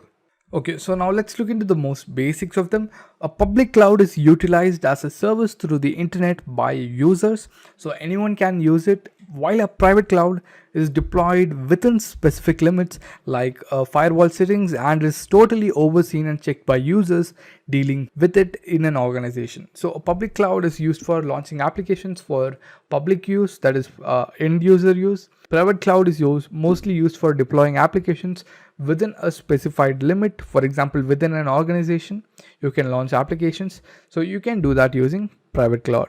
So this is the basic differences between public and private cloud. So the next question would be hybrid cloud. What do you comprehend about hybrid cloud? So basically a company can use both public and private cloud. So a combination of them is a hybrid cloud. So hybrid cloud is a blend of internal and external cloud services. So internal in the sense within the organization, external in the sense for users, a mix of private cloud joined with the utilization of public cloud services. This kind of cloud is most appropriate when you need to keep the classified information at your vicinity, private cloud, and consume alternate services from a public cloud. For example, if you have mission critical data, you can store that in the private cloud, and the application itself can be running on the public cloud because the application does not have any important information, and even though there is a security breach, there can be nothing taken from that, but your mission critical data and code is stored in a private cloud which only you can access. So this is hybrid cloud. And the next question is, what is a storage key? So your storage key access keys are similar to a root password for your storage account. Always be careful to protect your access keys. Use Azure Key Vault to manage and rotate your keys securely. You can view and copy your account access keys with the Azure portal, PowerShell, or Azure CLI. The Azure portal also provides a connection string for your storage account that you can copy. For example, if you're logging into your storage account in Azure portal, it's pretty simple to log in. You can just enter as such. But if you're trying to access your storage account from PowerShell or Azure CLI, you will have to use your storage keys. So it's basically an entry point for your storage account. So you can use that. Also, Azure portal provides a connection string for your storage account that you can copy and use it in your Azure CLI or PowerShell. So to be simple, it is similar to a root password for your storage account, and it is a key which you can use to log in into your storage account to check out the storage containers like blob storage, table storage within the storage account itself. So it's pretty simple, storage account. And then comes, what is Microsoft Azure Traffic Manager? So it enables users to control the distribution of user traffic of installed Azure cloud services. There are 3 distinctive load balancing strategies provided by Azure. The manager who uses on traffic applies a routing policy to the domain name servers, questions on your domain names, and maps the DNS courses to the apt instances of your application. So let me explain to you in simple words. So first of all, Azure Traffic Manager is a DNS based traffic load balancer that enables you to distribute traffic optimally to services across global Azure regions while providing high availability and responsiveness. So basically, Traffic Manager uses a DNS to direct client requests to the most appropriate endpoint on traffic routing method. So basically, let me explain to you this. So let's say you are trying to access a website using a website's URL name. Now when you type that, your first point of entry would be the Traffic Manager. So once you hit that, the Traffic Manager will use DNS and it will check to which IP address should this particular URL name is should be redirected. So when it finds that, it will redirect the client request to the most appropriate service. For example, in Intellipaat.com, we have Intellipaat.com, which is the main page, and Intellipaat.com/blog. So for example, I'm searching for Intellipaat.com/blog. Now this will go to the Traffic Manager. Once it hits the Traffic Manager, it will check out the IP address for this particular URL. Once it gets the IP addresses, it will transfer me to the blog page, not the main Intellipaat.com page. So that's what Traffic Manager does, and it's pretty simple to use it. So you can start off with Traffic Manager even now. So you can combine Traffic Manager with auto scaling so that it is better to use. So if you're using Traffic Manager with auto scaling, basically what you do, you will be able to launch and terminate multiple virtual machines, as well as you'll be able to launch multiple applications in different virtual machines and connect two auto scaling groups together, in which the Traffic Manager is the first entry point. And for example, in one auto scaling group there is app 1, in another auto scaling group there is app 2. So now it hits the Traffic Manager. If you're trying to access app 2, it will take you to app 2. If you're trying to access app 1, it will take you to the app 1 auto scaling group. So this is how you can use Traffic Manager. The next question is, what is Microsoft Azure Portal? This is again a basic question. So Microsoft Azure Portal is the website which you are logging into when you're using Azure. So view and manage all of your applications in one unified hub. You can view your web applications, your databases, your virtual machines, your network, storage, and VST projects. Now it is easy to keep tabs on current and projected costs. So Microsoft Azure is not just for managing all your applications and services. It can also be used to manage your current and projected billing costs. So Azure Portal automatically calculates your existing charges, as well as it will forecast your future or monthly charge, even if you're managing hundreds of resources across several applications. For example, if you're using only one service, still it will give you the billed amount for right now and also the projected bill. If you're also using hundreds of services, again it will do the same thing for you regardless of the scale. So Microsoft Azure Portal is the website which you're using to access Microsoft Azure services. That is more than enough. If you want to tell more, you can tell it's a unified hub to manage all the Azure services. It also provides cost management services. You can say it has a different web page for every single service. You can access every single service directly from the portal itself, and also manage, monitor, and do everything else through Azure Portal itself. And also you can access Azure Portal from any internet connected device. Okay, so we've seen that. The next question is, what is Elastic Pool in SQL Azure? So we already saw what exactly is an SQL database. So now Azure SQL Database Elastic Pools are a simple, cost-effective solution for managing and scaling multiple databases that have varying and unpredictable usage demands. Databases in an Elastic Pool are on a single server and share a set of resources at a set price. Okay, let me make it simple for you. So right now you want various databases for different applications, and all these databases need to have a different set of specifications.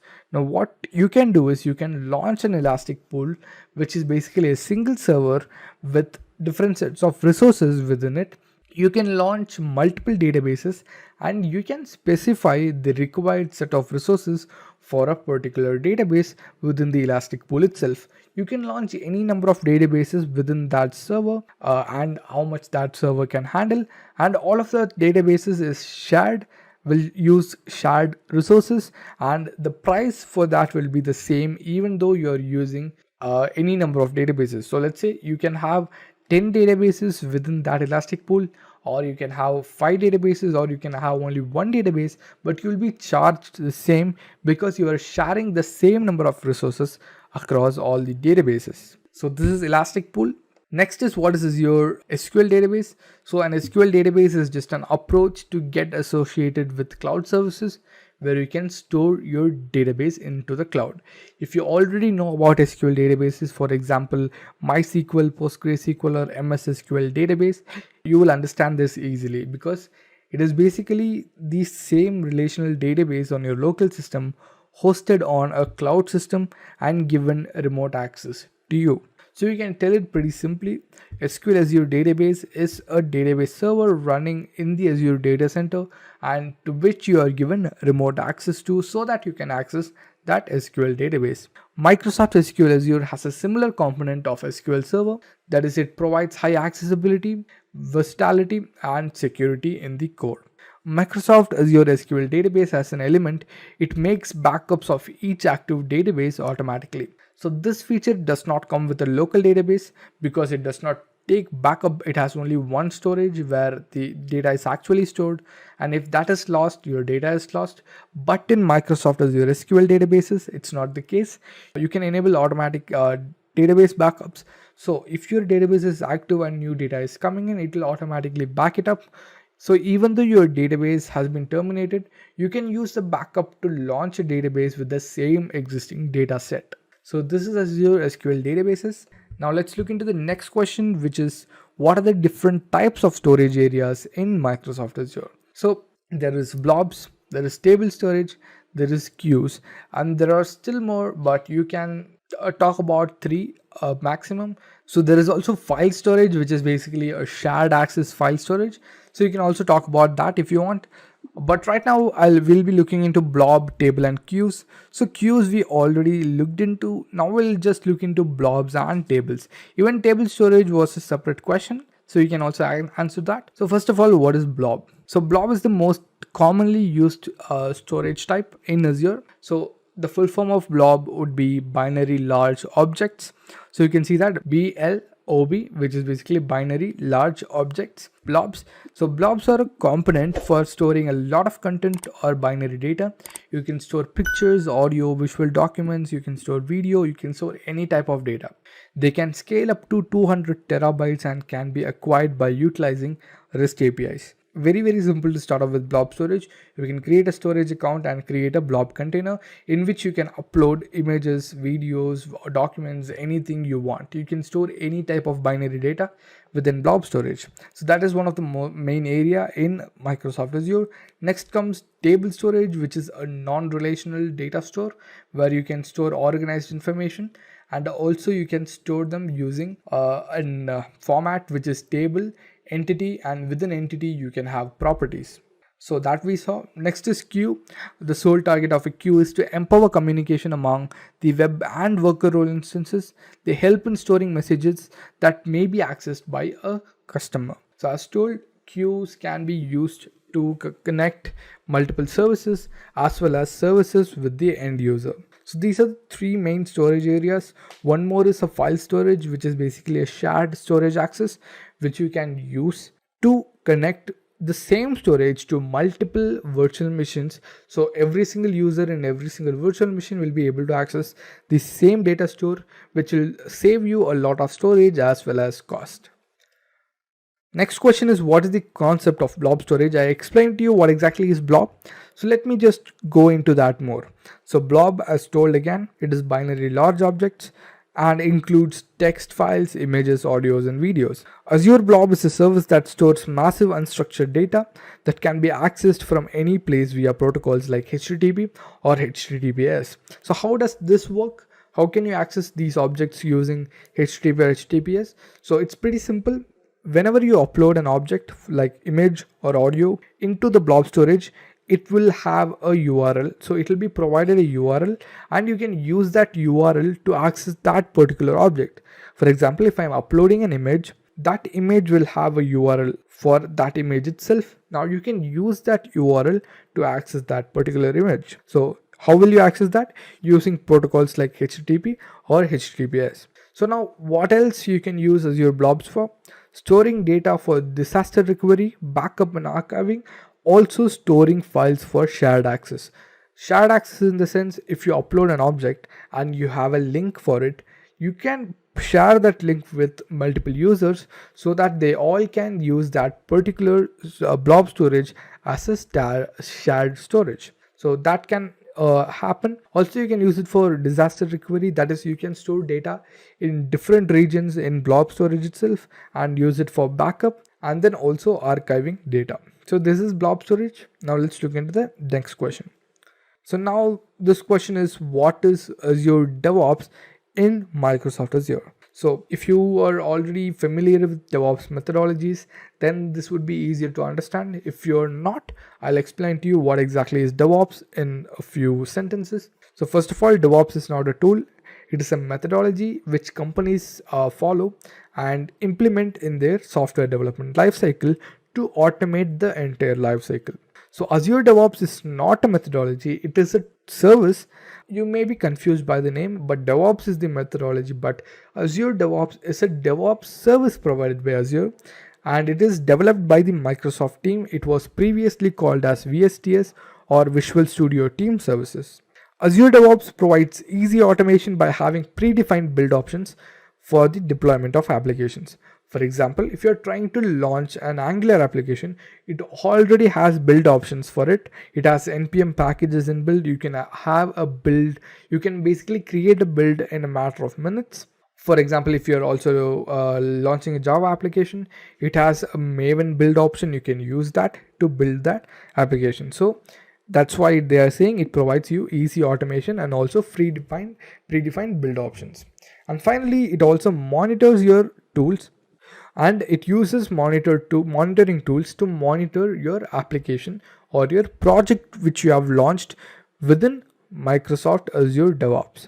Okay, so Azure DevOps has various different tools. So let me explain to you those tools. So one tool is Azure Repos, which is a repository like GitHub. So it's pretty similar. It's basically the same.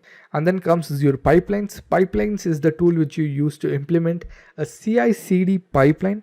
A CI/CD pipeline is the one which you use to automate the software lifecycle. And then comes test plans, which is basically used to test the application. And then comes Azure Boards, which is a Kanban board, which is basically like Jira, where you can implement work items, you can implement sprints. And then finally you have Azure Artifacts, where you can store the packages like npm NuGet in the same place so that it is easier to access them.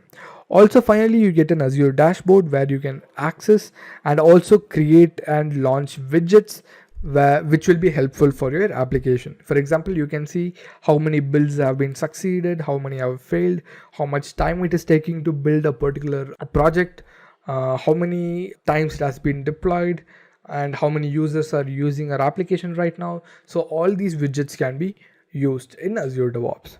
So you've seen that. The next question is, what is Azure App Service? We already discussed this, but still I'll explain it to you once again.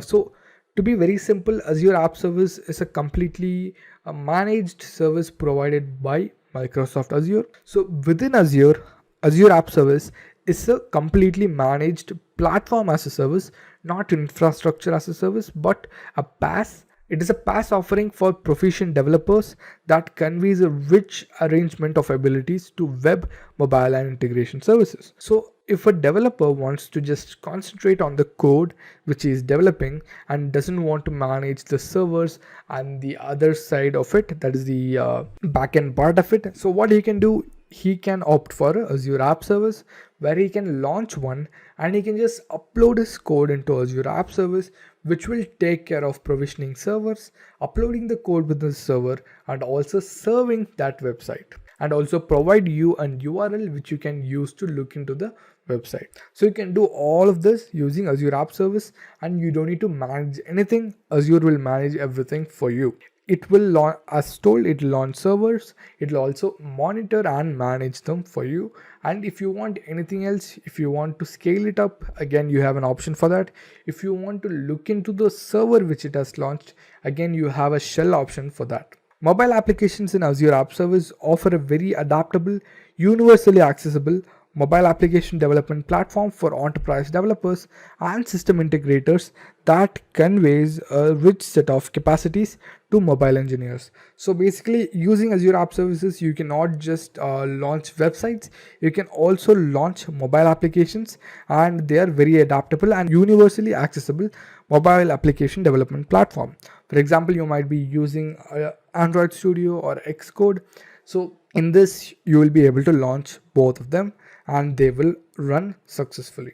So next we'll look into CMD let in Azure. So it's a pretty simple answer. So CMD let is a command, basically it's a PowerShell command, and this is utilized as a part of the PowerShell environment. So CMD lets, command lets are summoned by the Windows PowerShell to automate the scripts which are in the command line. For example, you have created a script, now you want to automate the script, you can go with command let. Windows PowerShell runtime additionally invokes them automatically through Windows PowerShell APIs.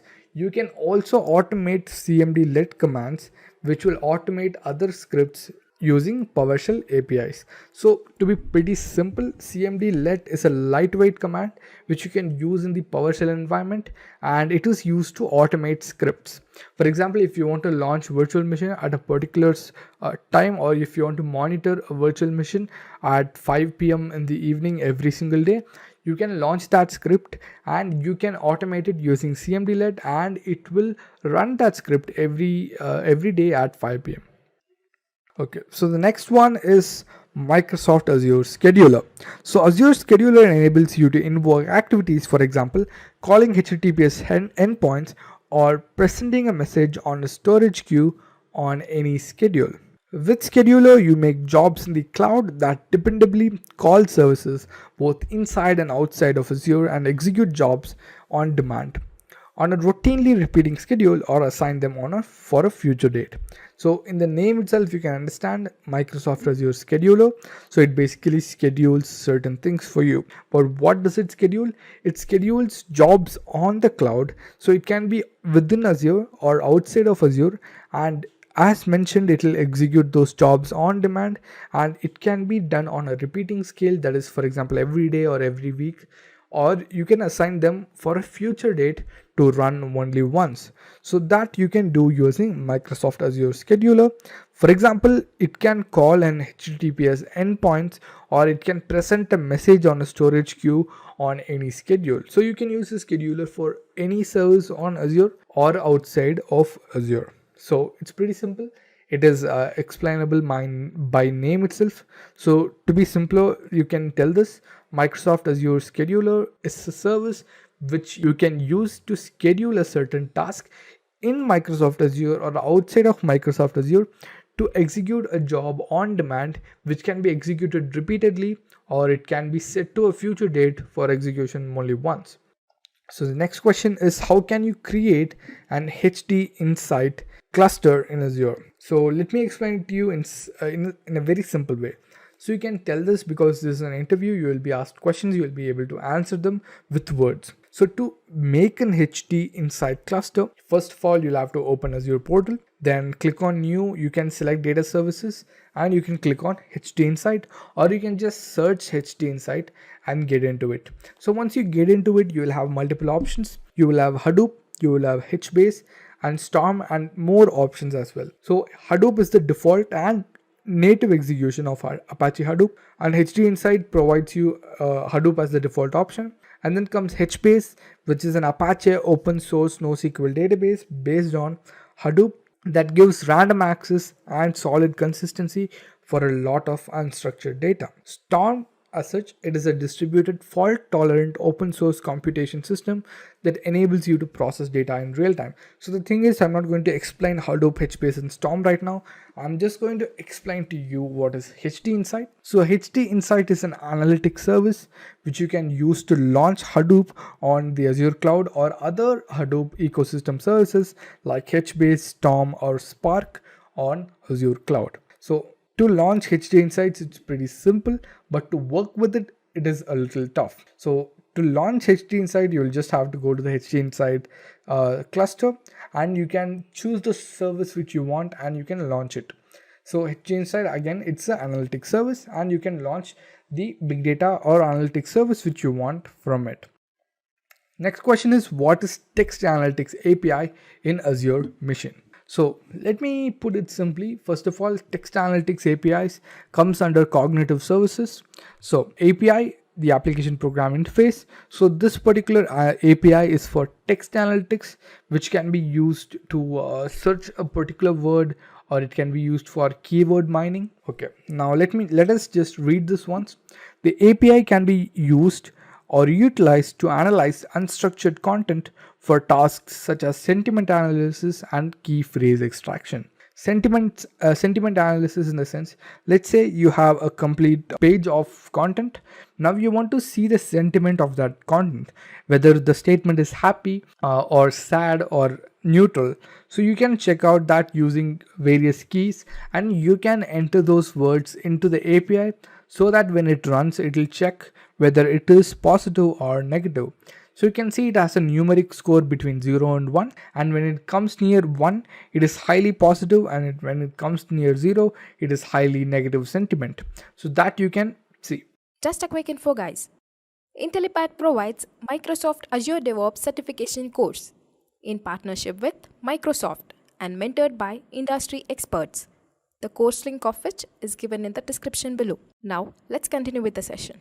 This for sentiment analysis and key phrase extraction, in the sense, if you have a very huge document and if you want to check whether this particular key phrase comes inside it, and you can use the text analytics API to check out the entire document. The upside of this API is that another new model need not be planned and prepared.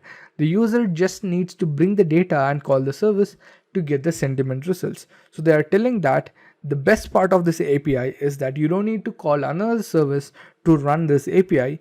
Instead, you just have to bring the data set and call this API to run on the data set and get the sentiment results immediately. So I think you got it. It is a text analytics API mainly used for tasks like sentiment analysis and key phrase extraction. You have two numeric scores, 0 and 1. Near 0 it is negative, and near 1 it is highly positive.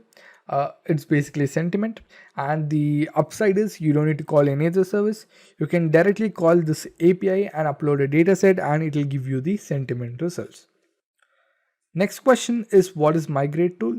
So again, in the name itself you can get this answer: migration, a migration from the on-premise setup to the cloud, or from the cloud to the on-premise setup. This is a central hub of tools to discover, access and migrate workloads to Azure. So you can migrate any type of workload into Azure. So it provides support for key migration scenarios across servers, data, databases, web applications and virtual desktops. It saves costs and migrate efficiently with free tooling and Azure cost optimization. So you can use the Azure Migrate tool to migrate databases or servers or web applications from your on-premise setup to the Azure cloud seamlessly. So for example, if you want to migrate your database, you will have to provide the details like the endpoint, then you'll have to provide the username and password, and then the destination would be a Azure database. You can provide the details of the Azure database, and once you click start, it will migrate the data from the on-premise database into the Azure database, and it's very simple to start with. So this is basically Azure Migrate tool. You can easily explain this with 2 or 3 sentences. And we've come to the final question, which is, what is Azure Service Level Agreement? First of all, the SLA ensures that when you send 2 or more role instances for each role, access to your cloud service will be maintained not less than 99.9% of the time. Additionally, identification and recorrection activities will be started 99.9% of the time when a roles instance procedure isn't running. So let me explain to you SLA in simple words. It's an agreement in which Azure tells you that this particular service will be running for this amount of time. So for example, if you are using a service for 10 minutes, Azure provides you a SLA stating that your application will run 99.9% of the time in that 10-minute period. So your application can go down only for a 0.01%. That's very less. So like that, Azure will provide you. If you are using a free trial service, they don't mention an SLA because it's your free trial and they don't give you any benefit for you. But if you have a paid Azure account, if you're paying every single month, they will provide you an SLA for every single service, which will mention that this particular service will run for this amount of time. So for storage, it's basically high. For example, it would be 99.9999% of the time. It will be always up. It will never go down. So SLA is a statement which tells you this particular service will stay up for this amount of time and it will not go down. For example, if you're using it for 1 hour, it will stay up for 99% of the time, and it may go for 1% of the time. It's not that it will go, it may go. So this is Azure SLAs. I hope you understood all of the questions which we've taught. So our first question asks us, can we explain the Git architecture? Now this is fairly an important question, reason being only if you understand the underlying basics of how Git works, will you be able to troubleshoot a problem when you face it and when you are working in a company as a DevOps engineer. All right. So let us try to explain what Git basically is and how its architecture is. Now, most of you might know that Git is a distributed version control system. Now, what is a distributed version control system? Let us explain it using a diagram. In a distributed version control system, basically your repository is distributed among the people who are contributing to that repository, and that is why it is called distributed. So that means that anyone who wants to make a change in the code that is present in this repository has to first copy this repository on his local system, commit the changes to the local file system of this repository, and only then he can push this repository onto or push the code changes or the feature additions and everything to the remote repository, right? Nobody can work directly on the remote repository, and this is the main principle of how Git works, and that is the reason it is called a distributed version control system. Right? If you were to talk about the life cycle as to what are the steps to implement if somebody wants to say upload or change some code present in our remote repository. So the first thing that they have to do is pull the repository from the remote system. Once they have pulled the repository, it becomes their local repository. Change whatever files they want to change, and then once they have done with the changes, they will have to do a git commit, or they'll have to commit the files to the local repository. Just a quick info, guys. Test your knowledge of Azure by answering this question. What are the different cloud deployment models in Azure? A. Private cloud. B. Public cloud. C. Hybrid cloud. D. All the above. Comment your answer in the comment section below. Subscribe to Intellipaat to know the right answer. Now, let's continue with the session. Once the files have been committed, they will have to be pushed to the remote repository so that it becomes visible to anyone and everyone who will pull this project the next time. All right. This is how the whole Git architecture works. Now, I hope you guys understand what is the working of Git and what exactly is the architecture of Git. Moving forward, now let's talk about the next question, which says, in Git, how can you revert a commit that has already been pushed and made public? Right? So basically you have done some changes in the code. You committed those changes to your local repository, and now you've also pushed the changes to the GitHub repository. Now, if you have a CI/CD pipeline in place, which basically means that the moment you commit to Git, it automatically takes the code and deploys it on a server. If that is the kind of configuration that you have done, then probably the code that you have pushed has also been deployed on a server. And that is when you come to sense that the code is wrong, and you quickly have to change the code so that everything becomes working again. Right now, this is a very hot fix, or this is a very quick fix that probably every DevOps engineer employs whenever there is a problem in the production server. Right. So what is that quick fix? The quick fix basically says that whatever last commit was working perfectly, just roll back to that so that everything becomes normal until and unless you have fixed the new commit. That is basically the intention behind the revert procedure. Now, how can you implement the revert procedure? It can be implemented using the git revert command, and let me show you a quick demo of the git revert command so you know how you can implement it in a computer. All right, so this is my terminal, guys. Basically I will SSH into an AWS server and I'm in. So I have a GitHub repository that I have created for demo purposes. So like we discussed, the first stage in the lifecycle of Git is to clone the repository. So we'll just copy this address. So we'll just copy this address, 1 second. Yes. So we'll just copy this address and then we'll come here and we'll type git clone and then the address. Okay. Now this project is basically a website that I created. It's a small website that I created. Now, in order to see that website, we will have to paste this code inside our Apache folder. So let us go inside our Apache folder, which is present in this directory. All right. Now I'll do a quick git clone along with the repository address, hit enter. And now if I do an ls, you can see that there is a folder called DevOps IQ, which has been created inside this folder. I will go inside DevOps IQ and do an ls. And you can see there's one more folder called DevOps IQ. All right, so let's go inside that. And now if I do an ls, these are the two files which are present inside my code base. Okay.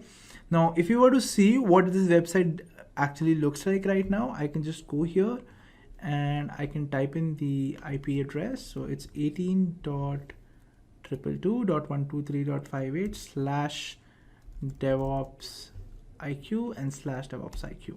All right, this is how the website looks like for now. Now I have to make some changes so that the background becomes a little more better. So what I can do, I'll just go back here. I'll go do a nano and change the code of the website and say I'll change it to, I have an image in the images folder. Let me change it to 1.jpg. All right, let us save it. And once you've saved it, the next thing that you have to do is commit the changes to your local repository. And let us do that. So first I'll have to add the files to the repository. Now I'll have to commit the changes and the message should say changed background. All right, so the changes have been committed and now I'll push these changes to the remote repository. So it's HSHAR and the password is this. Now before making these changes, let me quickly show you the code that you are currently going to see before I push anything on this repository. So can you see the code is images/2.jpeg. I've changed the code to be 1.jpeg. So let me hit enter and let's see if our code gets changed over here. So now if I do a refresh, let me do a refresh. You can see the code has been changed just now. So it says 44 seconds ago, the code was changed. Awesome. So now because my code has been changed, if I go to this website now and hit enter, you can see the background is now changed. It is now a different background. Now what I want to do is I realize that this change that I did is probably wrong and I want to revert to a particular commit, to the older commit that was actually working. All right. So what I can do is I'll just come back to my terminal. Let me clear the screen. First thing that you do is do a git log. So now you get a log of all the commits that you have made to this particular repository. Now this is the particular commit that you have particularly applied right now, and this is causing you a problem. So just copy the commit ID for this. And now just go ahead and do a git revert. So git revert and then give this ID which you just copied. Okay, and hit enter. So once you do that, it will tell you the information about this particular commit ID, right? So just review everything and then you can see that the commit has been reverted. So now I have not pushed the changes, but then if I come back here and if I hit enter, you can see the older website comes back because the code has now been changed. And if I want to make these changes to the remote repository as well, all I have to do is git push origin master, and it'll ask me the credentials, and the changes have been pushed. Right now, if I come here and I just see the code again, if I do a refresh, you can again see that the code has changed back to 2.jpeg, which was our earlier code which we made changes to. All right, so guys, this is how you can do a revert on a basically a commit and a push that you have made to your remote repository as well. Right, so if you encounter any problem during working while working as a DevOps engineer, you should remember this session where I taught you how to revert a particular commit. All right, so with that, let's move on to our next question, which says, have you ever encountered failed deployments and how have you handled them? Now see, any DevOps engineer in the world will have faced a problem in which, probably the things that he had planned, the things didn't go according to his plan, right? That absolutely happens. And if somebody is asking you in a DevOps interview, have you committed mistakes? So you should, just to impress them, probably never say yes, right? So if you have never committed mistakes, that's awesome, right? But then I know that every engineer or every DevOps engineer who has worked in the industry would have faced a problem while working and would basically account to a mistake that he made while deploying things. All right. Now, the important thing or the important key takeaway from this kind of a learning should be that whatever mistake you make, you learn from it, right? And you never commit it again. And that is basically the intent behind this question as well.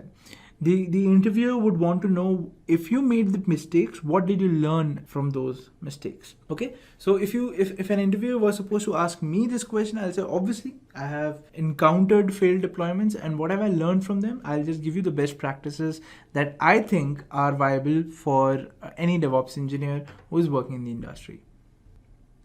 So the first thing that everyone should follow and should make it a thumb rule is that you should automate code testing. Not only does it save time, because now your tester does not have to wait for your developer to basically push the code and then check it. The developer can check it in real time because you have written a script for his application, and all the major tests which are to be done, which are pretty common, can be done using automated code testing.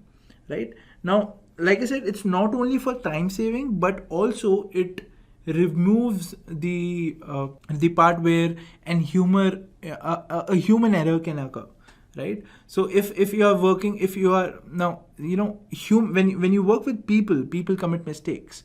But if you can write a code which will basically test each and every functionality, that code will never make a mistake. And that is why you should always automate things as far as possible, right? So like in my example, what happened was that there was basically a commit to the repository, which was basically a feature addition, right?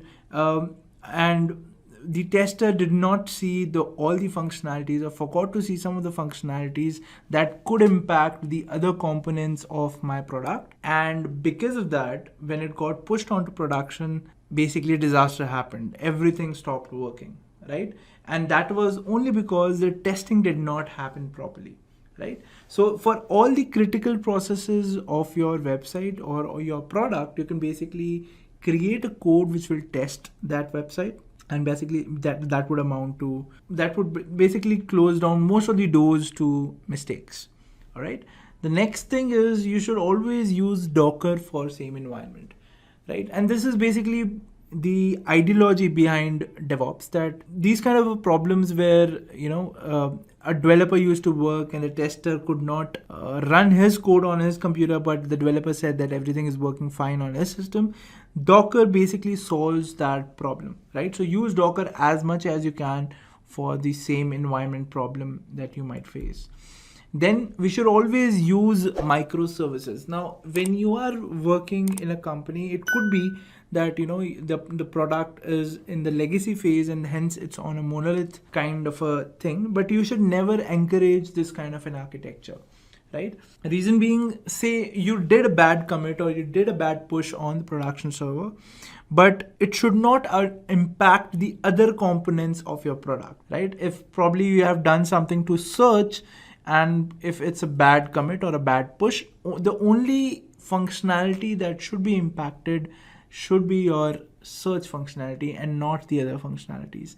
And that is the sole reason behind why we should use microservices. That is, we should divide our application into different small products which we would deploy on servers, and these products should be independent of each other. When you talk about the monolithic architecture, all these components are coinciding with each other, have the dependency upon each other. But when you talk about a microservices kind of an architecture, you remove that dependency so as to, even if one component fails, it does not impact the whole application.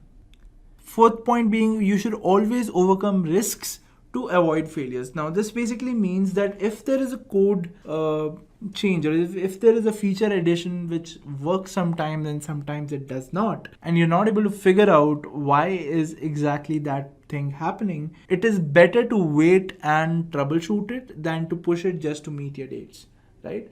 Because the latter can cause you a big problem in production when you're in a company like probably like Airtel, or in a company like Samsung or Ericsson, where their products, each second of their website's uptime brings in money, right? So if your website is down for 30 seconds, that could amount to a huge loss, and that would be on you, right? So for you to not face that kind of a situation, always be 100% sure before you make a change or a release onto the production server. All right, so this is the end to the domain of continuous development. Let's go ahead and now talk about virtualization and containerization. All right, so let's start with the first question of this domain, which says, what is the difference between virtualization and containerization? Now, this is a very important question, guys, because most of us get confused between virtualization and containerization. So let's see what are the differences between these two things.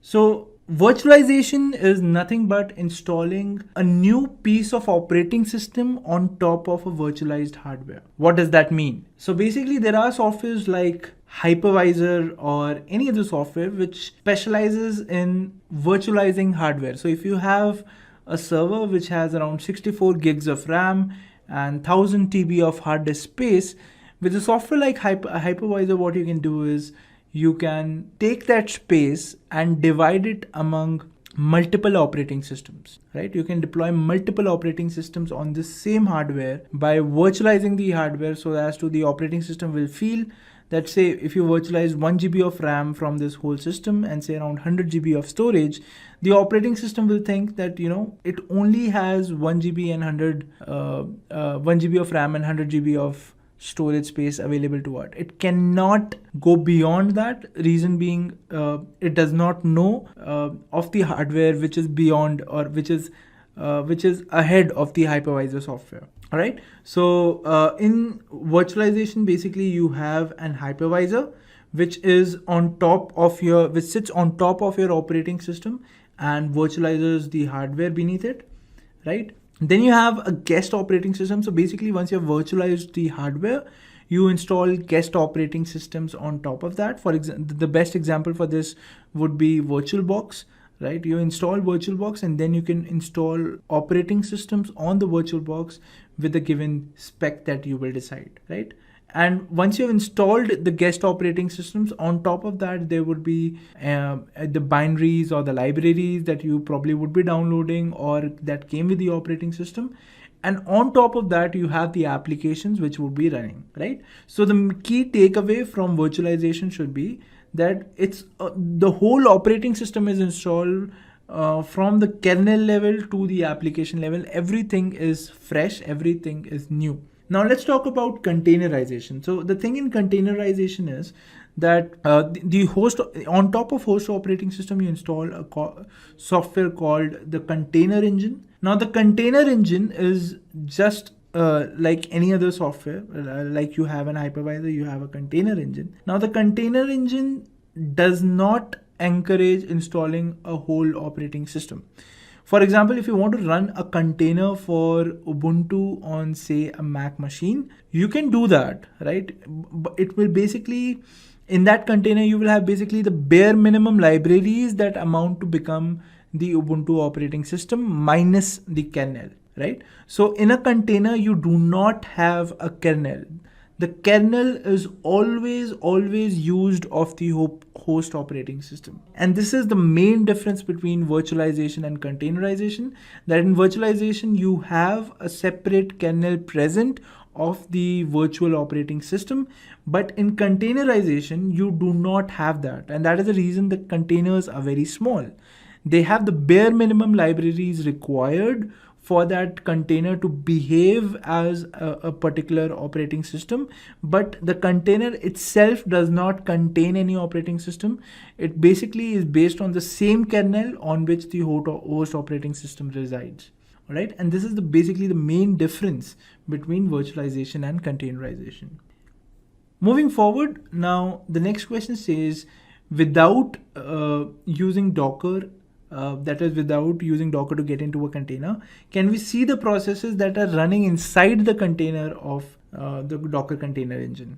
All right. So this basically is relating to the same fact that if you want to see the processes of a container which are running inside the Docker container engine, if you can see them from the outside, basically that means that the processes are running in the same kernel of the host operating system, right? The processes that are running in the Docker container engine would be basically as an addition to whatever is running on the host operating system as well. And you can see that using the ps-aux command, right? So for the host operating system, it's just like any other software or any other process that it has to run. But for the container, it basically thinks that it is running inside an operating system, which it actually is not. Right? So can you see the processes? So the answer is yes, you can see the processes which are running inside a Docker container. And how can you see that? How can you basically see these processes? Let me demonstrate it to you. Okay, so we have come back to our AWS server. Let me clear the screen. All right, so if I do a Docker PS right now, you can see that there are no containers which are running on this system as of now. Now what I'll do is I'll run a container for Ubuntu. So I'll do a Docker run -it and then -d and then Ubuntu. All right, so this ran a container for me. And if I do a Docker PS now, you can see that there's a container running, which is basically of the Ubuntu image. So if I go inside this container now, so I'll do a docker exec -it and then bash. Docker exec -it and then I forgot the container ID. So the container ID and then bash. So if I do that, I'm inside the container, right? And there's no process running inside this container as of now. Now, if I were to duplicate this, let me quickly again do an SSH. So I'll do an SSH into the same server again so that I'm on $. Okay, great. So if I do a ps-aux, these are all the processes which are running inside the operating system right now, right? But let us make it a little simpler. What we can do is, let me see all the processes which has the word watch in them, right? So let me make it more clear for you. So these are the processes which have the watch keyword inside of them.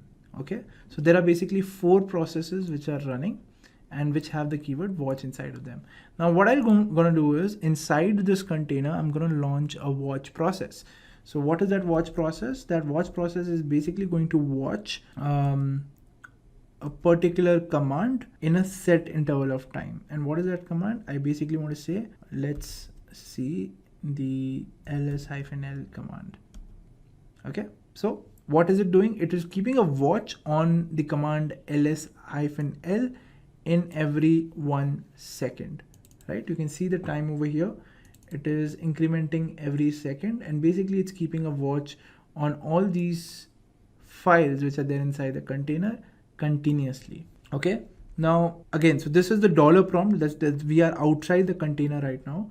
Now if I again do the same command, that is again I search for processes which have the word watch in it, I can actually see that there is a new process which is running over here, and this process is running inside the container, which I'm able to see from the host operating system level, right? So the host operating system is basically treating this particular process as if it was running on its own system. That is, the container and the host operating system, because they are sharing the same kernel, the host operating system is taking this process as if it was running inside of it, right? But if we look closely, this watch command is running inside the container, right? Let me just quickly stop it. You can see we are still inside the container, and we have stopped the watch command. And if I go here and if I refresh, you can see that this watch command is again gone, which was being mentioned over here before. Just a quick info, guys. Intellipaat provides Microsoft Azure DevOps Certification course in partnership with Microsoft and mentored by industry experts. The course link of which is given in the description below. Now, let's continue with the session.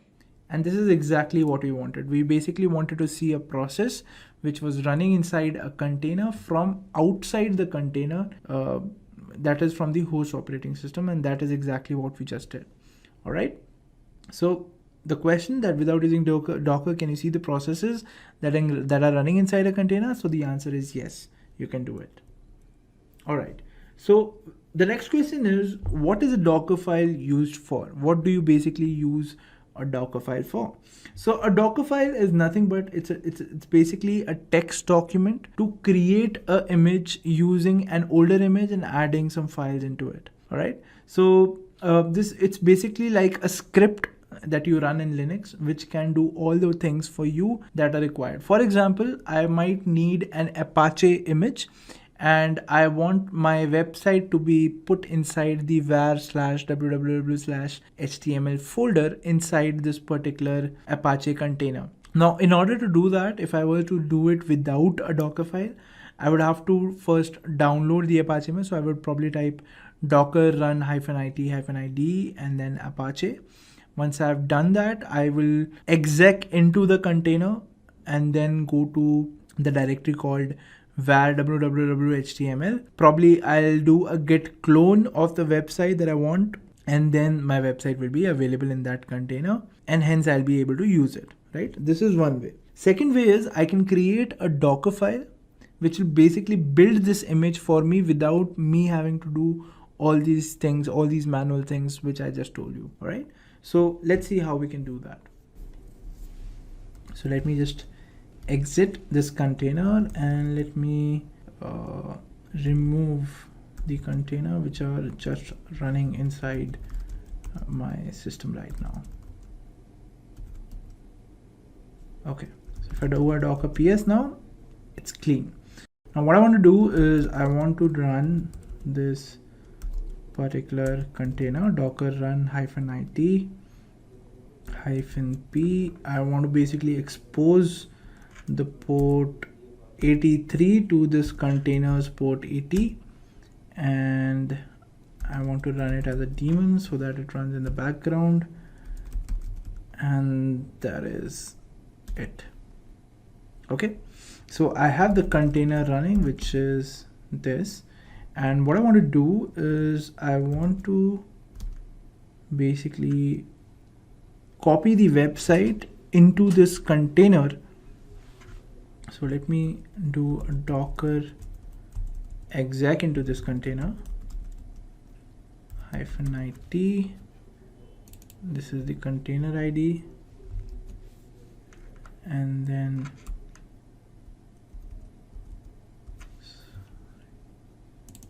container ID, and then bash.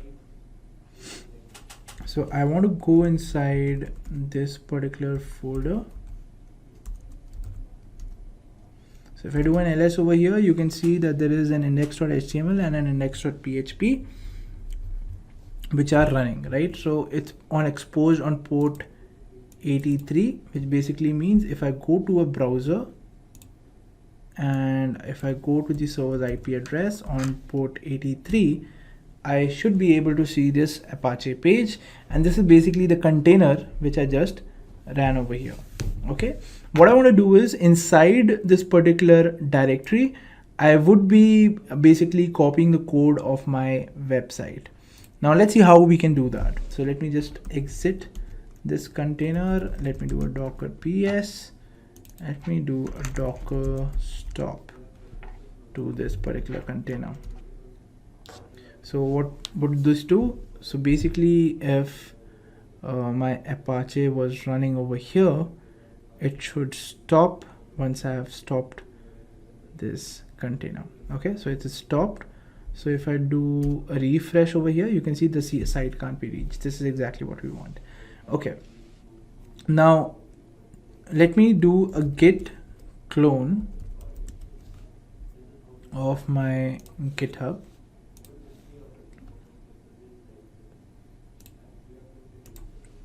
I'll do a git clone.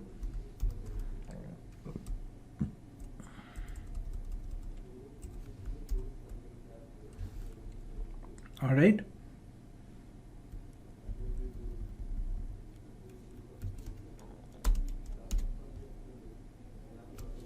Awesome. Now I'll go inside this folder, and basically I want to copy this particular folder inside the container. All right, so for doing that, let's create a Docker file, and what I want to say is in the image shhar/web app, I want to add the folder DevOps IQ, and where do I want to add it? Inside the container. I want to add it in this particular directory. Okay, this is where I want to add it, and inside DevOps IQ. Okay, fair enough.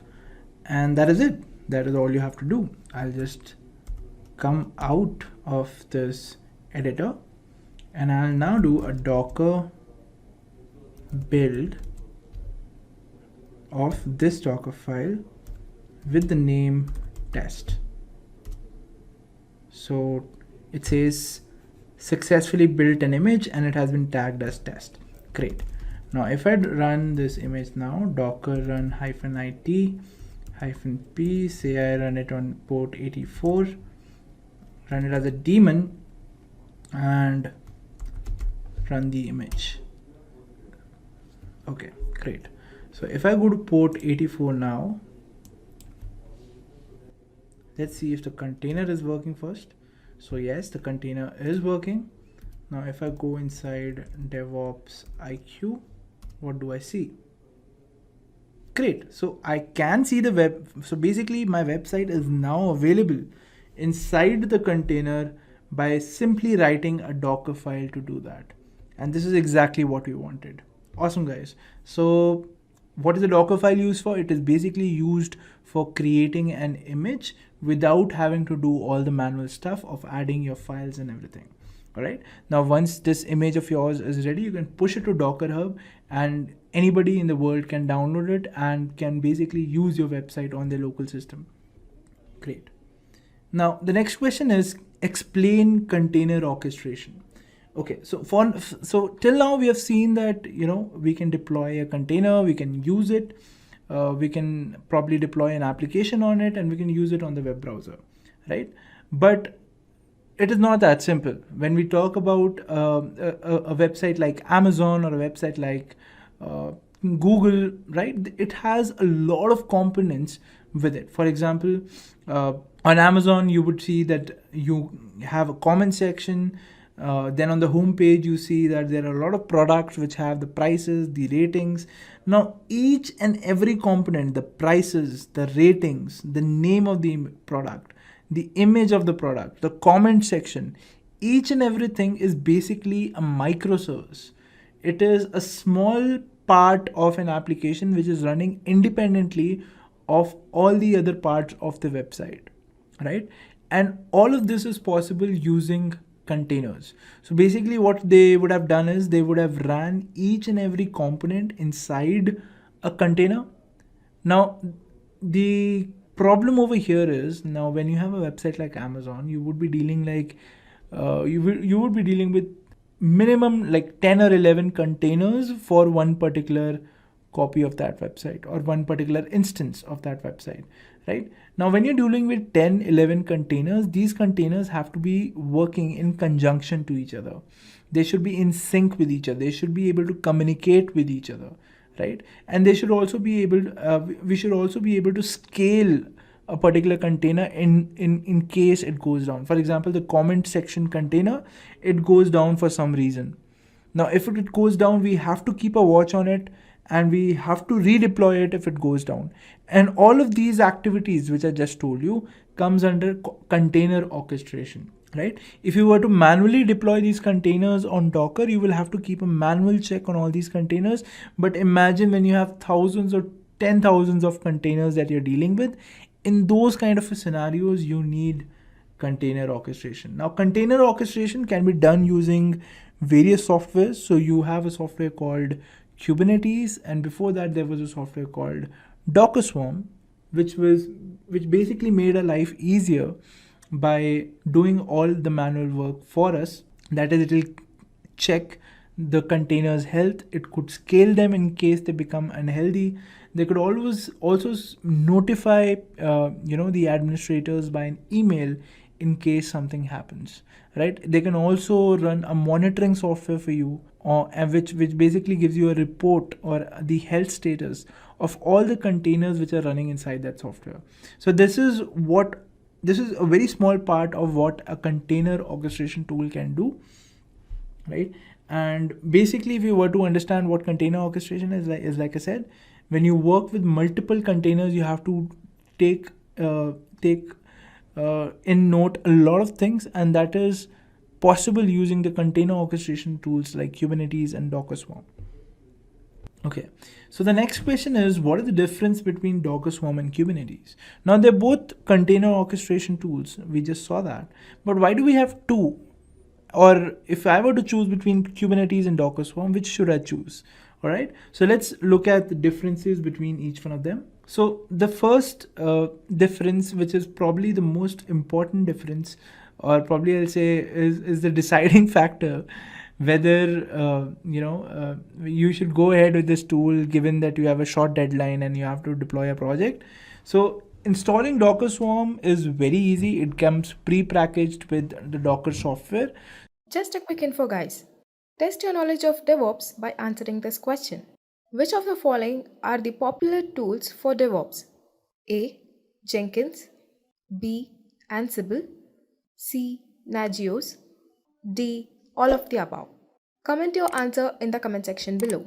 Subscribe to Intellipaat to know the right answer. Now, let's continue with the session.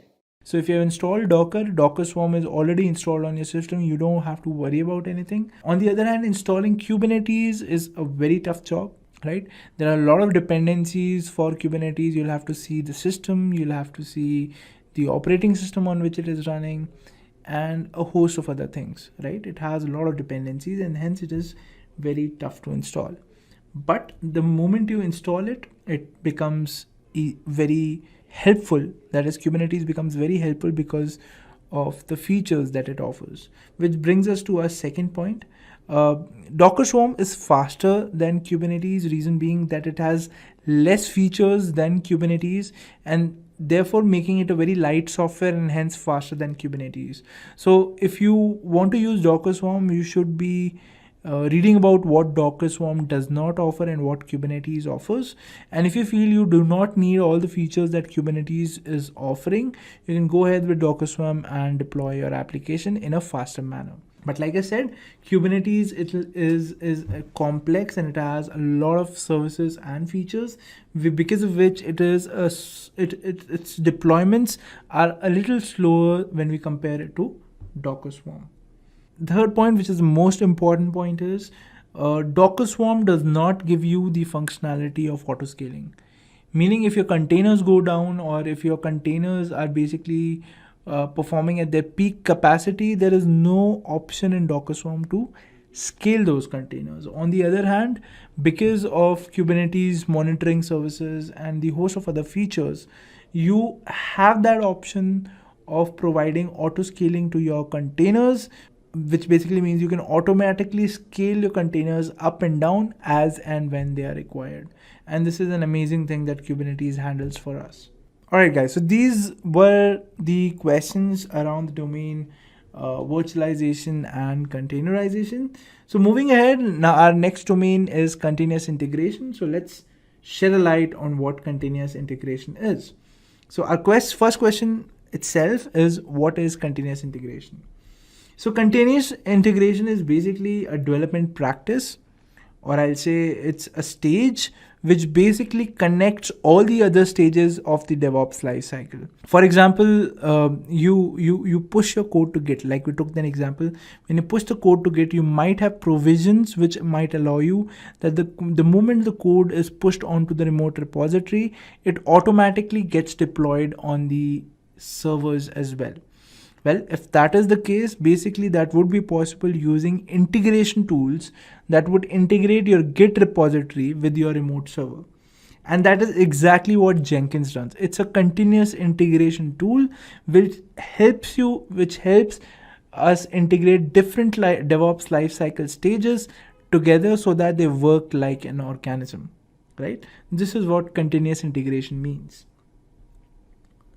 So, because we discussed about what continuous integration is, our next question says, create a CI/CD pipeline using Git and Jenkins to deploy a website on every commit on the main branch. So on every push that you make to the remote repository, the code should automatically get deployed on a remote server.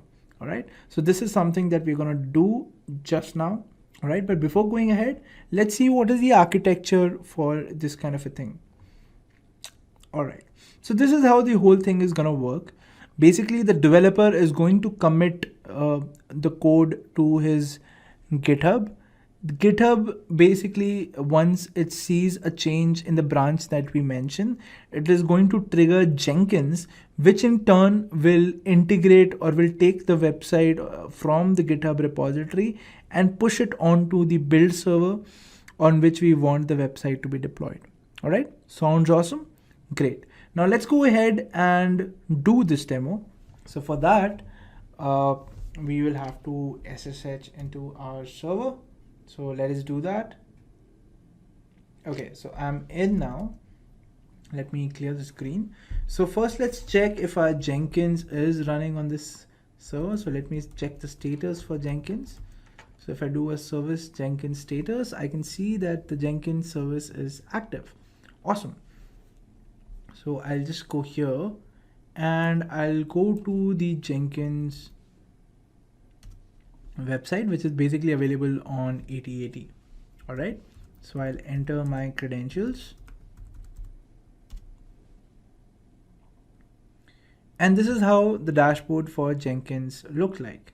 Now our question is, or our aim is to create a job which basically will push a website that we are uploading to GitHub on a particular server.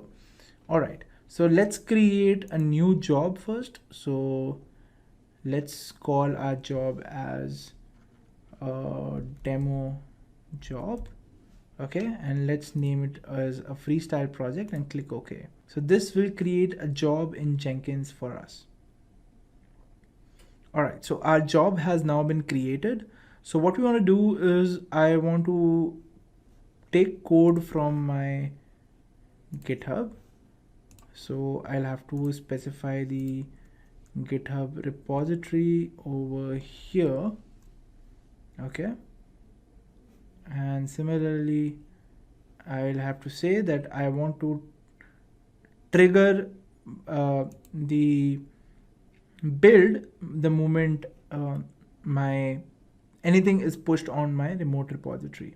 All right, and this should be it.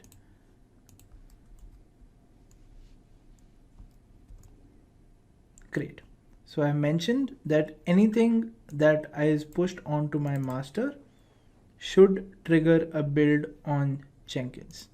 Okay, and what should this build, or what set of commands do I want to run once build is triggered?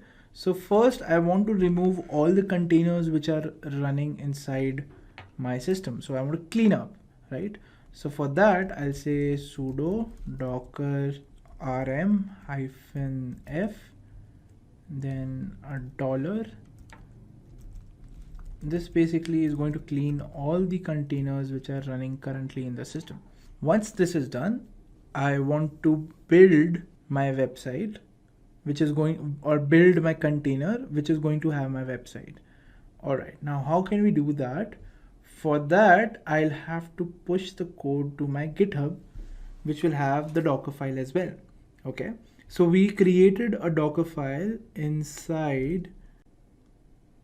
Okay, so here it is. So we have our Docker file created in the DevOps IQ folder, which was there in my home directory. Now what I want to do is I want to push. So what is there inside this Docker file? We saw that we could create a Docker file using, if we write something like this in our Docker file, and this would basically create an image with our code which is there on GitHub. All right, so what we'll do, we'll just push this code to our remote repository.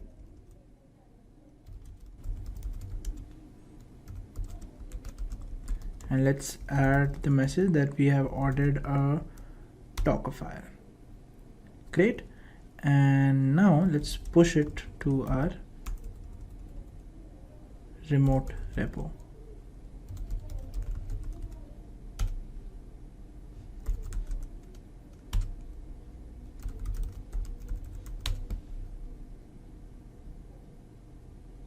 Great. So it has been pushed to my remote repo. And now if I just go here and check if my changes have been done or not, let me just quickly refresh it. So yes, I have a Docker file in my Git repository right now, which was committed 42 seconds ago. Awesome. Great. So now what I'll do is I'll come to my Jenkins and I will say that build sudo docker build the Docker file. Now where is that Docker file? The Docker file will basically be downloaded in the Jenkins workspace. So that is in var lib Jenkins workspace, and then the name of the job, which is demo job, and that is it.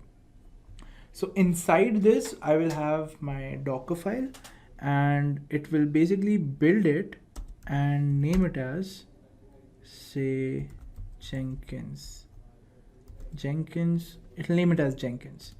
In the next step, what I'll do a sudo docker run -it and then -p, and say I want to deploy it on 84 or say 87 port.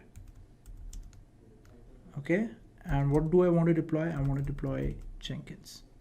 Okay, so this should do this should basically do all the stuff. So in the first command, basically we're removing any container which is running on the system.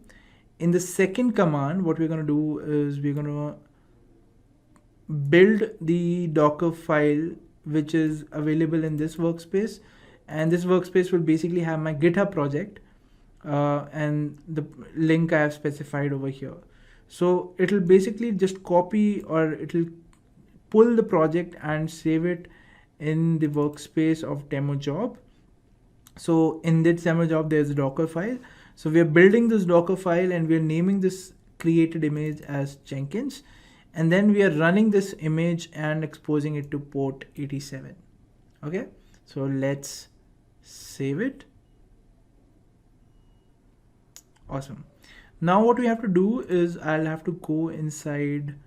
So if you want to configure a webhook, the way to do that, when I say a webhook, basically you want your GitHub to interact with your Jenkins whenever there is a push to a particular repository. So in your repository, go to settings and then go to webhooks.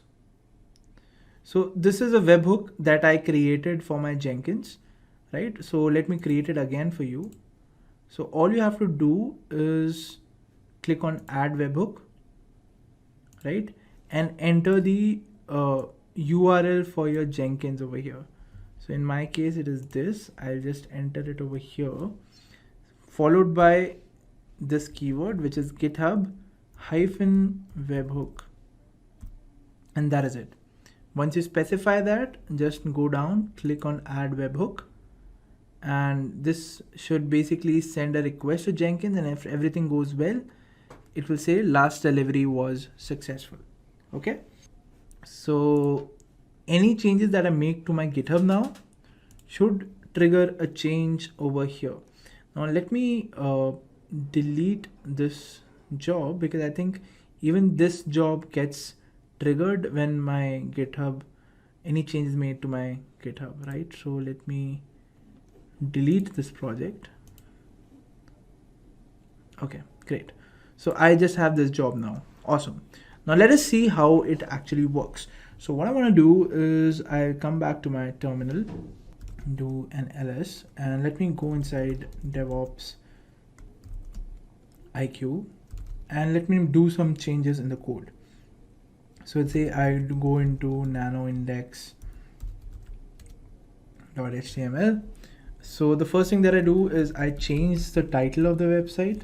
So I call it as Jenkins test website.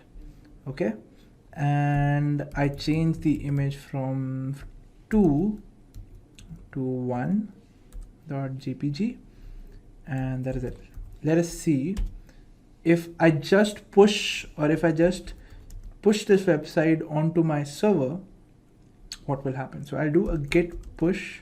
Sorry, first I'll have to add these changed files into my repository. Git push origin master, sorry, git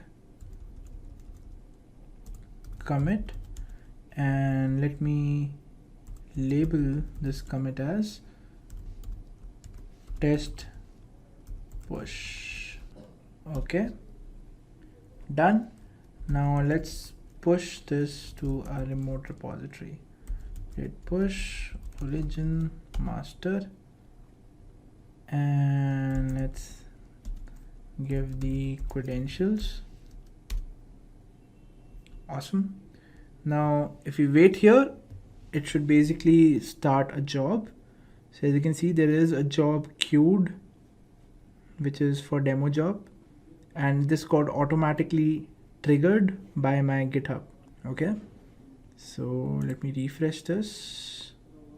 Okay, so the moment it gives you a red, that basically means that your job has been failed. So let's see what had just happened, why our job got failed.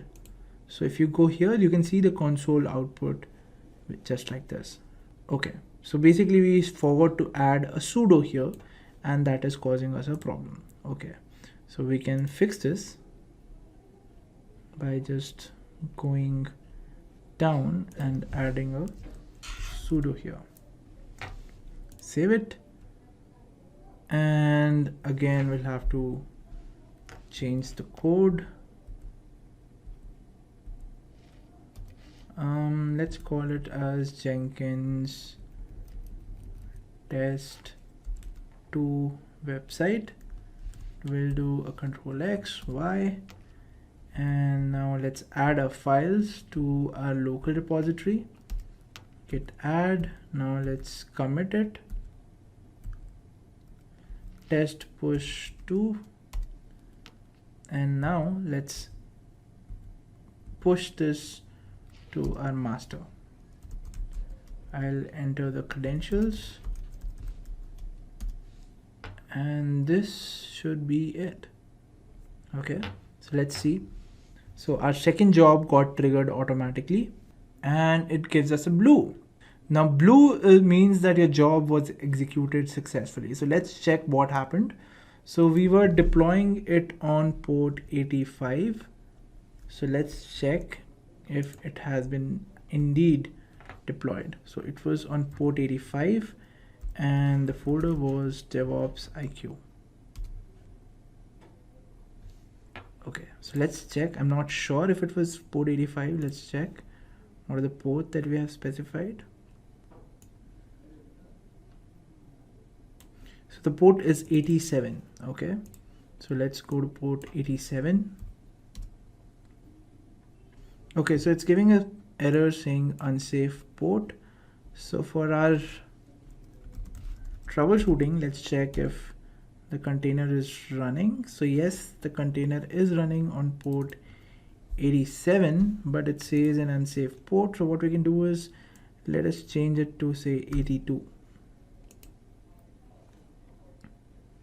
And now let's just try to build the job from here. We'll just click on build now.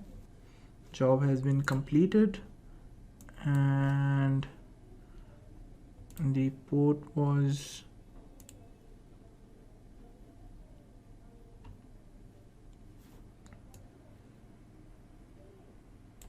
82. Yes, so Apache is working. Now let's try going inside DevOps IQ folder. And there you go. You have your website with this title which you pushed on GitHub. Now for one more time for testing purposes, let us push our code once more and see what happens. So I'll say that this website is test3 website and say I'll change the image as well to 2.jpeg.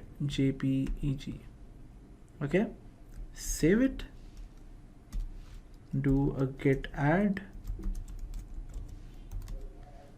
do a commit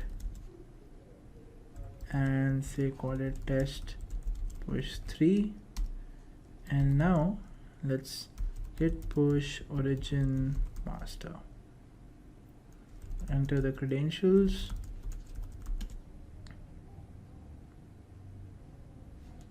great. Now let's check what will happen.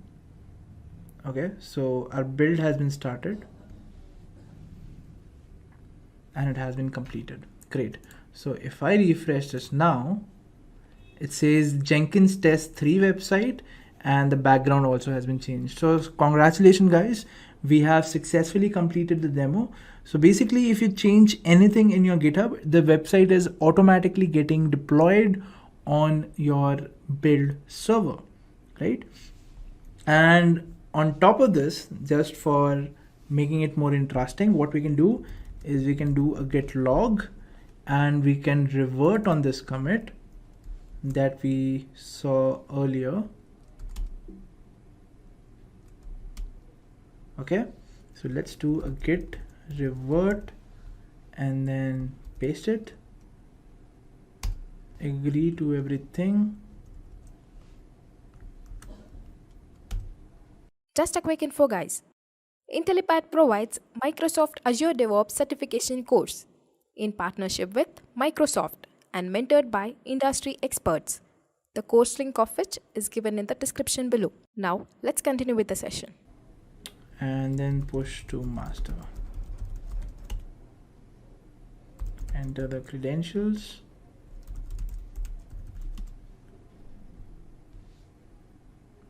Everything has been pushed. Job is getting triggered.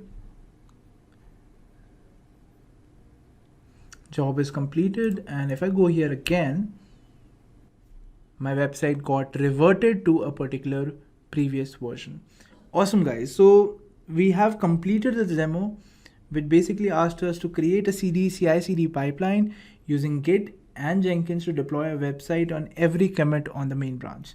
So you have done it successfully. Awesome.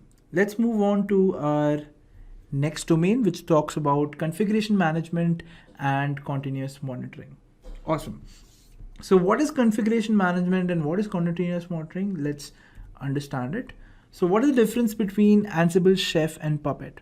Now, before understanding the difference between Ansible, Chef, and Puppet, these are basically configuration management tools. What is configuration management? If you have, say, around 200 servers and you want to install a particular software on each of these servers, what will you do?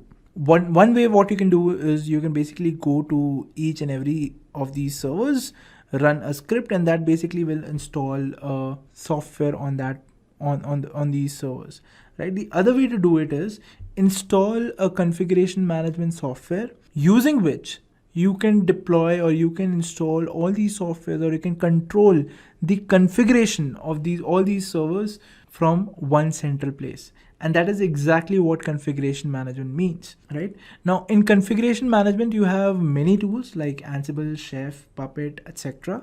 But these are the three top tools which are used in the industry. Now, the question is, what is the difference between Ansible, Chef, and Puppet? All right, so let's go ahead and see the differences.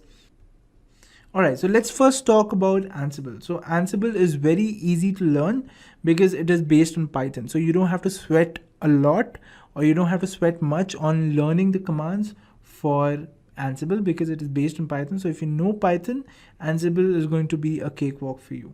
It is preferred for environments which are designed to scale rapidly. Basically, with Ansible, the thing is that you don't have to install the Ansible client software on the systems on which you want to basically deploy the configuration. Ansible just has to be installed on the master, and that is it. No other configuration required. You can directly control the configuration of the client server given you have the access to it. So it offers simplified orchestration, reason being, like I just told you, that you don't have to worry about installing softwares on the client machines. Ansible can standalone take care of all the complications that come forward when you are dealing with deploying configurations without installing a particular software on the client machines. But this is basically a disadvantage of Ansible, that it has a very underdeveloped GUI. That is, you only get the CLI to work with, right? And it has very limited features when we compare it with Puppet and Chef. Now let's talk about Chef. How is Chef different from Ansible? So it is Ruby based, and hence it's difficult to learn. Now Ruby is a language that not many people are acquainted with, and hence people might find it difficult to get versed with the commands of Chef. The initial setup is complicated. When I compare it with Ansible, the setup was very easy because I just had to install Ansible on the host machine, and on the client machine I didn't have to install any software. So, but with Chef you have to do that, and hence it becomes a little complicated. But once all the setup and everything is done, Chef is very stable, right? It has been, since it's a community product and it has been well contributed to, it's a very stable product and it offers you resiliency.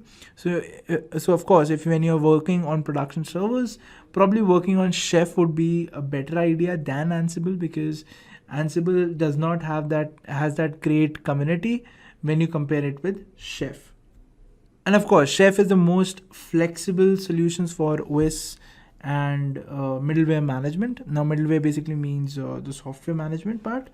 Chef offers to be a great choice for configuration management. Reason being, it is very reliable and is very mature, because it was probably among the first configuration management tools to come out. And because community has contributed a lot to this project, it is very mature in its development stages as well. Now let's talk about Puppet. So Puppet can be tough for people who are beginners in the DevOps world, right? Because it uses its own language called Puppet DSL, right? The setup part is smooth when you compare it with Chef. but it's a little harder than Ansible, because when you're using Puppet, we use a master and an agent as well. So you will have to install Puppet agent on the client machine, and only then Puppet will be able to interact with the client software, right?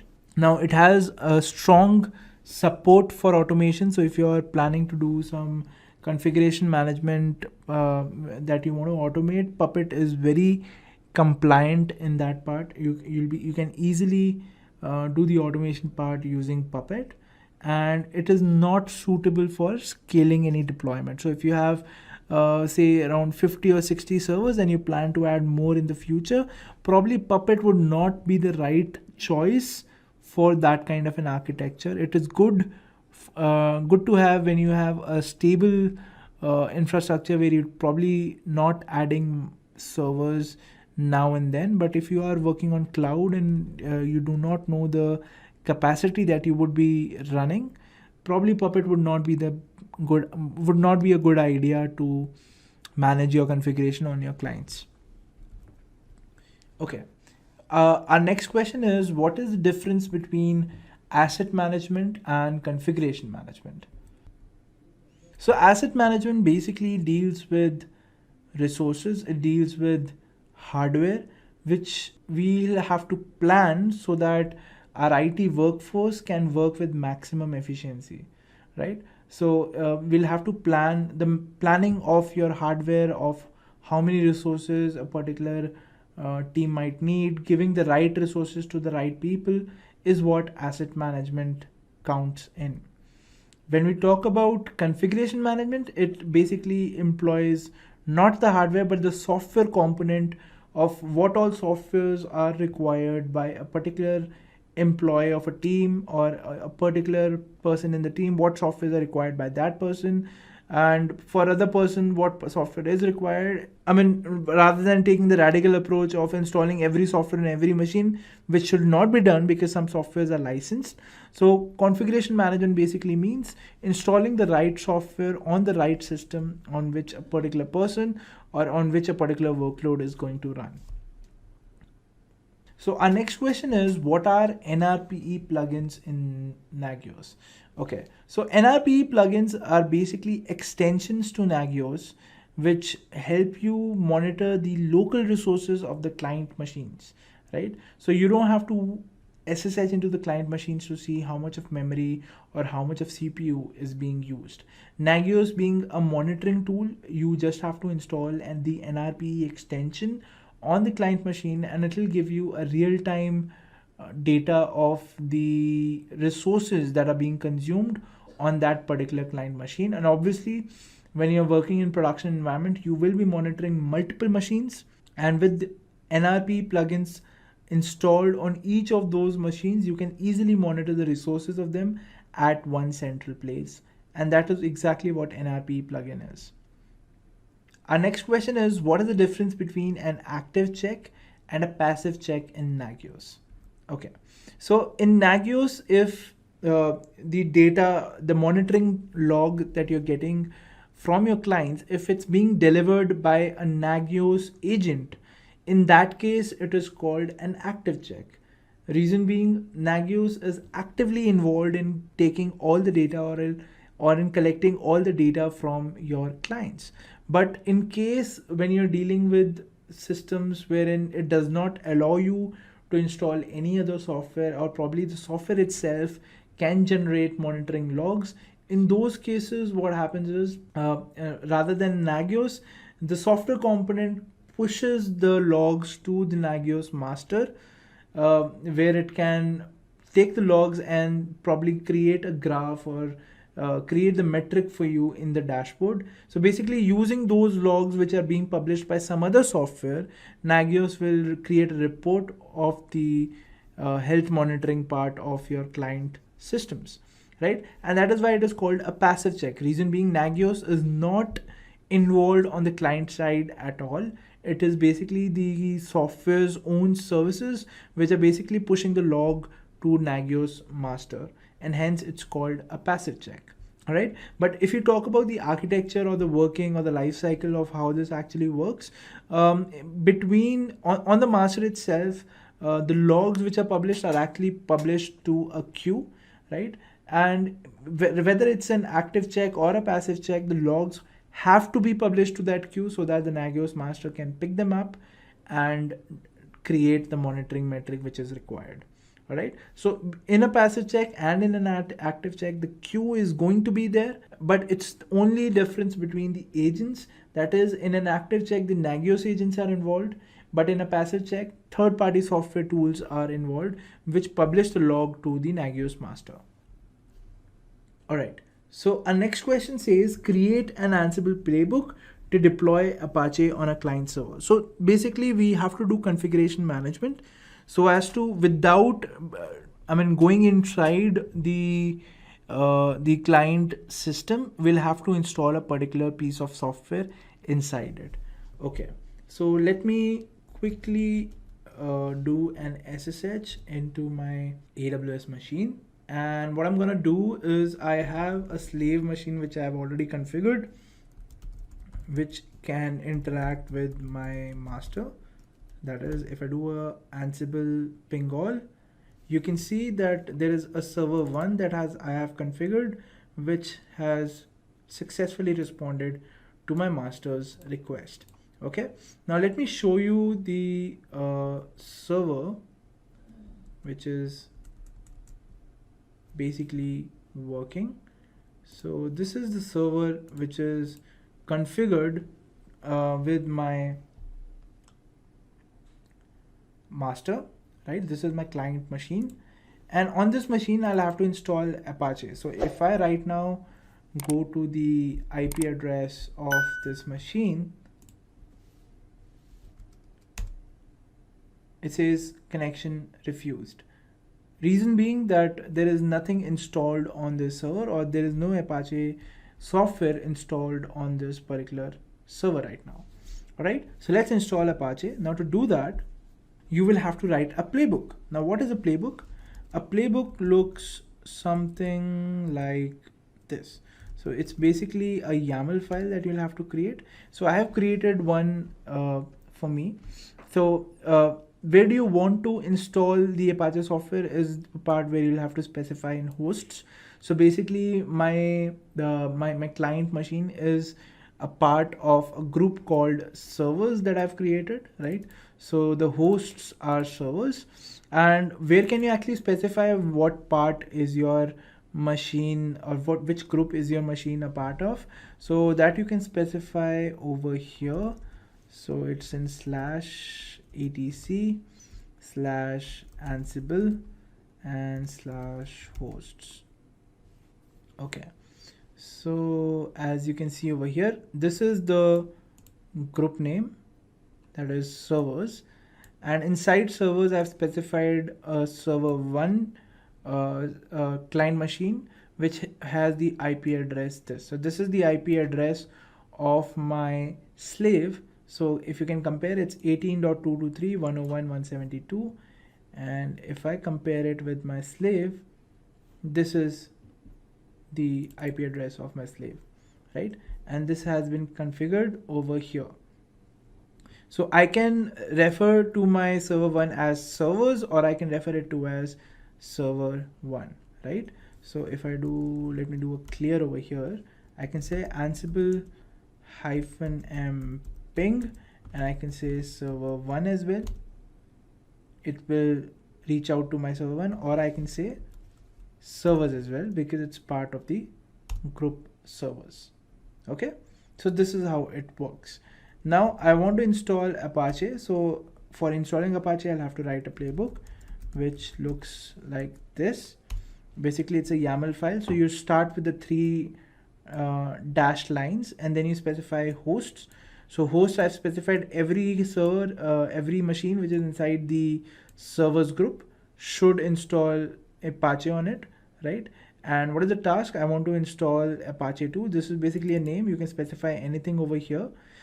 Then I've specified apt. Basically, I want to use the apt package to install Apache 2, the latest software. Okay. Now, what I will do, I will type in Ansible -playbook, and I'll type in Apache .yaml. I'll hit enter, and now it has started to install everything. So it is installing on the servers group. It is gathering the facts, and it saw that it is able to communicate with server 1, and now it is accomplishing the task of installing Apache. All right, so it has been done successfully. So if I go to my Chrome browser now, and if I refresh the address, you can see that Apache is installed on this server automatically. So I didn't have to basically SSH into the server. It all happened automatically. And if I had like 5-6 computers which were running on AWS, and if I wanted to install the software on it using Apache, using Ansible, this would have been the same way. It's only that in the server group, I would have specified more IP addresses which my Ansible could talk to. Okay, so this was our task of basically deploying an Ansible playbook on a client server without SSH, doing an SSH into that client server and doing it from a central location. All right, so this is done. Now let's move on to our next domain, which is continuous testing. Now, what is continuous testing? So we talked about continuous development, which is done using GitHub. We talked about continuous integration, which is possible using Jenkins. We talked about continuous configuration management, which can be done using Ansible. And next online is we have continuous testing. So once the code has been deployed, it has been integrated with Jenkins, it has been deployed on a server. The next thing is automated testing that we discussed in the best practices before, right? And it can be done using a tool called Selenium, a software called Selenium WebDriver, right? So the first question is, list out the technical challenges with Selenium. So the Selenium tool is used widely for automatic testing or automated testing, but what are the problems that you get with Selenium? So if you're using Selenium, mobile testing cannot be done. So if you have developed an application for your mobile, you cannot test it using Selenium. The reporting capabilities of Selenium are very limited. If your application or your web application deals with pop-up windows or it gives pop-up windows, Selenium would not be able to recognize those pop-up windows and work on them. And again, Selenium is only limited to web applications. So if you have an application that probably runs on desktop, probably it's a software that you have designed, you cannot test that software using Selenium. Selenium is only for those applications which can run inside a browser. And if you want to check whether there is some image in your web page and that image should have some particular content, it is a little difficult to implement it in Selenium. Although it is not it is possible. You'll have to import some libraries and other things like that. But natively, Selenium does not support image testing. You'll have to work around. You'll have to work around with Selenium to import some libraries which could do it for you. But like I said, natively Selenium does not support image testing. So our next question is, what is the difference between verify and assert commands? So let us see the differences. So if you're using assert in Selenium, if the command fails, the whole execution comes to a halt. Whereas in verify, it does not come to a halt. It keeps on continuing the rest of the lines which are written in the code. Now, how can it be helpful? How is it helpful to basically put execution at halt whenever there is an error which occurs for a particular line? It is helpful when you're dealing with critical cases. Like for example, if there are 5 cases and say if case 3 fails, case 4 and 5 cannot execute because they have a dependency on case 3. In those cases, I would say that you would have to use assert with the case 3. But in the same example, if you talk about case 1 and case 2, they do not have a dependency or they do not create a dependency for any other test cases that have to run, right? For example, case 3, case 4, case 5 are not dependent on case 1 and case 2. In those cases, we can run the verify command, which will not stop even if the test case fails, right? And this basically is done to see what all is working and what all is not in one shot in a testing program. And For those cases, you would use verify. But in the cases where you are testing critical cases and you do not want to waste your time testing other things, if one of your case fails, in those cases, you will use the assert test. So like I said, it is used to validate critical functionality, assert command, and verify is used to validate functionality which is of the normal behavior kind of scenario, which comes into the normal behavior. That is, it does not create a dependency for other things to not work because it stopped working. All right. So our next question is, what is the difference between set speed and sleep methods? So set speed is basically used for executing tasks at a particular interval that we specify. For example, say I want to echo hello world at intervals of 5 seconds. In that case, I can specify it using set speed. But sleep method basically suspends the execution of the whole program for a particular interval. For example, if you're doing a Selenium web test and the web page takes around 3 seconds to load, and you don't want testing to happen just after each line, you can specify a sleep method of say around 3 seconds, where it waits for 3 seconds for the website to load, and only then it will start executing the tests which follow that particular line. All right. So this is the difference between set speed and sleep. Just a quick info, guys. Intellipaat provides Microsoft Azure DevOps Certification course in partnership with Microsoft and mentored by industry experts. The course link of which is given in the description below.